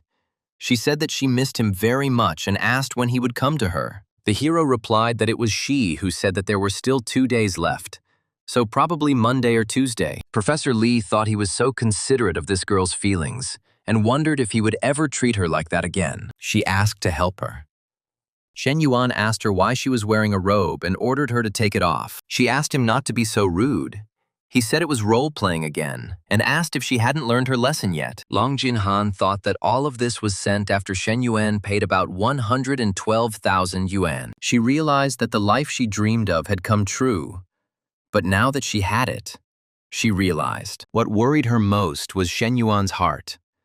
She wondered if he really felt anything for her. Shen Yuan noticed that Junior Long had such a high critical level and was a candidate for a premium character. Shen Yuan noticed that the star experience card only had half a month left, and it looked like he needed to speed up his training. Starting tomorrow, he will increase the intensity, and the nutrition plan needs to be adjusted because weight gain is too slow. Coach Liu agreed and said it was time to take a shower, and she remarked that Daddy, the more she looked at him, the more handsome he became. He called her a little minx and asked what these sudden compliments were and to just tell her what she wanted this time. She replied that his baby was hungry. The guy said that then she should walk on it. She would be rewarded. She moaned contentedly in response. The next day, the hero attended the signing ceremony of the entrepreneurship project in the small assembly hall. Professor Li remarked that this was the first time she had seen him in such original clothes, and it was completely different from how he usually looked. The girl asked Professor Li if she really had such an amazing class and such a rich and handsome student. She added that she heard that many girls from the university had their eye on him, and he had already found someone. And they told her that maybe not. When they noticed that she had blushed, she hesitated and was asked if she had a crush on her own student. But she replied that of course not, and asked me not to talk nonsense. Director Su thanked student Shen for such generous support of 10 million yuan. Shen Yuan replied that he was being too kind, and after all, he grew up here, and it was only natural that he would want to give something back. Shen Yuan added that in addition to this project, the university will later launch other initiatives. The director told the journalists to focus on filming Shen Yuan and write more articles about him. He reminded them that they need to shape its image as the pride of the university. The director added that Shen Yuan was only involved in the business space and ordered that he be made an example. He said to award him the title of Model Student of the Year and also to nominate him for the nomination of the 10 best students of the university. The secretary countered that Shen Yuan had terrible grades and had barely attended classes this semester, so he was unlikely to fail the tests. The director replied that it was not a problem and that these awards were not only based on grades, but that abilities were also important. A trainee reporter from Xincheng TV introduced herself and said that they were preparing a special broadcast for the end of this month. She wanted to invite him to participate. Shen Yuan replied that she should leave his contact information first. Shen Yuan thought that his supervisor was here, and if she misunderstood, things could turn out badly. He decided to avoid any suspicion and suggested discussing the details on WeChat. He needed to go. When the reporter invited him to dinner, he said no. Thanking her, he had plans for the evening and then wished her all the best. The girl asked Professor Li if it seemed like her student wasn't a fan of flirting since he refused. Fu Yingzi reported to the boss the list of those who were accepted into the entrepreneur base after the second stage of the examination held yesterday. She said that she had discussed the distribution of shares with Jin Han, the younger sister, and it was to be done in 3 stages. She explained that he, as an investor, owned 70% of the shares, and the student entrepreneurs owned 30%. After the return of investment, 20% of the shares will be transferred to students based on the project's evaluation. Shen Yuan noted that this distribution of shares could motivate students to work hard, and that was enough. Fu Yingzi confirmed and said that she would bring her right away. Lu Xinyue greeted Shen Yuan. Shen Yuan thought that the senior standing in front of him was so mature and refined. It became difficult for him to control his emotions. Lu Xinyue greeted him again, but he was still in a daze. Shen Yuan asked, her business plan was to open a supermarket on campus, right? And she aimed to expand over time. Lu Xinyue replied that this was, in a way, her dream. He then asked her why she thought Amazon was so successful, and added that he would like to hear her opinion. Shen Yuan approached her and said that he thought it was all about profit sharing. Shen Yuan thought that the elder one had actually prepared, and this case was even discussed in the EMBA program in Hong Kong. But now it was time for him to brag a little, he said. It was true, and it was not only about competition, but also about managing the service. He added that they had the perfect timing and environment, but it was extremely difficult to replicate in other cities. Lu Xinyue hummed in agreement. Shen Yuan said that her idea was quite bold, and they could try it gradually. Shen Yuan thought, firstly, the elder had excellent personal qualities, and secondly, their relationship could deepen. Lao Huang and Lao Cao could not understand why their project was rejected, but Yang Song's project was approved. One of them recalled that he had a lingerie store and figured there were a lot of pairs on campus, so the market would be huge. Another called him a jerk and asked who would even go into a lingerie store on campus, and who would have the guts to do so. He added that, frankly, it wasn't just about the idea, and getting into the startup pool depended more on gender. The first one objected, but if Shen Yuan chose based on gender, then how did Yan Song and that second guy go? They told him that it was obvious that these two were needed as a distraction. One of them said that the guy was just hopeless, and even he and Liu Chai didn't get through. And who did he think he was? He suggested checking out the university's official announcement, which stated that the third brother had signed an official agreement with the director. Another remarked that ever since the third brother had been given the right to date every girl on campus, he had completely forgotten about them. He said that in his place, he wouldn't come back either. And what's the point of hanging out with guys? And he would also change girls every day. He added that, frankly speaking, if a third brother appeared in the dorm now, every guy in the group would turn green with envy. One of them asked why, and they explained that it was because of the startup incubator's list of candidates. The protagonist thought about solving problems as they came, and the first thing he needed to do was build a good relationship with this elder. He asked her to say something in Japanese. The girl asked what exactly she wanted to hear. The guy answered, "Whatever," the girl said. "Konnichiwa." When the guy asked what it meant, she explained that it was hello in Japanese. He asked for something else and she said, "Arigato." The hero asked, "What is this?" The girl replied, "Thank you." The hero asked for more, she said. "Suzukete kudasai." When the guy asked what it meant, the girl explained that it meant, "Please continue." She realized that he probably wanted to hear phrases from those very films and said, "Yamete" and "Yamete yo." Shen Yuan thought that this was it, and swore that if any Chinese guy heard this in real life, such a buff would drive him crazy. It seemed to him that the older one liked it too, and everything was going much better than he thought. Shen Yuan told the secretary to come in. Fu Yingzi said that according to calculations, the investment in the seniors project was 220,000. Lu Xinyue agreed. Shen Yuan thought that they would see how everything went, and then it was necessary to test how capable the elder was in practice. The system congratulated the bearer on the successful investment of 10 million and issued a reward. Shen Yuan was surprised, thinking that this was the loyalty system, and what would happen there. And for some reason, he was nervous. He obtained 100% ownership of Jingfu Health Management Company Limited in Xingheng City. Shen Yuan was amazed. The system was simply something, and the whole company fell right into his hands. Ming Hui said okay. They made an appointment at a cafe. Her friend asked if she was going to meet Shen Yuan. Ming Hui confirmed that her friend asked if she had seen the list of participants in the startup incubator, which included 5 gorgeous girls. Ming Hui replied that she didn't care. She said that Shen Yuan must have had his own reasons for keeping it a secret. Ever since she started dating him, she realized that he was different from others. And there was maturity behind all those things. Her friend asked her to stop already. 2 girls asked for a ride to Zhenghua Street. Shen Yuan thought that there was something wrong with these girls, and they were seriously so shameless. First the cafe, now the auditorium. And wasn't he crystal clear? They still had illusions. He decided that, damn, he needed to be even more direct and said, sorry, but he wasn't going to Zhenghua Street. The girls were outraged that he would die or something if he gave them a lift. And here you have a billionaire, and he didn't even look in their direction. One of them thought that if Shen Yuan was a mountain, then she was stuck at the foot of it and couldn't even find the path. For the first time in her life, she felt so helpless. Shen Yuan thought that his reputation and influence in the university were growing rapidly, and he even received an interview invitation from Xingcheng News. Everything seemed to be breaking, but it still wasn't enough. He decided to use Jingfu Health as a springboard to establish himself in the business world and pursue his ultimate goals. Shen Yuan ordered coffee while waiting for the girl and asked Xin Yu to make him a cappuccino. Xin Yu agreed, calling him son-in-law.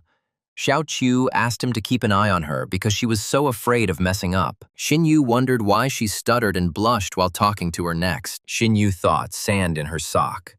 And considering the boss's reputation, was it really true that they had such a relationship? Xin Yu offered her son-in-law to try her drink, saying that it was the first time she had made it, and her son-in-law replied that he thanked her. Xin Yu hesitated, but her son-in-law said that for a first attempt, it turned out very well. Then Xin Yu added that she had also learned how to make American-style coffee. She decided to ask her son-in-law if he wanted to try it. Xin Yu said that she would return to her work, and her son-in-law agreed. That same evening, Ming Hui said that she was there, and added that she missed him so much. The guy replied that he also missed her very much. Min Hui asked, but he didn't miss her as much as she missed him. He answered, how was that possible? And said that he missed everything about her. Ming Hui asked, so he just missed her body, right? He replied that her body was also a part of her. So the expression, I missed everything connected with you, was quite appropriate. In the morning, the guy thought that Min Hui was usually so bossy, but she didn't say a word about the startup. She seemed to have become much more grown up and mature, and he decided that this was good and wanted to see what was going on with the Jingfu Health Company. That same day, the company's CFO, Lu's sister, announced that 2 days ago their former boss, Shi Wenquan, had cashed out all the money. She said that the new boss would come with a new team, and those present should be ready to pack up and leave at any moment. The former owner of Jingfu Health, Shi Wenquan, said his friends had all been notified and he was leaving the Jingfu family. He thanked everyone for their support over the years. The new owner introduced the new boss, Shen Yuan, and expressed hope that everyone would continue to work hard under his leadership. The employees whispered that this was probably the new boss next to President Xi. They noticed that he was so young. He looked to be about 20 years old, and were surprised that he was able to buy such a large company. Shen Yuan said he was glad to meet him and introduced himself. He announced that today was a handover meeting and that there were no other work assignments for now. He ordered that, except for the HR director and the CFO who were to stay, everyone else could go home. President Shen asked what his instructions were. Shen Yuan asked to send him the reports by mail. He then called his secretary and said that the project to create a startup base was almost completed, and the work could be entrusted to Jin Han. He told her to come to work at his company, Jingfu Health, tomorrow. Fu Yingzi was surprised and exclaimed, "Mother of God, Shen Yuan also had another business, and he turned out to be a true master of stealth." She said that there was still half a month left before the summer holidays, and she had classes every day. Shen Yuan replied that she simply didn't fail the exams, and her internship started in October, so she could start earlier. Fu Yingzi asked for time to prepare and send the company's address, promising that she would be on time tomorrow. Shen Yuan looked at the financial reports and personnel reports. He saw that the 2 fitness centers and yoga studios were quite profitable. Even a medical center with poorer performance can reach the break-even point. He noted that the company's problem was overstaffing and excessively high monthly online marketing costs. When Shen Yuan called, no one answered, and he wondered what was going on. They told him that Su Shu Wei had left an hour ago, saying that her family had urgent business. When he asked what the urgent matter was, they told him they didn't know, and added that they had called her later but she hadn't answered. At Su Shu Wei's house, Zheng Liangfeng was indignant that harsh words were one thing, but now she was at fault. But she acted as if she was right. She asked what she had done wrong and remarked that who in the house doesn't have leaks, and that a leak is already a crime. They told her that there was a leak in her house, but she didn't even go down to tell anyone or deal with it. When Su Shu Wei's younger brother came and told her, she even scolded him and was asked how she should behave in general. Zheng Liangfeng replied that this child knocked on the door without even saying hello, completely without manners. So what's wrong with her scolding him? Shen Yuan said that if you leave things as they are, then next time, things will only get worse. Su Shu Wei replied, asking to forget about it, and she did not want to discuss it anymore. Shen Yuan ordered to apologize to the child, because he was not guilty of anything. Zheng Liangfeng was indignant, apologized, and laughed or something. And why would she apologize? Zheng Liangfeng added that he wasn't even married to her, but he was already so eager to protect her. Do you really have a civil marriage with her? And notice that young people know a lot about entertainment. Shen Yuan repeated that she had scolded the child, so she should apologize to him. Zheng's son Liang Feng asked, "Who the hell are you? And who did he think he was when the hero hit him?" Zheng Liangfeng's son told Shen Yuan to just wait and he would call his guys now. He called Brother Long, shouting that he had been beaten. Shen Yuan replied that go ahead, call him, and he would also call his people. 15 minutes later, a car pulled up and someone who arrived asked who had hit him. Brother Long arrived and shouted that it was he who raised his hand against his brother.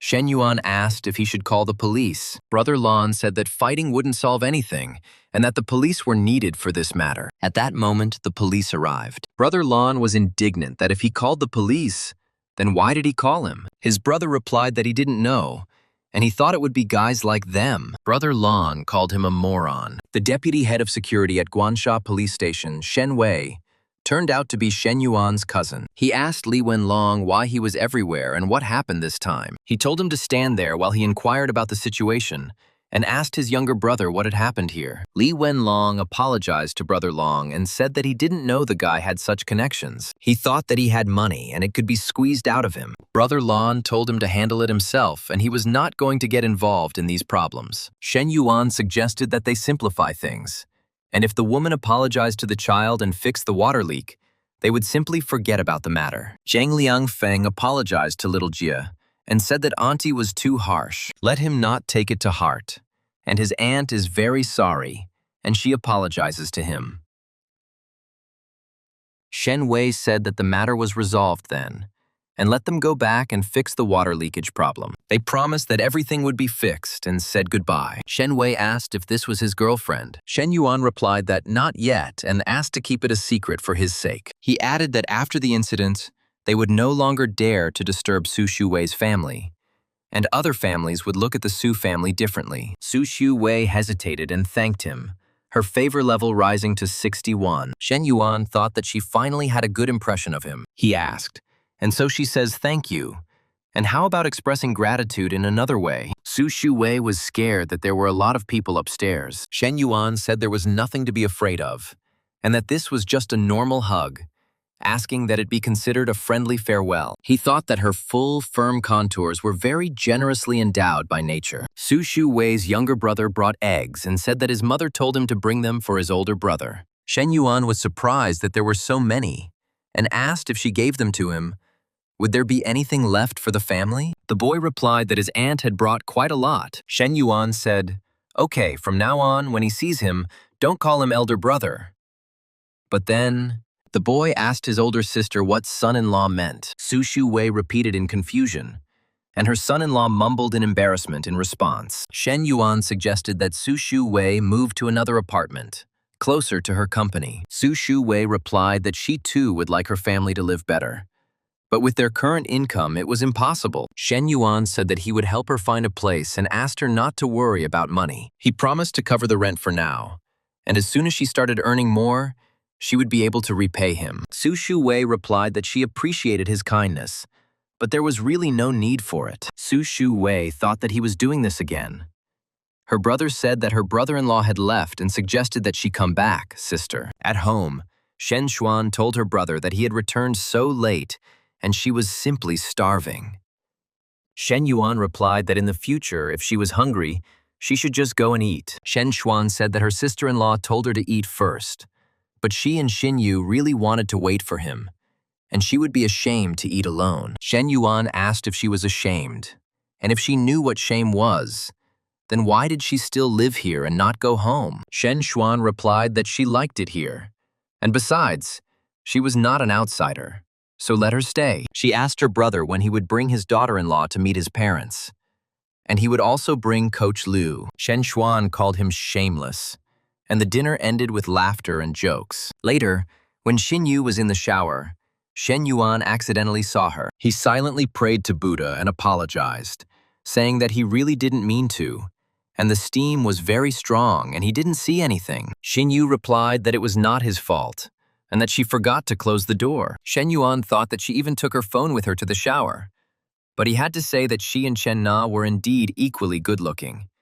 Chen Na was elegant, and Xin Yu was pure and innocent. Xin Yu thought that she would never have thought that the first person to see her completely naked would be her son-in-law. The next day, Shen Yuan asked Coach Liu to help him inspect the 2 gyms and the yoga studio. He said that it is necessary to evaluate their work, the level of service, the efficiency of their employees, and note their pros and cons. Coach Liu asked him to inspect them and whether he wanted to buy them.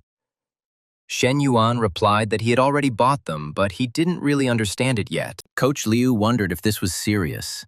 She thought that even the smallest fitness club cost more than $1 million. The system detected that the user had begun to evaluate their business and reminded them that the business should not only be stable, but also improved. Coach Liu asked what Daddy was thinking about. Shen Yuan replied that regarding the gyms and yoga studio, he told her to use any means necessary to infiltrate and conduct an investigation. The next day, in the chairman's office, Shen Yuan realized that it would take more than a couple of days for Coach Liu to infiltrate. Manager Jia said that the examination centers in Xingchen rarely made a profit and were already considered quite good. He asked not to worry, said that he already had a plan and would expand sales channels. He said he had recently hired several talented, well-connected salespeople and asked for time. Shen Yuan asked if he already knew about the need for expansion, then why did they only start hiring staff now? Manager Jia replied that he had every right to criticize him and that it was his mistake. He explained that they had recently upgraded some of the equipment and he had focused only on that, misplacing his priorities. Shen Yuan said that it was clear and he could go. Manager Jia thought about why Shen Yuan was asking about his family and felt uneasy. Shen Yuan decided that this Jianan show needed to be replaced. He thought that he was cunning and dishonest. Several employees had his last name, which clearly indicated nepotism within the company. Shen Yuan called Fu Yingzi and asked if she was getting used to her job. Fu Yingzi replied that everything was fine and she was still getting used to it, but everyone in the company treated her well. Shen Yuan said that of course, no one in this company would dare to offend her, and asked her to adapt quickly. He added that she should work harder, and in 2 months he would give her a car worth 200,000 yuan. Fu Yingzi was surprised and asked if he was serious. Shen Yuan replied that he had deceived her at least once. Shen Yuan thought that everything should be taken gradually, and even the maids should be taken one by one, and there was no need to rush. In the office of the general manager of Jingfu Health Examination Center, Old Man Yu told Chief Jia that the people he hired were really reliable. He asked him to watch them closely. Old Man Yu reminded him that he had just made a promise to the new boss, and if anything went wrong, they would all be screwed. Chief Jia replied that Old Man Yu should not worry, and said that these sales managers were his former subordinates. In the evening, Chen Na returned home and said that she had gone to the Nigatron shopping mall in the morning and bought Shen Yuan a pair of suits. Shen Yuan thought that the men's business wear was from Nia and Bloney, and it probably cost a small fortune. He asked how much she spent. Chen Na replied that it was about 1 million. Shen Yuan said that most of it probably went on the Peter watch, and it cost about 800,000. He called her silly and said that she should spend money on herself and why spend it on him. He asked his dear Chen Na to come to him so that he could reward her. Chen Na replied that no, and Xin Yu was also at home. If she saw it, she would be ashamed. Shen Yuan told her what she had to be afraid of and added that it was just one little kiss. Xin Yu saw them, apologized and said that her sister and brother-in-law could continue. Chen Na said that it was his fault and she really saw everything. Shen Yuan replied that Xin Yu was already 18 and she was not a child. The next day, Shen Yuan thought that although Xin Yu was currently helping out at the cafe, Chen Na still went out to the store early. He decided that he should meet Professor Li at her home today to discuss personnel management. Xin Yu called out to him. Shen Yuan asked why she didn't leave with her sister. Xin Yu replied that she had a half-day off, and she noticed that his car did not have a card for a phone number. She said that when he bought a car for her dad, he got another card for her. But until now, she hadn't had a chance to give it to him. Shen Yuan thanked her. Xin Yu accidentally touched him and asked him not to tell her sister about it. Shen Yuan thought that she meant the card for the room, or there was something else she wanted to hide from Chen Na. Li Meng asked her sister if Shen Yuan would come soon. Professor Li was surprised how she knew. Li Meng said that a person who usually does not wear makeup suddenly puts on light makeup at home and carefully chooses clothes. Professor Li replied that Shen Yuan would come to study. Li Meng asked if she should go into that room and said that was fine. And her little sister learned all his bad habits. Shen Yuan arrived. Professor Li asked why he was standing at the door and told him to come in quickly. Li Men received the gift and said that the gift was for her and from him. She thanked him and said that she would go inside and admire her gift. She then added that she was leaving her sister and Shen Yuan alone to study. Professor Li said that she had asked her to stay in the living room and noted that this girl was not so easy to calm down. Professor Li said, "Come on, it's time to start their joyful teaching." She asked if he did it on purpose. Shen Yuan replied that he did, and he just didn't want to come empty-handed. "So I bought her sister a little gift and that's all." Professor Li said, "Forget about it and let's start training." The system has detected that the carrier has begun studying human resource management. Professor Li noted that the university's program was one of the best in China and very prestigious. She said, "Let's start with this book on human resource management."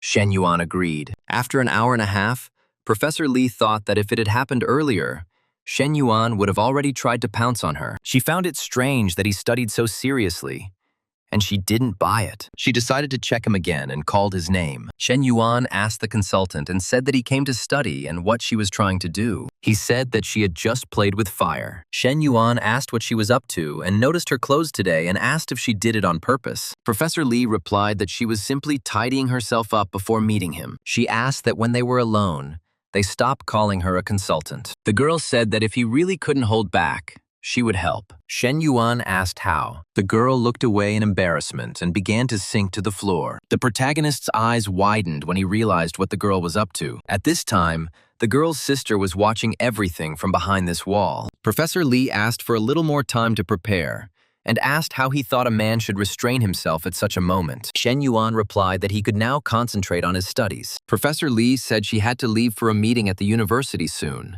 so she could stay with him for about an hour. Shen Yuan used the effective learning map, and the system congratulated him on mastering all the key management skills. Shen Yuan thought that he didn't think it would take so much effort. And next time, using the training card. He will no longer be able to do anything else at the same time. Shen Yuan said that he was tired from studying and a little sweaty, and asked if he could take a shower with her. Professor Lee agreed and said that she would bring him a new towel. The protagonist answered Director Shu's call. The director asked if she had seen Secretary Kong's message and said that they were waiting for Shen Yuan. The guy told Li Men that he had urgent business to attend to and was leaving. At the hotel, Shen Yuan greeted Secretary Kong and Director Shu. Secretary Kong said he was being formal and invited him to sit down. Secretary Kong announced that following discussions at the leadership level, they had decided to award him the title of Excellent Student. Kong added that they planned to nominate him as one of Star City's outstanding students. Shen Yuan thought so in the end, he was just counting on free sponsorship. Shen Yuan suggested that they talk about the library a little later and asked if their university conducted 2 physical examinations every 4 years. Director Shu was surprised why Shen Yuan suddenly asked about the medical examination. Shen Yuan replied that he had recently acquired a medical company and it had a medical examination center. He said he would like to expand the partnership and their university would be a great place to start. Director Shu said that although he understood the matter, he had no authority to make a decision and felt awkward sitting here. Shen Yuan asked, "So what is his decision?" Director Shu said that it looks like we'll have to share resources through this library agreement. He explained that ultimately, whoever conducts medical examinations receives a commission. Shen Yuan said that he had overindulged and was starting to feel dizzy, and he was getting drunk quickly. Director Shu came over and asked where Shen Yuan was, and was told that he said he couldn't drink anymore and left first. Director Shu noticed that this Shen Yuan was much more complex than he thought, and at his age, he didn't care about titles and fame. Half an hour later, Coach Lu said that the next time Shen Yuan went out to drink, he should take her with him. She could help him cope with at least a couple of glasses. Shen Yuan replied that how was that possible? And she had worked so hard on her physical fitness. Coach Lu said, "Stop teasing her," and handed him some honey water, saying it would help with his hangover. Shen Yuan said that if she wanted the honey water to work, she should drink it differently. Shen Yuan asked if there was any progress on the inspection of the fitness centers that he had requested and told him to report back. Coach Lu reported that, firstly, there were not enough likes and comments on the social media accounts. Obviously, the videos weren't attractive enough.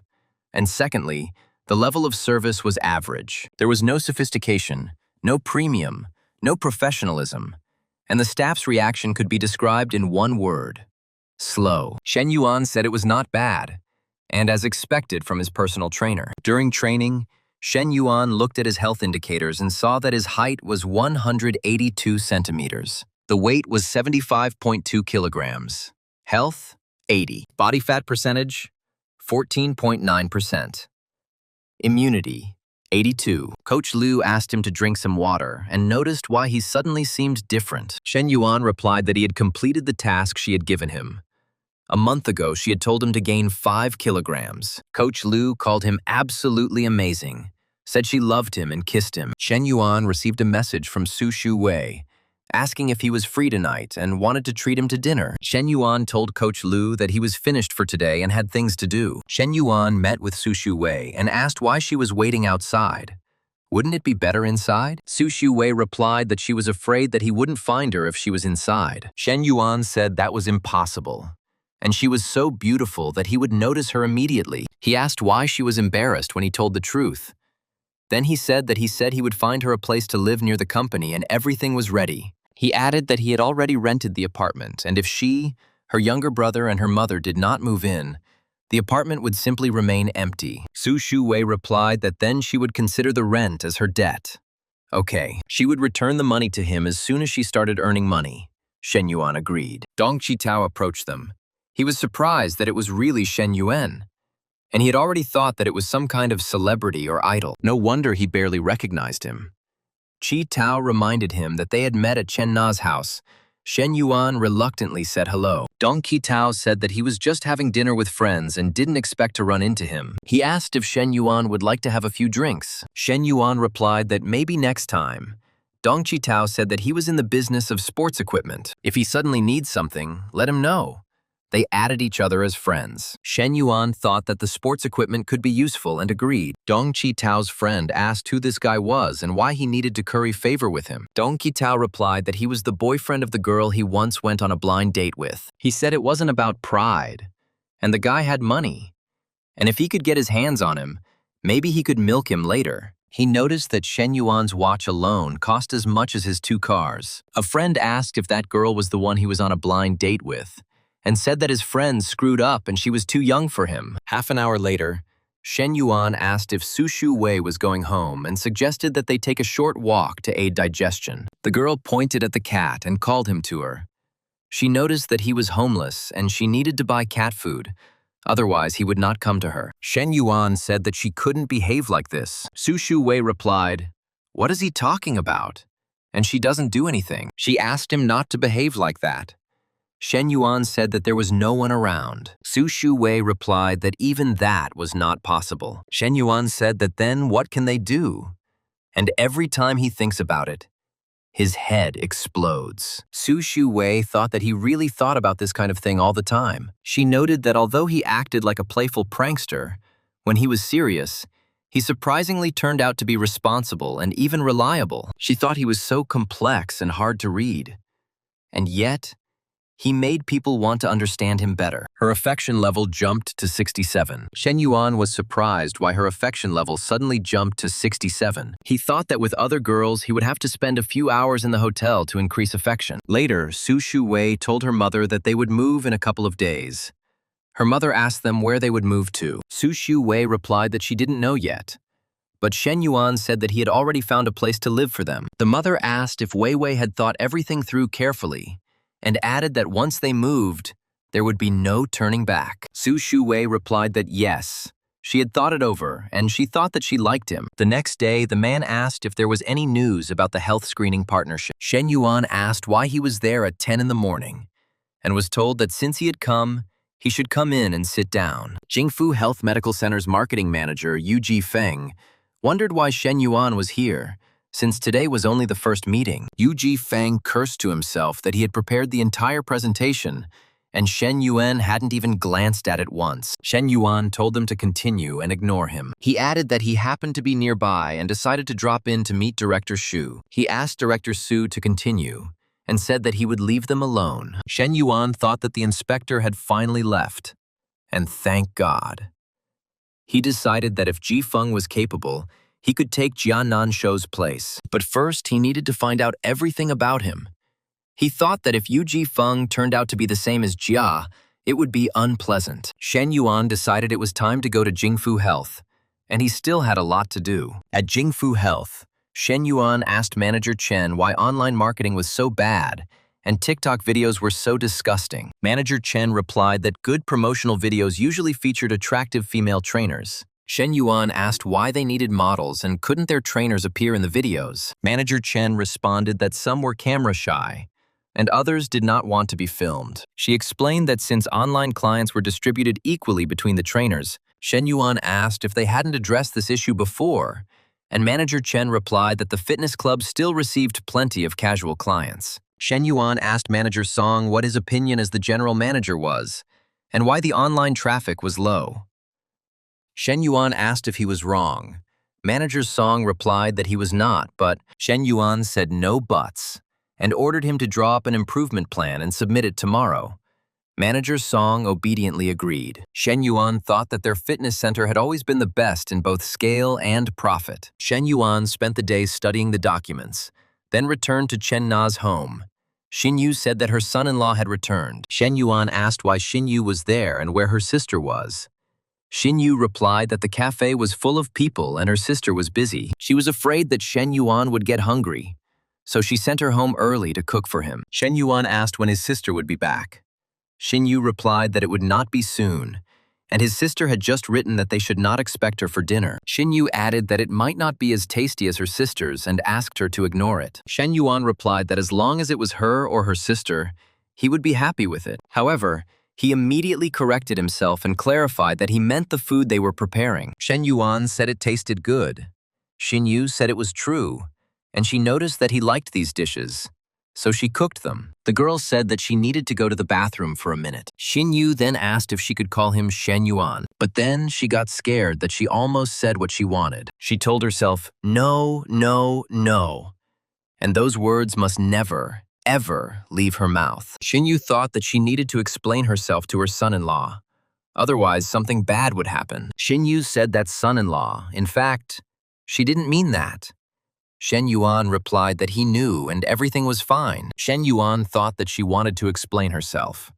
But he said that he had nothing against it, so why was she angry? He decided that the thoughts of these 17 and 18-year-old girls were really difficult to understand. But since his previous answer had upset her, he should rephrase it. Shen Yuan said that everyone has the right to choose, and she should not confine herself to the confines of society. Xinyu wanted to say something, but at that moment Chen Na arrived. Chen Na asked Shen Yuan and Xinyu if they had eaten yet. Xinyu replied that yes, they had eaten, and asked her sister if she had eaten yet, and offered to warm up the food for her. Chen Na said that Shen Yuan had created such a wonderful, wonderful environment for her. The next day, Coach Lu said she visited 2 other gyms. Shen Yuan asked her to tell her what problems she noticed, and Coach Lu replied that the yoga studio provided good service, but she had few clients and was having trouble attracting customers, and another gym was having similar difficulties. Shen Yuan said that these were all minor problems, and it all depended on whether the managers were willing to solve them. He asked who she thought he was, and said that he was free that afternoon and suggested going on a date, but he added that in addition to reporting the problems, she should provide him with a plan to solve them in the evening. They spent 230,000 yuan, and after triple cashback, the net profit was 460,000 yuan. Coach Lu said that today was probably, perhaps, the happiest day of her life. Her affection level reached 93.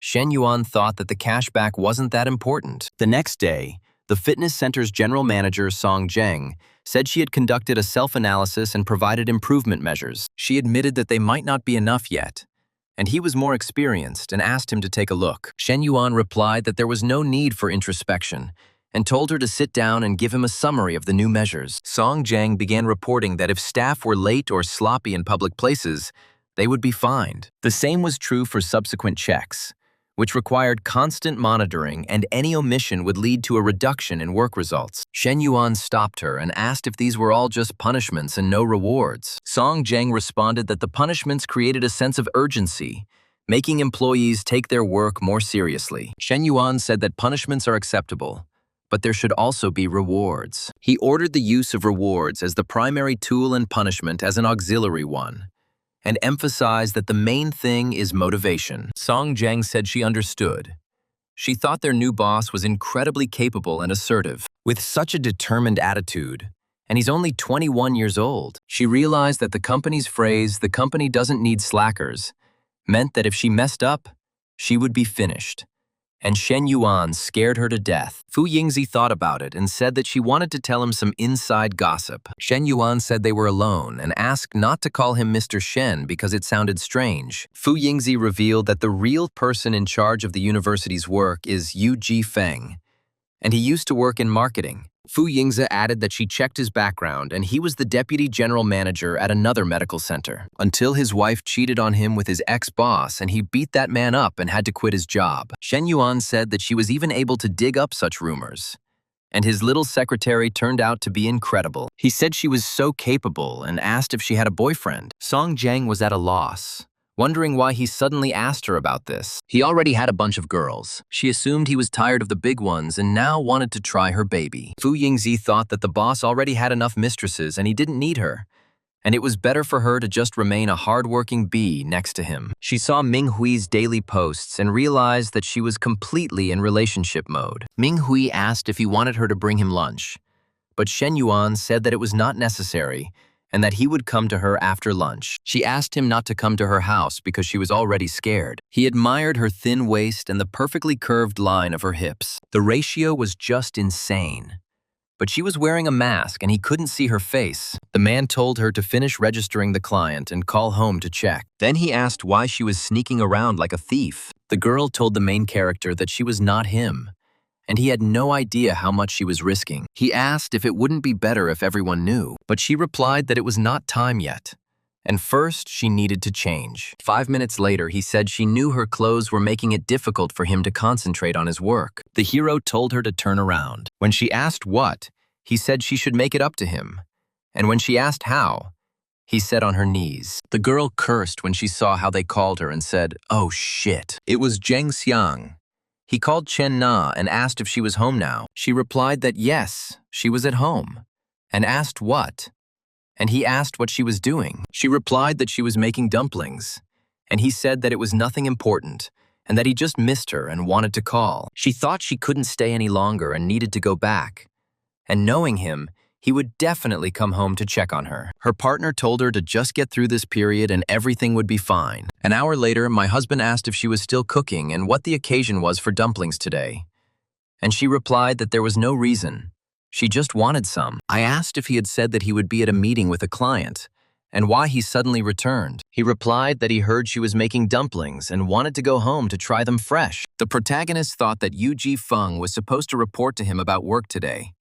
But due to what happened, the conversation would have to be postponed. He thought that the longer he worked, the more acutely he felt his lack of knowledge, and it was worth asking Professor Lee for lessons. He asked when she would be back home, and she replied that summer holidays were coming soon, and she had a lot of work and in at least an hour and a half, and asked. The hero said he wanted to study with her and asked if she had highlighted the key points in the International Economics textbook. She replied that yes, she had finished everything, and asked if he wanted to start memorizing the new chapters today. He said that what he really wanted to see most was her, and that he missed her.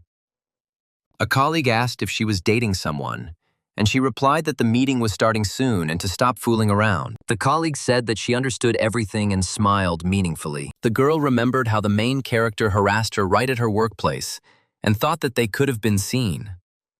The woman did not calm down and said that dating her student was not such a bad thing. The girl couldn't hide her embarrassment, so she couldn't answer. Her colleague wished her happiness and left, saying that she needed to get ready. The protagonist came to pick up the study materials, and Li Meng said that she knew. Her sister sent her a message, and the books are on the shelf in her room, and let her look for herself.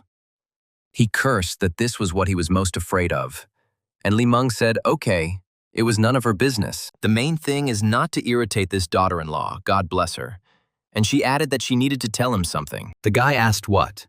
The girl continued and told him to do it with her once. The hero was confused and did not understand what was happening. Li Meng told Shen Yuan not to think too much and only suggested it once. He could see it as searching for a partner to satisfy certain needs. Li Meng added that she would not say anything and let him consider it their secret. When Shen Yuan asked why, she replied that there was no why.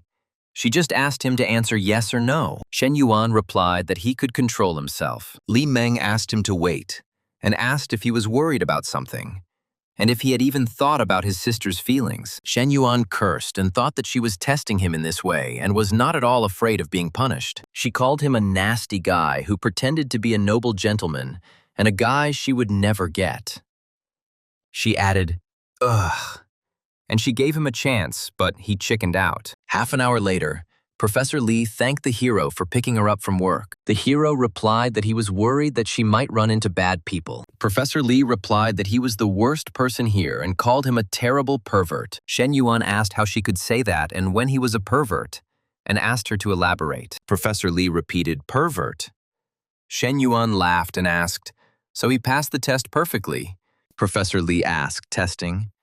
And what kind of testing?" Shen Yuan replied, "The one that was in the evening." Shen Yuan thought that Li didn't know about Li Men's inspection, which meant Li Men was serious. He thought, great, and another pair of sisters. So he bought one and received the second as a gift. This is a huge profit. Shen Yuan smiled. Professor Li asked why he was smiling. Shen Yuan replied, "Just thinking about something good." Li Men said that her sister had returned and asked why Shen Yuan had come with her. Shen Yuan thought that he had never looked closely before. But although Li Meng was 172 centimeters tall, his legs were longer. He thought that Professor Li, at 168 centimeters, was not so tall, but her breasts were larger. Professor Li told him to ignore Li Meng and that she was just trying to show off. She noticed that Shen Yuan didn't seem to tell his elder sister anything. Li Meng said that it was okay and she would not disturb them and would go to her room, and asked Shen Yuan not to misbehave. Shen Yuan said that this was not an outrage, and he got straight to the point. Professor Li asked to spare her today because she had been busy all day and was tired. Professor Li called him a scoundrel and asked if that was why he was smiling in the car. After 20 minutes, Professor Li asked if he was now satisfied and if he could go home. Shen Yuan replied that it was almost midnight, and he would stay here today and sleep on the sofa. It was all decided. He was tired. He thought that Professor Li had already fallen asleep and she must be very tired. Li Meng thought it was interesting that her daughter-in-law really didn't lock the door. Li Men exclaimed and asked what he was doing. Shen Yuan asked not to talk. Li Men asked if he really came. Shen Yuan replied that she left the door unlocked. And why should he not come? Li Meng said that what she said earlier was nonsense and a momentary madness, and asked not to take it seriously. Shen Yuan replied that he had already taken it seriously. Li Men groaned. Shen Yuan thought that she was already so loud, and he hadn't even inserted anything. Li Men tried not to make a sound. Shen Yuan asked if she was satisfied now that 2 hours had passed. Li Meng said that it had been a long, long time since she had been so satisfied. The guy asked if she had had partners before. The girl replied that no, and he was the first. Even with her ex-boyfriend, she never did anything like that. Li Meng asked her not to dare tell her sister about this. Shen Yuan hummed in agreement. Li Meng thought that although it couldn't be called cheating, Shen Yuan wasn't her boyfriend, but her brother-in-law. And if her sister found out about this, it would be terrible. Li Men cursed and said that if her sister saw that Shen Yuan was not in the living room, they would be finished. She asked what they should do. Shen Yuan replied that the situation was a mere trifle and asked what was there to panic about. Li Meng said it was like riding a roller coaster. And that's true. It wasn't fun at all. It was terrifying. Shen Yuan replied that it was time to get used to it. And soon, such things would become commonplace. The next morning, Professor Li asked if Shen Yuan was awake and told him to wash his face, saying that breakfast was ready. Shen Yuan said the smell was simply incredible and she had worked hard. Professor Li asked him what he called her. Shen Yuan replied that she was a baby. Professor Li said no, and that it was the first time she had heard something like that. And it was unusual. Professor Li said that it was too early for that, and it would be bad if Li Men saw it, and told him to quickly go and wash up. Shen Yuan went to wash his face. Professor Li said that here, and she even squeezed out some toothpaste for him. Professor Li told Shen Yuan to dress properly because Li Men was here. She apologized to Li Men and said that it was her fault, and she didn't think about it and let Shen Yuan stay overnight.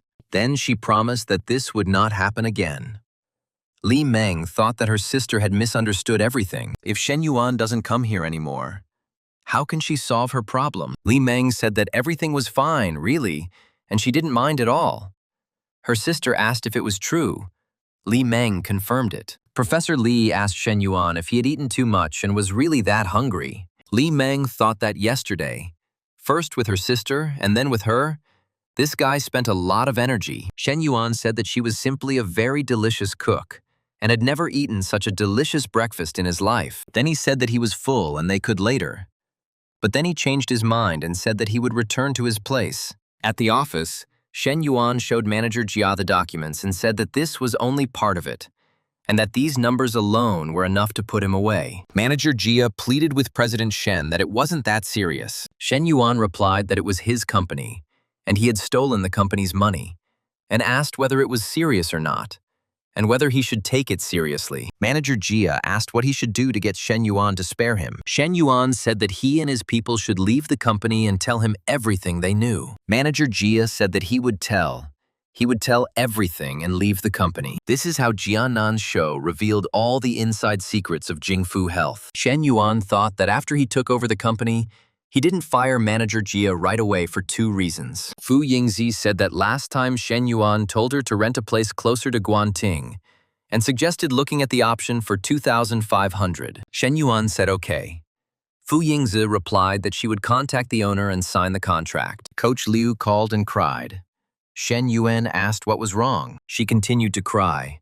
Shen Yuan asked what happened to her. He added that he had already arrived, but she still hadn't said a word to him. And she wasn't the type to just make a scene. He said, okay, he will go. Coach Liu asked him not to leave. The trainer said that recently he had been leaving quickly and had seen her for less than an hour. And nothing had happened at the fitness center either. She asked if he didn't need her anymore and began to cry again. Shen Yuan asked if she cried so much because of this. Coach Liu asked if he remembered the last time he called her. Shen Yuan thought that it had been a long time since he had paid attention to Coach Liu. Shen Yuan said that he had been busy cleaning up the company in recent days. And Coach Liu asked what he was talking about. Shen Yuan replied that the renovation work at the fitness center had already begun, and it would begin soon at the remaining 2 branches. He said that once they had completed all the modifications, she would need to check the result. Coach Liu asked if she would have an official position in Jingfu. Shen Yuan confirmed. Coach Liu thanked him and said that he had not forgotten about her. Shen Yuan asked how he could and what she was thinking. Coach Liu replied that she was obviously thinking about him and his big baby. Coach Liu asked what about it then? Shen Yuan said that if she continued like this, she would regret it. 2 hours later, Li Yuhan said that their bar would open in test mode today, and he gathered his classmates in as a co-owner. At the bar, the hero noticed that there were quite a lot of people, and most of them were probably friends whom Li Yuhan had invited. Someone called out to Shen Yuan and they greeted each other, saying that it had been a long time since they had seen each other. Shen Yuan replied that they hadn't seen each other for a long time, and his interlocutor became even more handsome. He told Shen Yuan not to think that he would end up being the most handsome guy in the class. The hero asked where Li Yuhan was, and they replied that Li Yuhan said he had something to do and would be back later. The interlocutor said that it seemed like they were the only ones who came without a partner, and he heard that there were a lot of beauties in the Faculty of Foreign Languages. He asked why he didn't invite a couple. Shen Yuan replied that there was no need, and there were plenty of beautiful girls here too. If he liked someone, let him just go and talk to her. He asked to help him choose which of them is better. Shen Yuan noticed that it was Xiao Lei, the cosplay girl, and wondered why she was here. He suggested that she was probably helping that streamer. One of the guys said that the girls in places like that knew a thing or two about quality, and with a pilot watch costing 300,000, he would have no problem winning them over. One girl said she would come over for a drink after she finished streaming. Another said her WeChat was blocked, but she also agreed to come when her friend finished the stream. Half an hour later, Xiao Lei approached Shen Yuan and said hello. Shen Yuan asked Xiao Lei what she was doing here. Xiao Lei asked what he was talking about and said that she didn't even know he was here. She added that if he had noticed, he would have called her a long time ago and would never have given another guy a chance. She asked when she approached them how she should behave, as acquaintances or strangers. Shen Yuan replied that he could do whatever he wanted and it made no difference to him. Shen Yuan thought that this girl was complex, straightforward, and had a strong character. And it was interesting. She was introduced as an influential girl in Xingchen with about 800,000 fans in Klaoyin. Xiao Lei said that he was too kind and that she was just a small blogger and was glad to meet them. She was invited to sit down. The guy asked the name of the beautiful lady next to her. Xiao Lei introduced her friend Lei. They raised a toast to their new friends, and Layla thanked them. Xiao Lei told the hero that she would drink a glass with him, but only one, and it tasted like soda. She was told it was champagne and had almost no alcohol in it. The girl asked if he had seen her startup proposal and when he planned to invest in it. Shen Yuan replied that he remembered that she wanted to start a media agency, and it required a lot of investment. He noticed that she wasn't a blogger and didn't have a loyal audience, and asked how her company planned to make money. Li Yuhan asked why Shen Yuan was so far away and called him to come over. He said that Shen Yuan, the dog, had picked up a beauty again and asked if they would share. Li Yuhan asked if he ever thought she came on her own. He asked her to stop bragging and asked if it was all just because he was handsome. Xiao Lei said that in fact, it was she who approached him. And yes, because he was handsome. So beautiful that she wanted to eat it right then and there. Shen Yuan told the others to continue drinking while he went to chat with his other classmates. One of those present remarked with envy that this jerk Shen Yuan was simply crazy because he already had a girlfriend. Now he also had a fair-skinned, seductive classmate, and he cursed that good girls always went to scumbags. Xiao Lei asked Shen Yuan if he was the co-owner of the bar and said that his empire was simply huge. Shen Yuan replied that the woman he was talking to was also quite big, and she asked if he had to be so straightforward. The guy noticed that she was practically openly offering herself to him. Another observer said she looked so innocent, yet was so active. Xiao Lei said she felt dizzy. Shen Yuan replied that after one glass, even the stray dogs on the street could drink more. Xiao Lei asked not to be compared to a dog, and asked if a dog was more beautiful than her. Shen Yuan said that perhaps she was a little cuter than a dog. Xiao Lei asked to be taken away from here because she was very sleepy, and said that she would go first. Shen Yuan apologized and said that he had something to settle and would leave first, and suggested that they meet next time. He was told to get out or enjoy life. Shen Yuan asked where she was going and guessed to the dormitory. Xiao Lei asked why he said the dormitory. Shen Yuan said that she was a girl, and couldn't she be more refined? Xiao Lei replied that they were already adults, and why couldn't they speak directly, and asked if he wanted to. Shen Yuan replied that of course he wanted to, and suggested that they go. Xiao Lei said that it was better this way, but even if he wanted to, nothing would happen tonight. She asked if he wanted to know why. Shen Yuan replied that not really. Xiao Lei still said that it was because the first time was very important for the girl, and she wanted to go on a few more dates with him. Xiao Lei said she applied to a startup incubator for money, and she knew the price she had to pay and asked not to worry. Shen Yuan said that she could stay here as long as she wanted, and he left, wishing her a good rest. Xiao Lei asked him to wait and asked if he could kiss her before leaving. Shen Yuan asked if she was asking for sex. Xiao Lei replied that no, and just wanted to know what the kiss felt like. Shen Yuan kissed her. Xiao Lei thought it was not bad, and sweet as milk. She asked if he had been like this with other girls, whom he had not cheated on. Shen Yuan replied that he was lying, and that they were doing just fine on their own. Xiao Lei said she didn't believe it and called him a show-off, but admitted that it was quite nice, but still not today.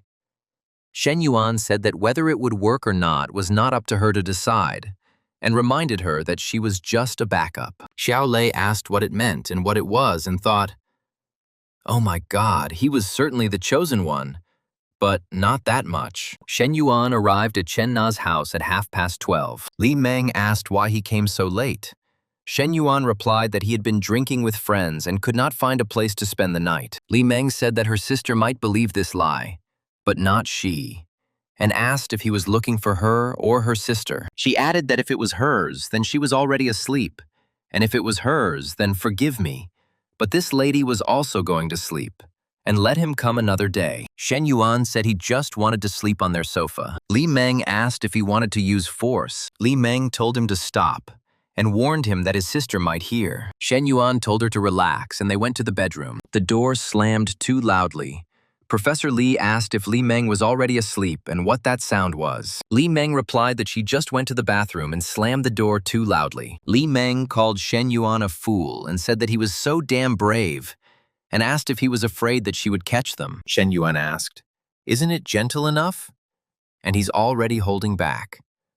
After 2 hours, Li Meng suggested that they no longer do this at home because it was too dangerous, and from now on, let's meet in hotels. He replied that no way, he was a poor student. Where would he get the money to rent a room? She was indignant. Where did he get so much shamelessness from? And the things he bought for her and her sister cost tens of thousands. She added that he had so much nerve to say that he couldn't rent a room. The hero asked, if not him, then who else would be her partner? And next time he would be more gentle. Let her believe him. She kissed him and thought that this guy was the king of shamelessness. But she couldn't do anything about him. The next day, Professor Li asked Shen Yuan and when he arrived. He replied that it was around 1 o'clock in the morning, and Li Meng let him in. The girl said that if that was the case, then next time he should tell her. Then the professor kissed the main character and told him to get some sleep. She decided to go and cook breakfast for the guy. Professor Li entered the kitchen and asked why her sister didn't wake her up when Shen Yuan came home late at night. Li Meng replied that it was very late and she was afraid of disturbing her sleep. And Professor Li said that she understood, and he had just had a little to drink. Half an hour later, Li Meng said that her sister had prepared breakfast for him, and whether he was going to get up.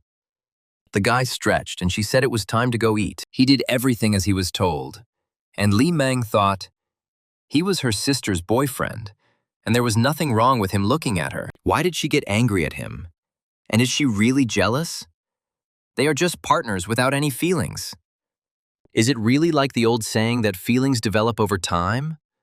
But that's illogical since they were only together for 2 nights. She said that she had already eaten and asked Shen Yuan not to rush. The girl decided that she would go and change her clothes. The hero said that he would take her to the university. The professor's sister asked why he didn't give her a ride to work. He replied that she was thinking about something and that they were just partners, and that he would give her a lift next time. She called him a heartless, perverted idiot, and her affection level rose to 65. He thought that it seemed like this partner not only wanted him, but also wanted feelings, and that was very good. Then he asked what time her plane left.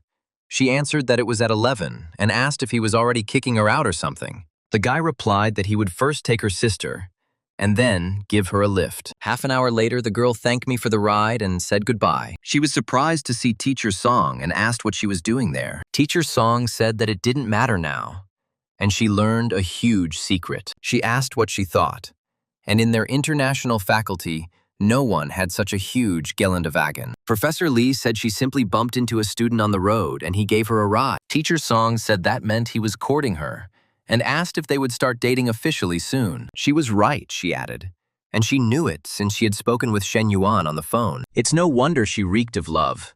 This is a story about an older woman falling in love with a younger man. A kind and gentle woman is dating a rich, handsome man. It's too good for a couple.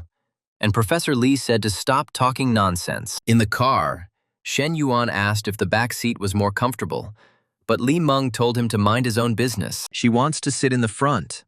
The hero thought that this partner was stern all day and needed to be disciplined, and said that he would help her call a taxi. The girl was indignant, asking if he was serious and if he didn't take her to the airport, she would never get out of the car. He replied that it was really serious and that she would arrive on time either by taxi or in his car.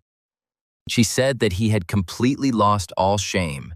She hadn't yet paid him for last night. He said that she would get used to it, and later she would even like it, whether she wants to believe it or not. She reluctantly agreed, and then he stopped the car in the middle of the road, and she asked what he was doing. He asked if that's what she wanted, and she cursed and asked where he got that idea from. It was obvious that she didn't want that. So he asked what she wanted then. Shen Yuan told Li Men to behave normally and asked her to watch her words and not say anything that sounded absurd. Li Meng asked, so it was her fault, and allowed herself to ask something. She noticed that he looked quite rich and asked him how he made so much money. Shen Yuan replied that he had started trading cryptocurrency and forex in his first year of college and was now running his own company. Li Meng was surprised. Li Meng asked him when he married her sister whether she could become a salted fish and whether he would mind raising another human. Shen Yuan replied that if she were like his sister, he would consider it.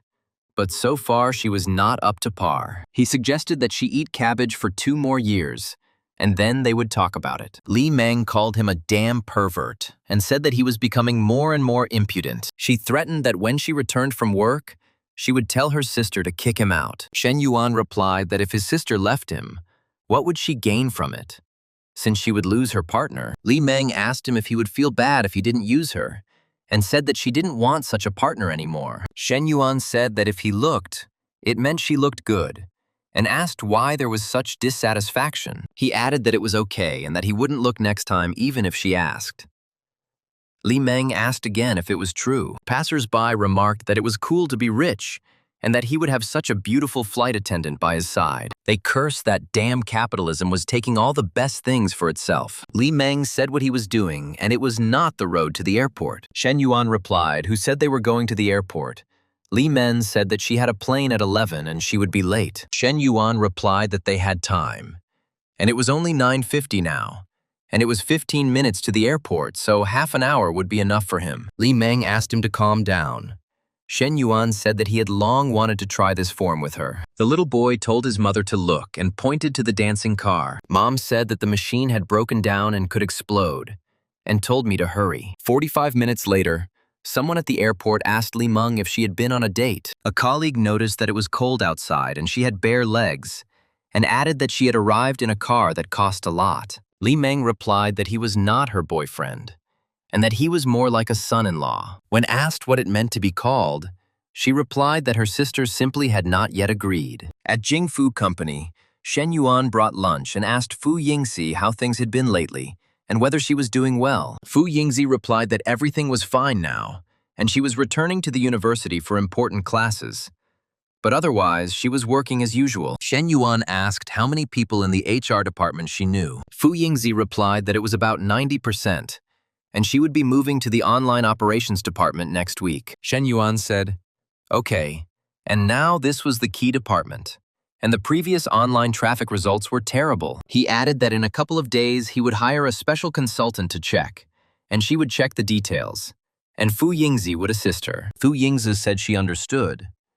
Shen Yuan added that she needed to try harder and create their own team as soon as possible. Shen Yuan thought that now he could only rely on the knowledge of his EMBA and MBA, and at least his conscience would be clear. He saw Su Shu Wei and thought that there was nothing much to see in the villa. He had already transferred the remaining 5 million, but he hadn't seen Su Wei for a long time, so it was worth stopping by. Shen Yuan arrived. Su Shu Wei told him about the smart home system. She said that he could control everything from his phone, household appliances, humidity, temperature. If a gas or water leak occurs, a notification will be sent to your phone. Shen Yuan said that she had said so much.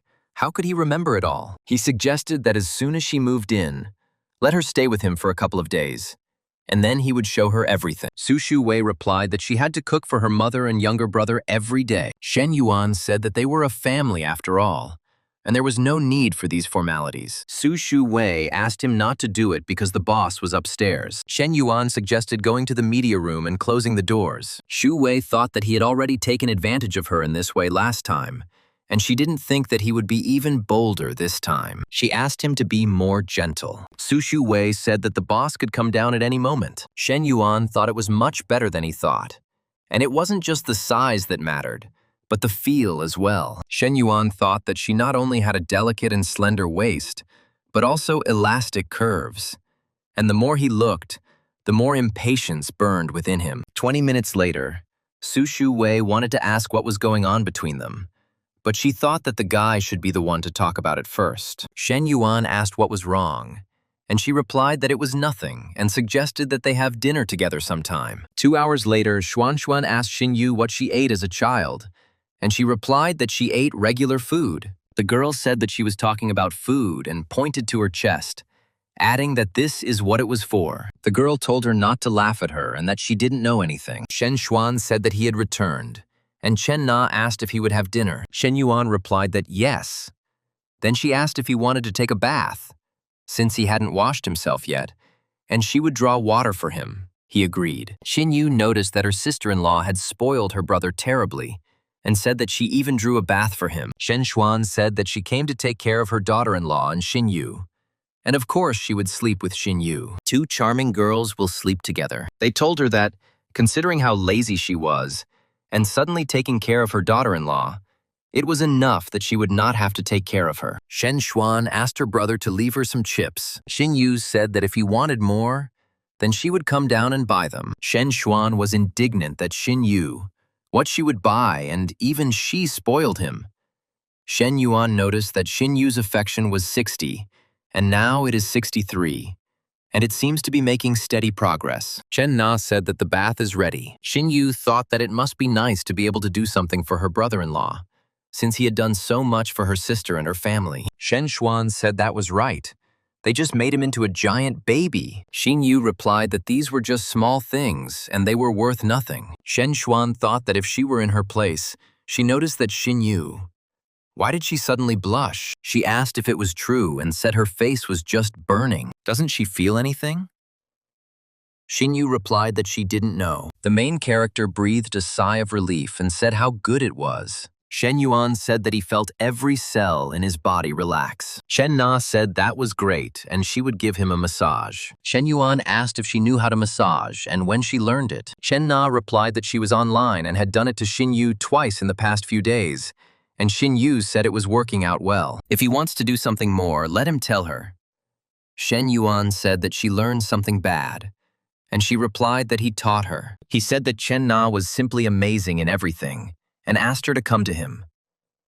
His phone rang, and Chen Na said that his phone was ringing, and what if something happened? He replied that even a global catastrophe is not as important as what they are doing now. The protagonist suddenly thought about Ming Hui, thinking that she was becoming more and more mischievous. It seemed to her that he had only said a few words to her recently, and she felt offended. He asked her if he was underestimating her, and whether such ordinary things would make her act. She asked if he wanted her to send him something really tasty then. He replied that he would be grateful, and asked to send it right away. Ming Hui thought he was retreating to pounce later, and it was obvious that inside he was passionately wanting to do so. She will continue to tease him. And that is the beauty of love. The hero thought that as for the next Layla, it would be worth keeping her in limbo for a little while longer. The girl was surprised that he didn't want to meet me, and I couldn't believe it. And she said that's enough. Just because she wasn't with him yesterday, he refuses to meet her. Shen Yuan told Ming Hui to forget about joking and meet him tomorrow morning. Ming Hui was delighted and said that then he would have to take her away. Shen Yuan remembered that the last time Long Jinhan brought the documents, he promised to meet her this week. Chen Na asked Shen Yuan how he planned to celebrate his birthday. Shen Yuan replied that he would spend it with her and suggested that they go on a trip. The girl was surprised and delighted. Shen Yuan said of course, and added that Chen Na smelled so delicious. Chen Na said that they had just finished. Shen Yuan replied that once was not enough, and he wanted to spend the whole day with her. Chen Na asked Daddy to unzip the zipper and asked him if he liked it. What about this uniform? And if he was sure he wanted to be with her. Xin Yu asked to be driven unconscious. The girl asked what kind of role-playing game it would be this time, and said that she was looking forward to it. The other girl said she was ready and asked me to be gentle with her on her first time. Another one asked which of these she should wear. The main character woke up and cursed, asking what he was thinking and whether such a blissful life in a harem was possible. Chen Na asked him what he dreamed about, and she heard him talking in his sleep. Shen Yuan asked if he was talking in his sleep and what exactly he said. Chen Na replied that she didn't hear him clearly and he just said a couple of names. Shen Yuan hesitated and said that it was probably work-related and he had been on edge lately. He thought that thank God it was Chen Na, and if it had been Professor Li or Su Shu Wei, he would have been in trouble. Xin Yu said that breakfast was ready. Shen Xuan noticed how generous it was and said that Xin Yu was terribly biased. Xin Yu replied that there were only 3 of them, and they would not be able to eat much, and a large amount of food would simply go to waste. Shen Xuan said that she loved her the most, but she still lost. Shen Yuan told Chen Na to stop fooling around and try it. Xin Yu thanked her son-in-law. Shen Xuan thought that it was just one compliment from Shen Yuan, and Xin Yu blushed. Why is their relationship still so awkward? Chen Na said that they had agreed. 15 minutes after breakfast, Xin Yu said that no, it was not like that at all. Her son-in-law treats her very well, and maybe she's just not used to it yet. Chen Na replied that he was actually very sociable and liked to joke, so let her spend more time with him and see for herself. A man asked a girl on the street where the beauty was going and if he could give her a ride. The girl asked how much his car cost. He lustfully replied that it was enough for her to give it to him, but she called him a pervert and told him to give it to himself. She said that her boyfriend really does have a Geländewagen, and not an expensive one, only about 3 million. She approached the hero and asked why he hadn't met her at the university gates, and whether he wanted her to show off. Shen Yuan replied, wasn't she just showing off just now? Xiao Lei replied that it was not enough, and that it was best to show off in front of the university gates when there were a lot of people around. Xiao Lei asked, so they would go to the hotel to finish everything. Shen Yuan asked if she wanted him to break the seal. She replied that no, and just wanted to know where they were going. Shen Yuan said that they were going to the bank, and he needed to take care of some matters. Long Jinhan wondered if she was really that unimportant to him, and even he treated Xiao Lei much better.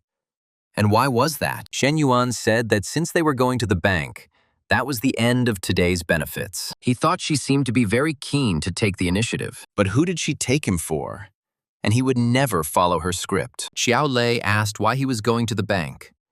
Shen Yuan replied that it was to open a personal account. Xiao Lei asked about his personal account and how much money he had. Shen Yuan replied that, just like Xiaomi's boss Lei, Xiao Lei said he was a liar, and that she was not a child and would not believe such nonsense. Shen Yuan asked if he was not as rich as him, she would not go with him and put his hand on her knee. Xiao Lei said that Shen Yuan was groping her again. The hero replied that to grope her, you had to spend a lot of nerves, and he would pay her for a lunch of 300 yuan, and let her consider that they were even. Passers-by noticed that, Looking at his clothes and the first-class beauty next to him, it was immediately obvious that he was rich. They said they were pushing each other in line at 2 counters, and he was pacing like a boss during an inspection, with everyone running after him. A bank employee told Mr. Shen that the amount of his deposit in their bank had long met the criteria for opening private banking. He explained that their terms were the best in the industry, and all transactions would be conducted online. Large expenses or receipts are processed instantly. Plus, this package includes business lounges at airports around the world. The employees noticed. What a day! And only 21 years old and already 30 million on deposit. And this is not counting other banks. Then they added that yes, and he has even more real estate and businesses. And the money, the looks, the natural presence, he has it all. The girl noticed that he had not spent a penny, but was receiving such incredible service. Then she asked who he was dating later. Shen Yuan replied that she didn't know her. She asked if she was just accompanying him on business and then going home, or if they were alone. Shen Yuan replied that she would stay with him for the whole day, including the night. The girl asked if this meant that he would sleep with her tonight. Shen Yuan said that sleeping with him was such a loss. Xiao Lei thought that it was not a matter of gain or loss, and the easier it was for a man to get something, the less he valued it. She's not that stupid, and besides, she still needs to find out how many women are hanging around Shen Yuan and whether she has a chance to become the leader. At the restaurant, she said, "Wow." And she only saw this restaurant on the internet. Shen Yuan said the main courses would be foie gras and pike perch with lobster sauce. And he also ordered the beef bourguignon stew. She asked where they would go after lunch. Shen Yuan replied that they would go home to their mothers. She was surprised and said that she thought he was hers for the whole day. Shen Yuan replied that of course not, and he had meetings scheduled for the afternoon and evening. Shen Yuan was looking at his phone, and she said why he was always on his phone. At this time, another girl sent him photos of herself in different underwear. Xiao Lei told him not to sit on the phone and to talk to her. The guy asked what to talk about. She replied that conversations arise naturally, and not because they are forcibly sought. And if someone wants to talk, they will talk. She said that if he didn't want to talk to her, he would say so, and there was no need to come up with these stupid excuses. Shen Yuan said, "It's time to go then," and asked the waiter to bring the bill. The waiter said the total amount was 2,492 yuan, and he could scan it here. The guy said what she asked, and he did, and she muttered, "Okay." 30 minutes later, she asked if he was seriously taking her to the dorm, and he replied, "Where else?" And he had things to do. She was upset. He saw the girl, stopped next to her, and, after dropping Xiao Lei off, asked her to get in. Xiao Lei cursed, and when she asked what was going on, he told Long Jinhan to buckle up, and she agreed. Lei was indignant that this was supposedly a seamless replacement, and she had just gotten out of the car, and he was already putting another girl in. The hero replied that he had already said that he had serious business. She thought that other women were his serious business. The girl angrily asked what he was going to do, and he replied, "Isn't it obvious?" He asked if there was anything else, and if not, they left.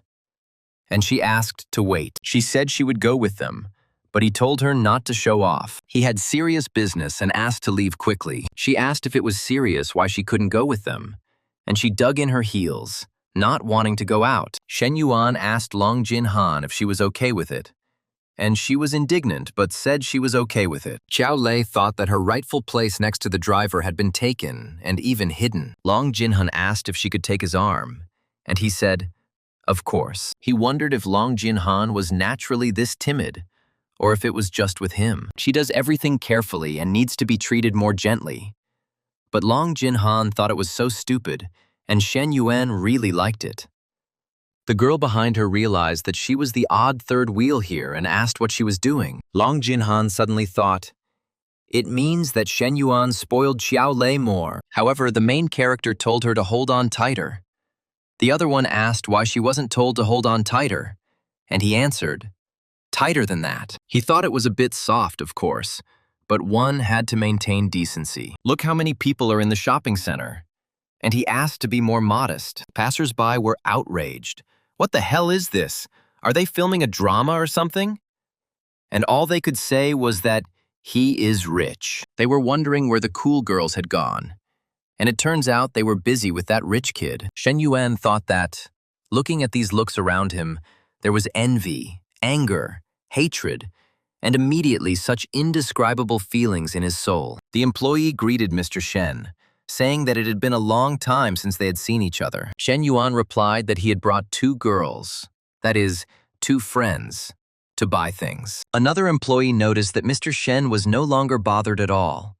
Before, he would bring at least 1, but now he brought 2 at once. Shen Yuan told them to choose what they wanted and take as much as they wanted, and Long agreed. The girl said that there were such beautiful bags and jewelry here, hinting as best she could, and Shen Yuan said that money will always find the right way. Xiao Lei thought that this meant that he was buying her checkers for tens of thousands. But for her, he was only buying instant noodles at a restaurant. 10 minutes later, Shen Yuan said that they rarely go out together anyway, and she only chose 2 pieces. He said that he should take more, and bags, clothes. Didn't he really like anything?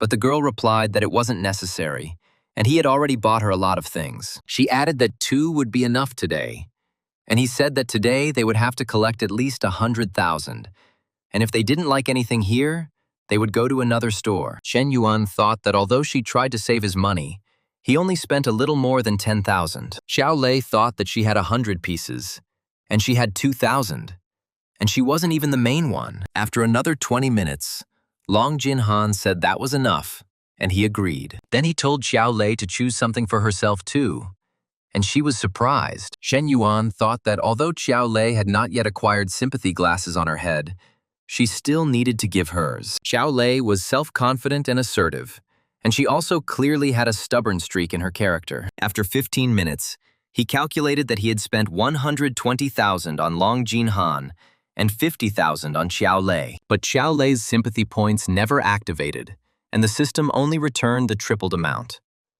The girl asked, "Where are they going now?" Shen Yuan replied that he would now take her back to campus. Xiao Lei asked if she could go with them, and Shen Yuan said how unbearable she was, but he would just give her a ride to the place. She was surprised that this was not the hotel he had booked for her last time. Today is the same luxury again, and he said, "It's time to go have fun.